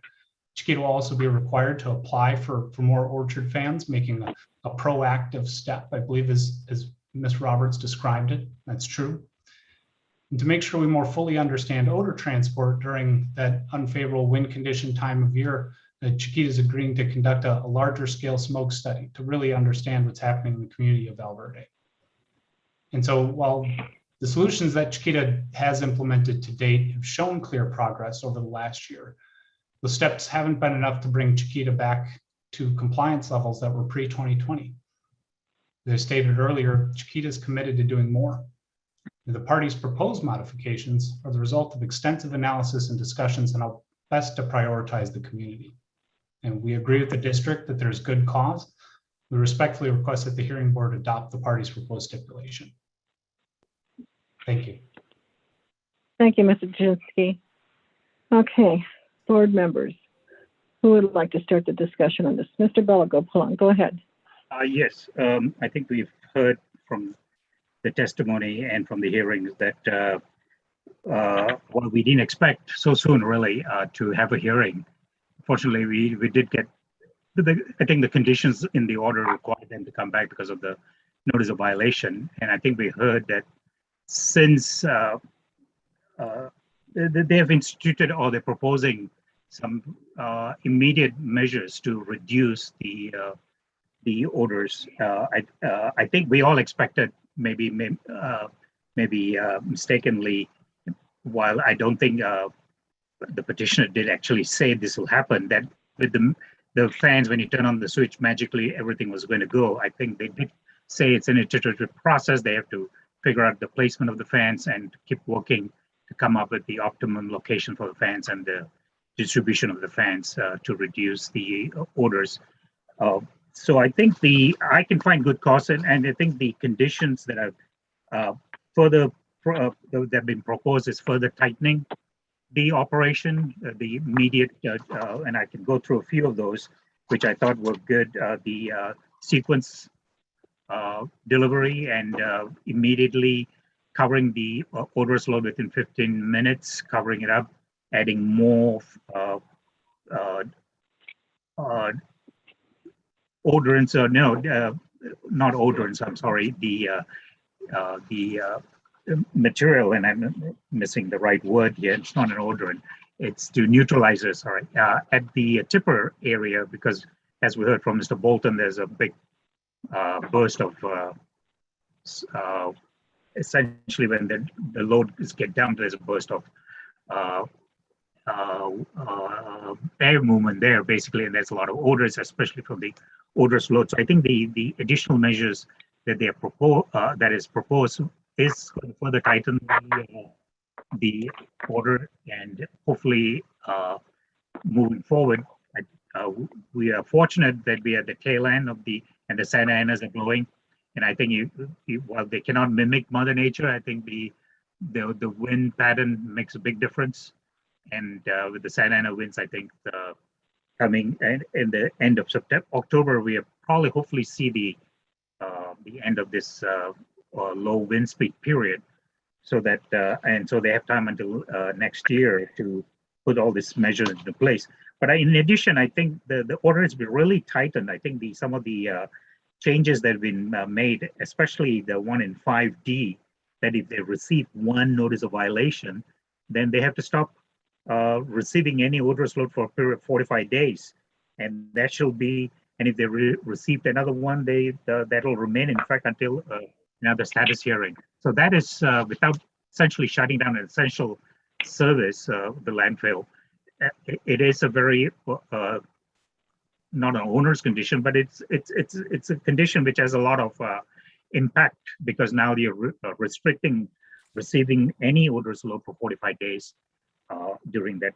If they receive just a NOV, before it was 2 NOV come for a status hearing. So I think that has really tightened it even further, so that hopefully that'll give some comfort to the members of the community who are suffering from the odors. And there's no doubt that they are, it is an ordeal to go through the odors and to do that on a daily basis. I think it's unfortunate,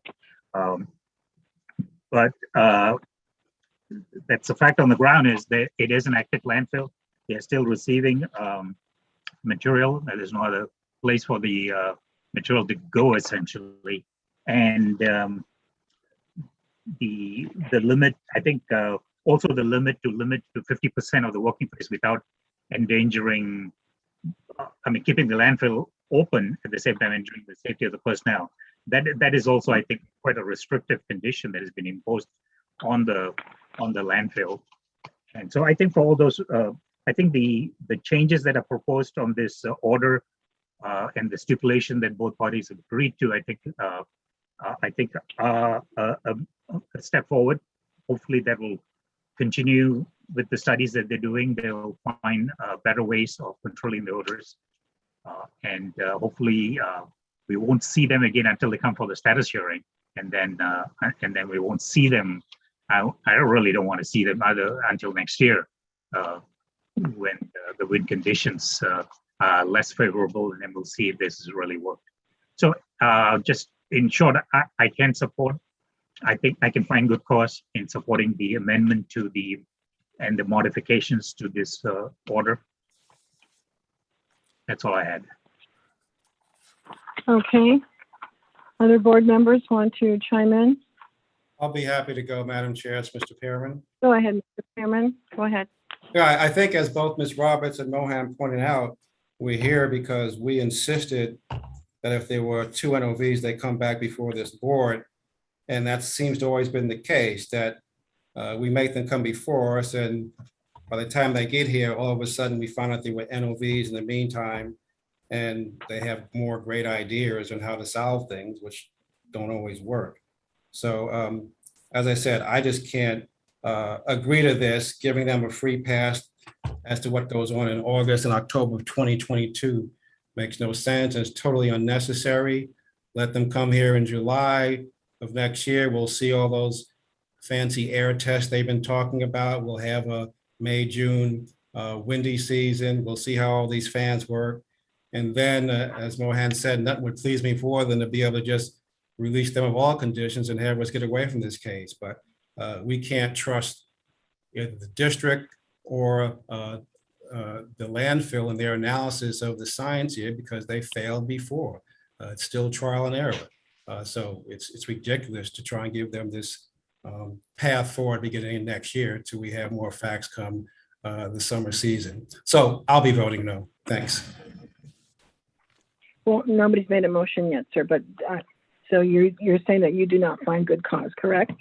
For me? Not as for the motion as set forth, particularly conditions 5A, B, and C. That's correct. Okay.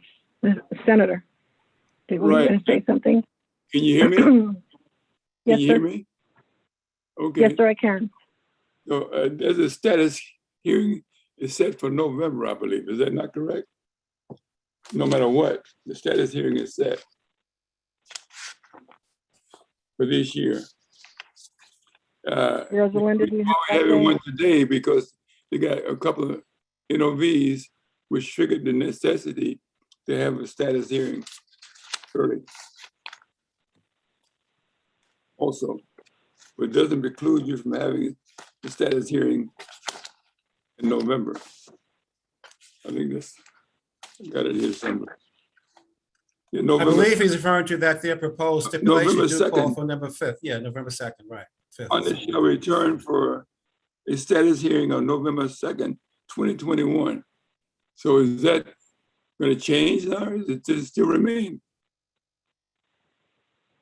I believe Anybody can it's a set.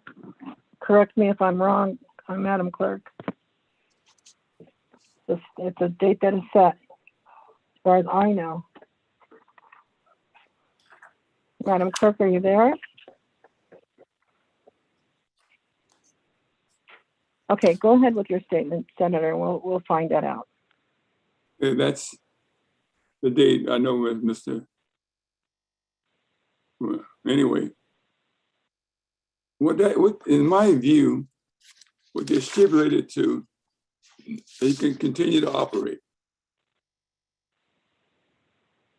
If we were to say you have to discontinue operating, then what will they do with the trash? During the hearing, they talked about some alternatives, other landfills for dumping the garbage. We're at the point right now where this landfill, you can't do anymore because you reach the capacity, pretty much. 1,430 feet limit. Cell 6 is 1,210. Cell 5 is 1,400. You based on the conditional use permit, you run out of space. And the real problem here is that when you're at cell 5, we got virtually no complaints. There's no need to have any fans, no need to have any obstruction to prevent the smoke, the odor from going into the neighborhood. So the trouble came with cell 6. And it's going to continue with cell 6. And what they're stipulating to, yes, we're going to let you continue to operate. But if we have so many NOVs that we have to issue, that we may or may not issue, no matter what the complaints are, and even if they were verified, that would trigger you closing. The question will be, once you close or fail to operate on that face, cell 6, where are you going to dump the trash? And the landfill is aware of that. The district may be aware of it also. That's why they're playing this touch and go arrangement. That's what it seems to be in the bottom line. You try this, try that, and that's okay. If you have to work the face cell 6 anyway, because you have no place to dump the trash, then let's try to make it acceptable as possible. And that's all they're doing. Mr. Pearman is correct. What you're doing is stalling. You relinquish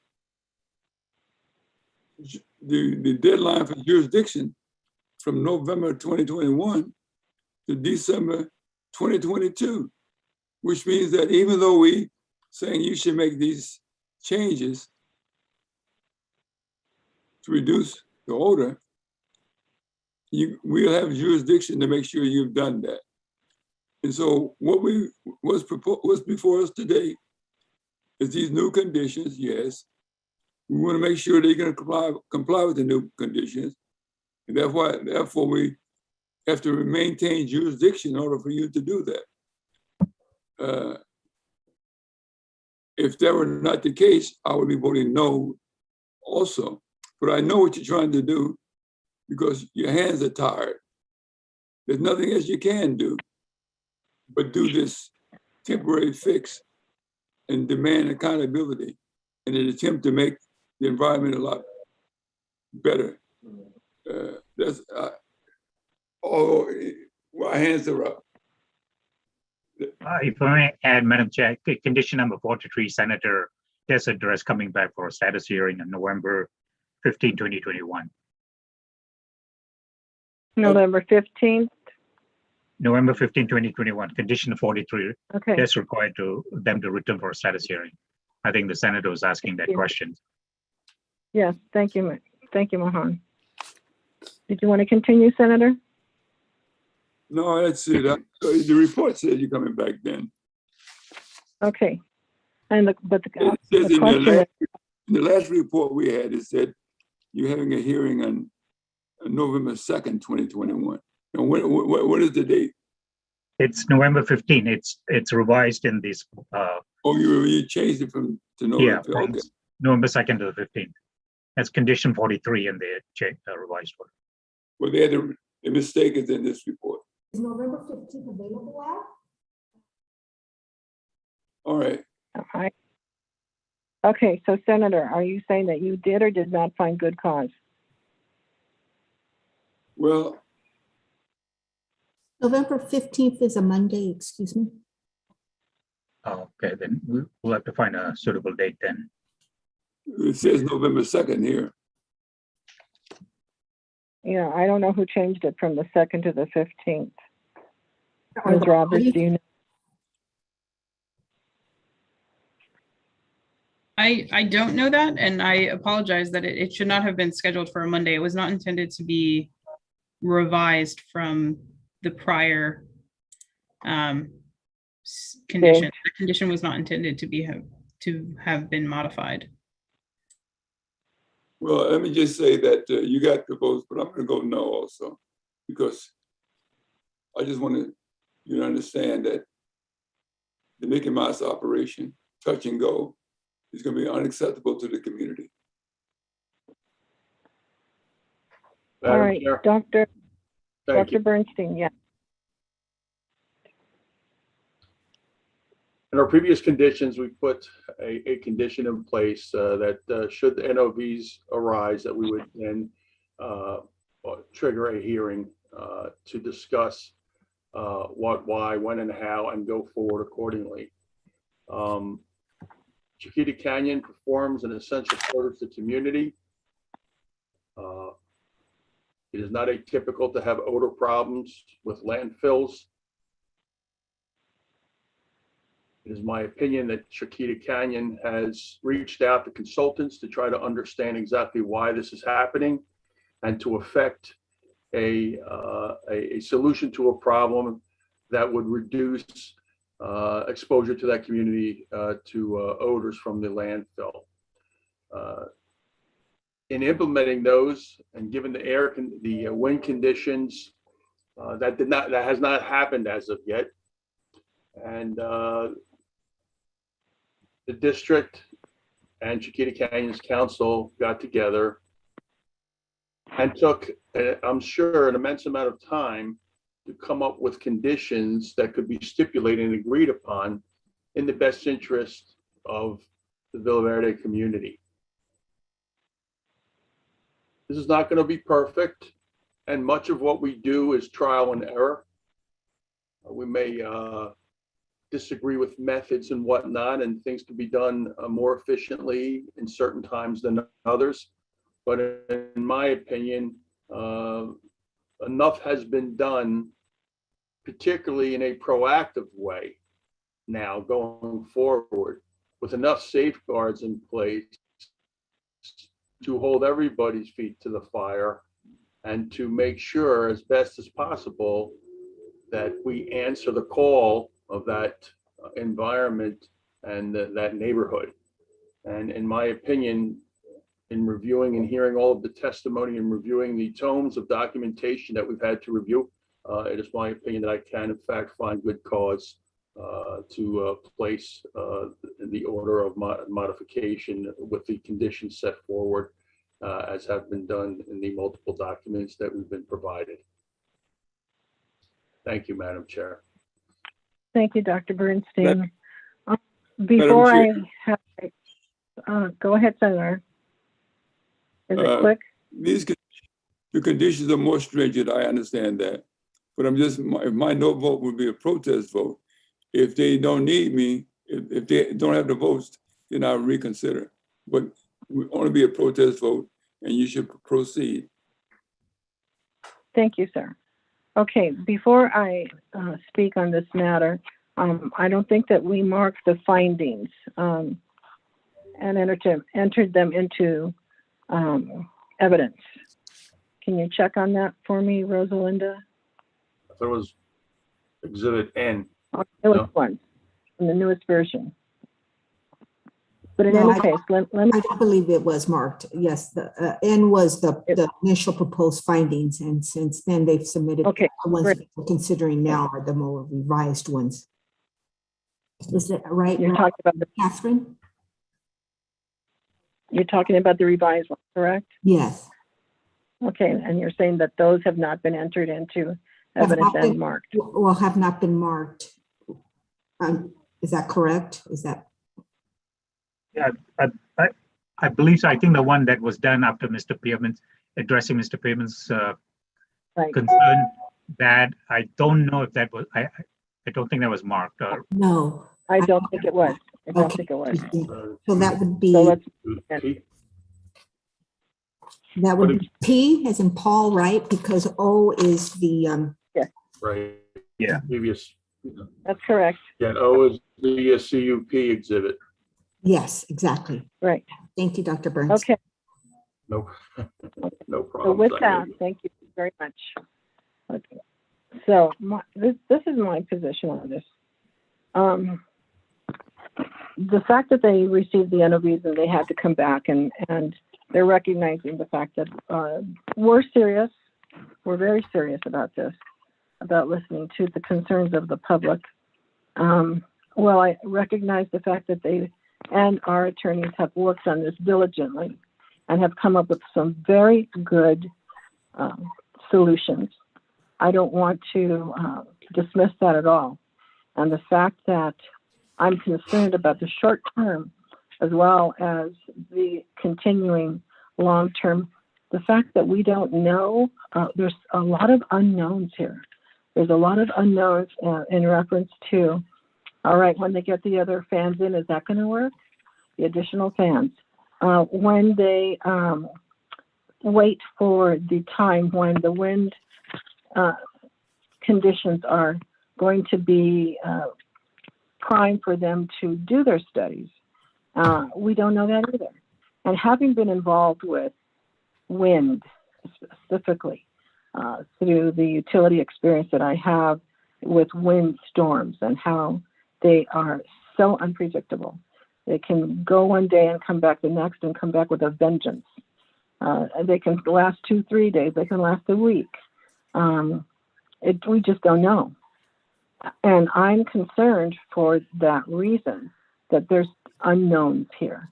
The safety factor, I agree with that safety factor, that if they cannot safely cover that face or work on that face, there has to be other conditions and other solutions that they have to look at.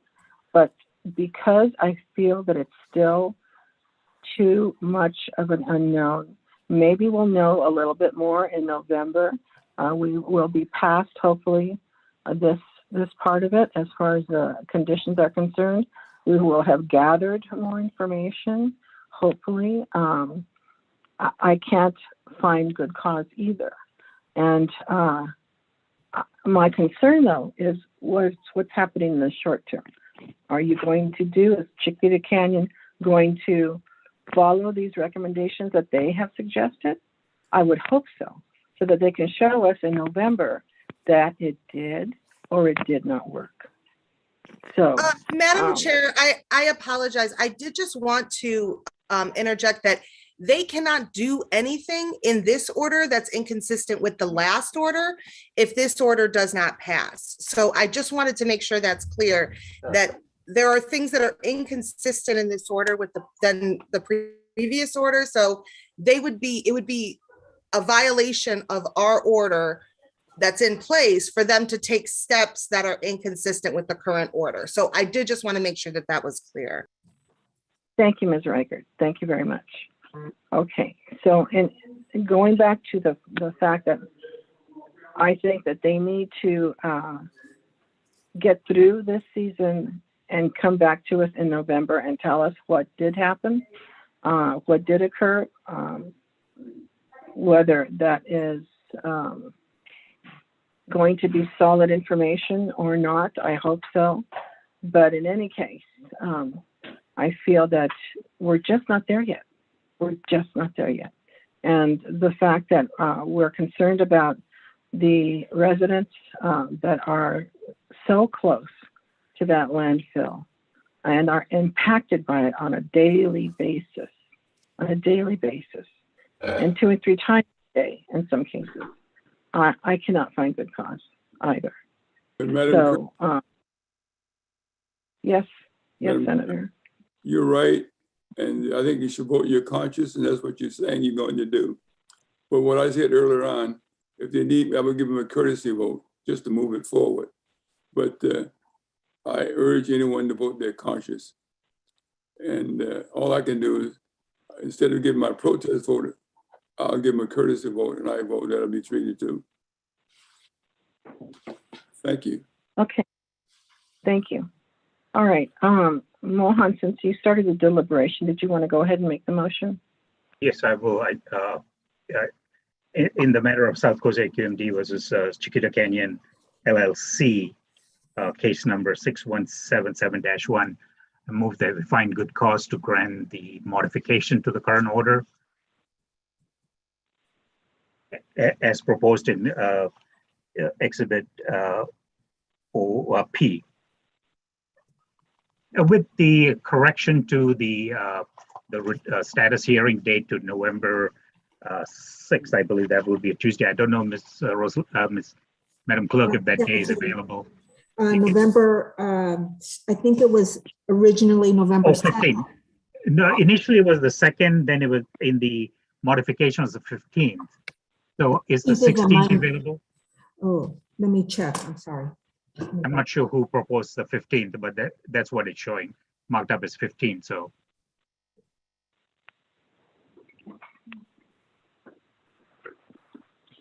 Or keep it on the 2nd if we can. well, yeah, that's the other option too. Yeah. Yes. The 2nd is election day, just so you know. Maybe that. The 16th, was that doable? Yeah, both parties. The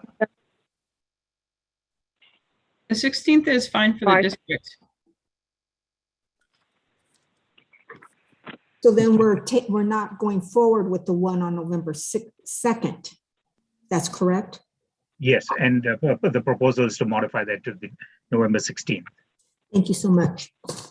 If the vote, hold on, if the vote passed for November 16th, I'm unavailable, just so you know, or I have a court hearing in the afternoon, so I'd be unavailable from like 1 to 3 that day. Okay. Well, let's stay on the 2nd then. Well, I think it's election day too, so if there are public members who may want to participate, that might be inconvenient for them. Can you check, Madam Clerk, if there's another date on that week that is available? 10 minutes to vote. Right. So I'm a public member and it's not inconvenient for me. I vote by mail. But before we're finishing discussion, I want a clarification, Ms. Reichert. If you're still there. The 17th or 18th is available. I'm here, Madam Chair. I'm here. We finish this motion first, Madam Chair. Well, yes, and then we'll discuss. Go ahead. Okay, Mr. Payman is the 18th. Are you available? Yes, sir. The attorney, Mr. Yes. Dujinski and Ms. Roberts. The district can do the 18th, yes. 18th. Yeah. So I propose the 18th. I amend my motion to change condition 43 for a status hearing to November 18th. And with that, I complete my motion. I second the motion. Okay. Mr. Pearman, how do you vote? No. Okay, you know what? I'm just out of my mind today. I should have asked for discussion on the motion first. And I do have discussion because I have a question of Ms. Reichert since she interjected. And I want clarification is really what I want. So what you're saying is that even if it's a betterment of what they are doing in the existing conditions, the new ones, even if it's a betterment, they still cannot do it? If this order, the new proposed order fails, if it is not adopted by the board, then the existing order, the previous order, it would be the operative order. So that is what they are bound by. So they cannot unilaterally make changes that are inconsistent with what's provided in the previous order. But we could adopt our own order that's slightly different than the proposed one, correct? You could, but if it's not stipulated, there are different findings that would have to be made pursuant to the Health and Safety Code. Okay. All right. I know we have the motion, we have the vote, so, but if I may add that I think this proposed modified order strengthens it and makes it more restrictive if there's continued issues with the odorous load. So I think it's better to have the changes and then not until they come. Madam Chair. Wait, Senator, let him finish, please. The motion made. The votes have Senator, been please. requested. Wait. Senator. We cannot have a I discussion. have to listen to you, Senator. I'm happy to hear you, but can you please let Mohan finish, and then I will recognize you, sir. No, I thought Go we. ahead, Mohan. I apologize. I thought we finished the voting. Did we not? No, No, haven't we voted. didn't. I'm We sorry. Okay, then. No. Yeah, I just wanted to add what I just said. I'm finished. That with this modification, and I know Madam Chair, you wanted to then come back in November, but I think with this modification, there's strengthening of some of the conditions and some of the requirements that'll at least ensure the public that both Chiquita and the agency is taking this seriously and is putting more restrictive conditions on them until we hear how everything is working. Okay, thank you, Mohan. Now, Senator, go ahead. Yeah, you asked me my vote, but you can't have a discussion while the vote's being taken. Anyway, until the vote's announced. I'll give them a courtesy vote. My heart's no, but the courtesy vote would be. Okay. So you are voting aye, correct? Correct, so you're voting aye. Okay. Senator. Correct. Correct, okay. Dr. Bernstein, I don't think I asked you. Aye. Okay. All right.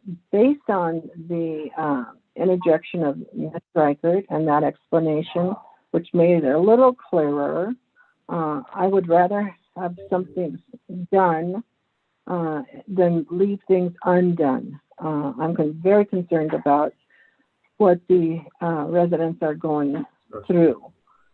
And for that reason, I'm going to go ahead and vote aye.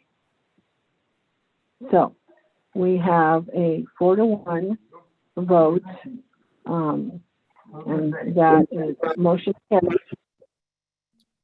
The motion carries. Did you have a comment, Mr. Pearman? Did I hear something from you or not? Okay, I don't know who that was then. In any case, the motion carries. So Chiquita Canyon will be doing the best they can, I'm sure.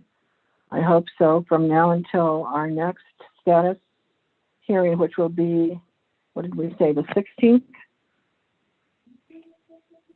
November 18th. November 18th. Great. Okay. Thank you. Madam Chair, announce the vote. I'm sorry? Announce the vote. I did, sir. I did, sir. It was a 4-to-1 in favor of. That was the vote. Okay. So with that, the hearing is closed. We're done. Long day. Thank you, everybody, for all of your patience regarding the technical glitches, as well as having to take time out for the pre-hearing. And all of your comments. I truly appreciate all the work that all of the attorneys have done on both sides, as well as the witnesses that came before us, and all of my board members who have asked wonderful, great questions that brought us to this point. Had we not asked all those questions, especially those from Mr. Pearman and from the senator, I don't think we would be here at this point. And thank you again, Ms. Reichert, for that clarification. Okay, with that, we are adjourned. Thank you, everybody. Thank you. Bye-bye. Aye. Bye.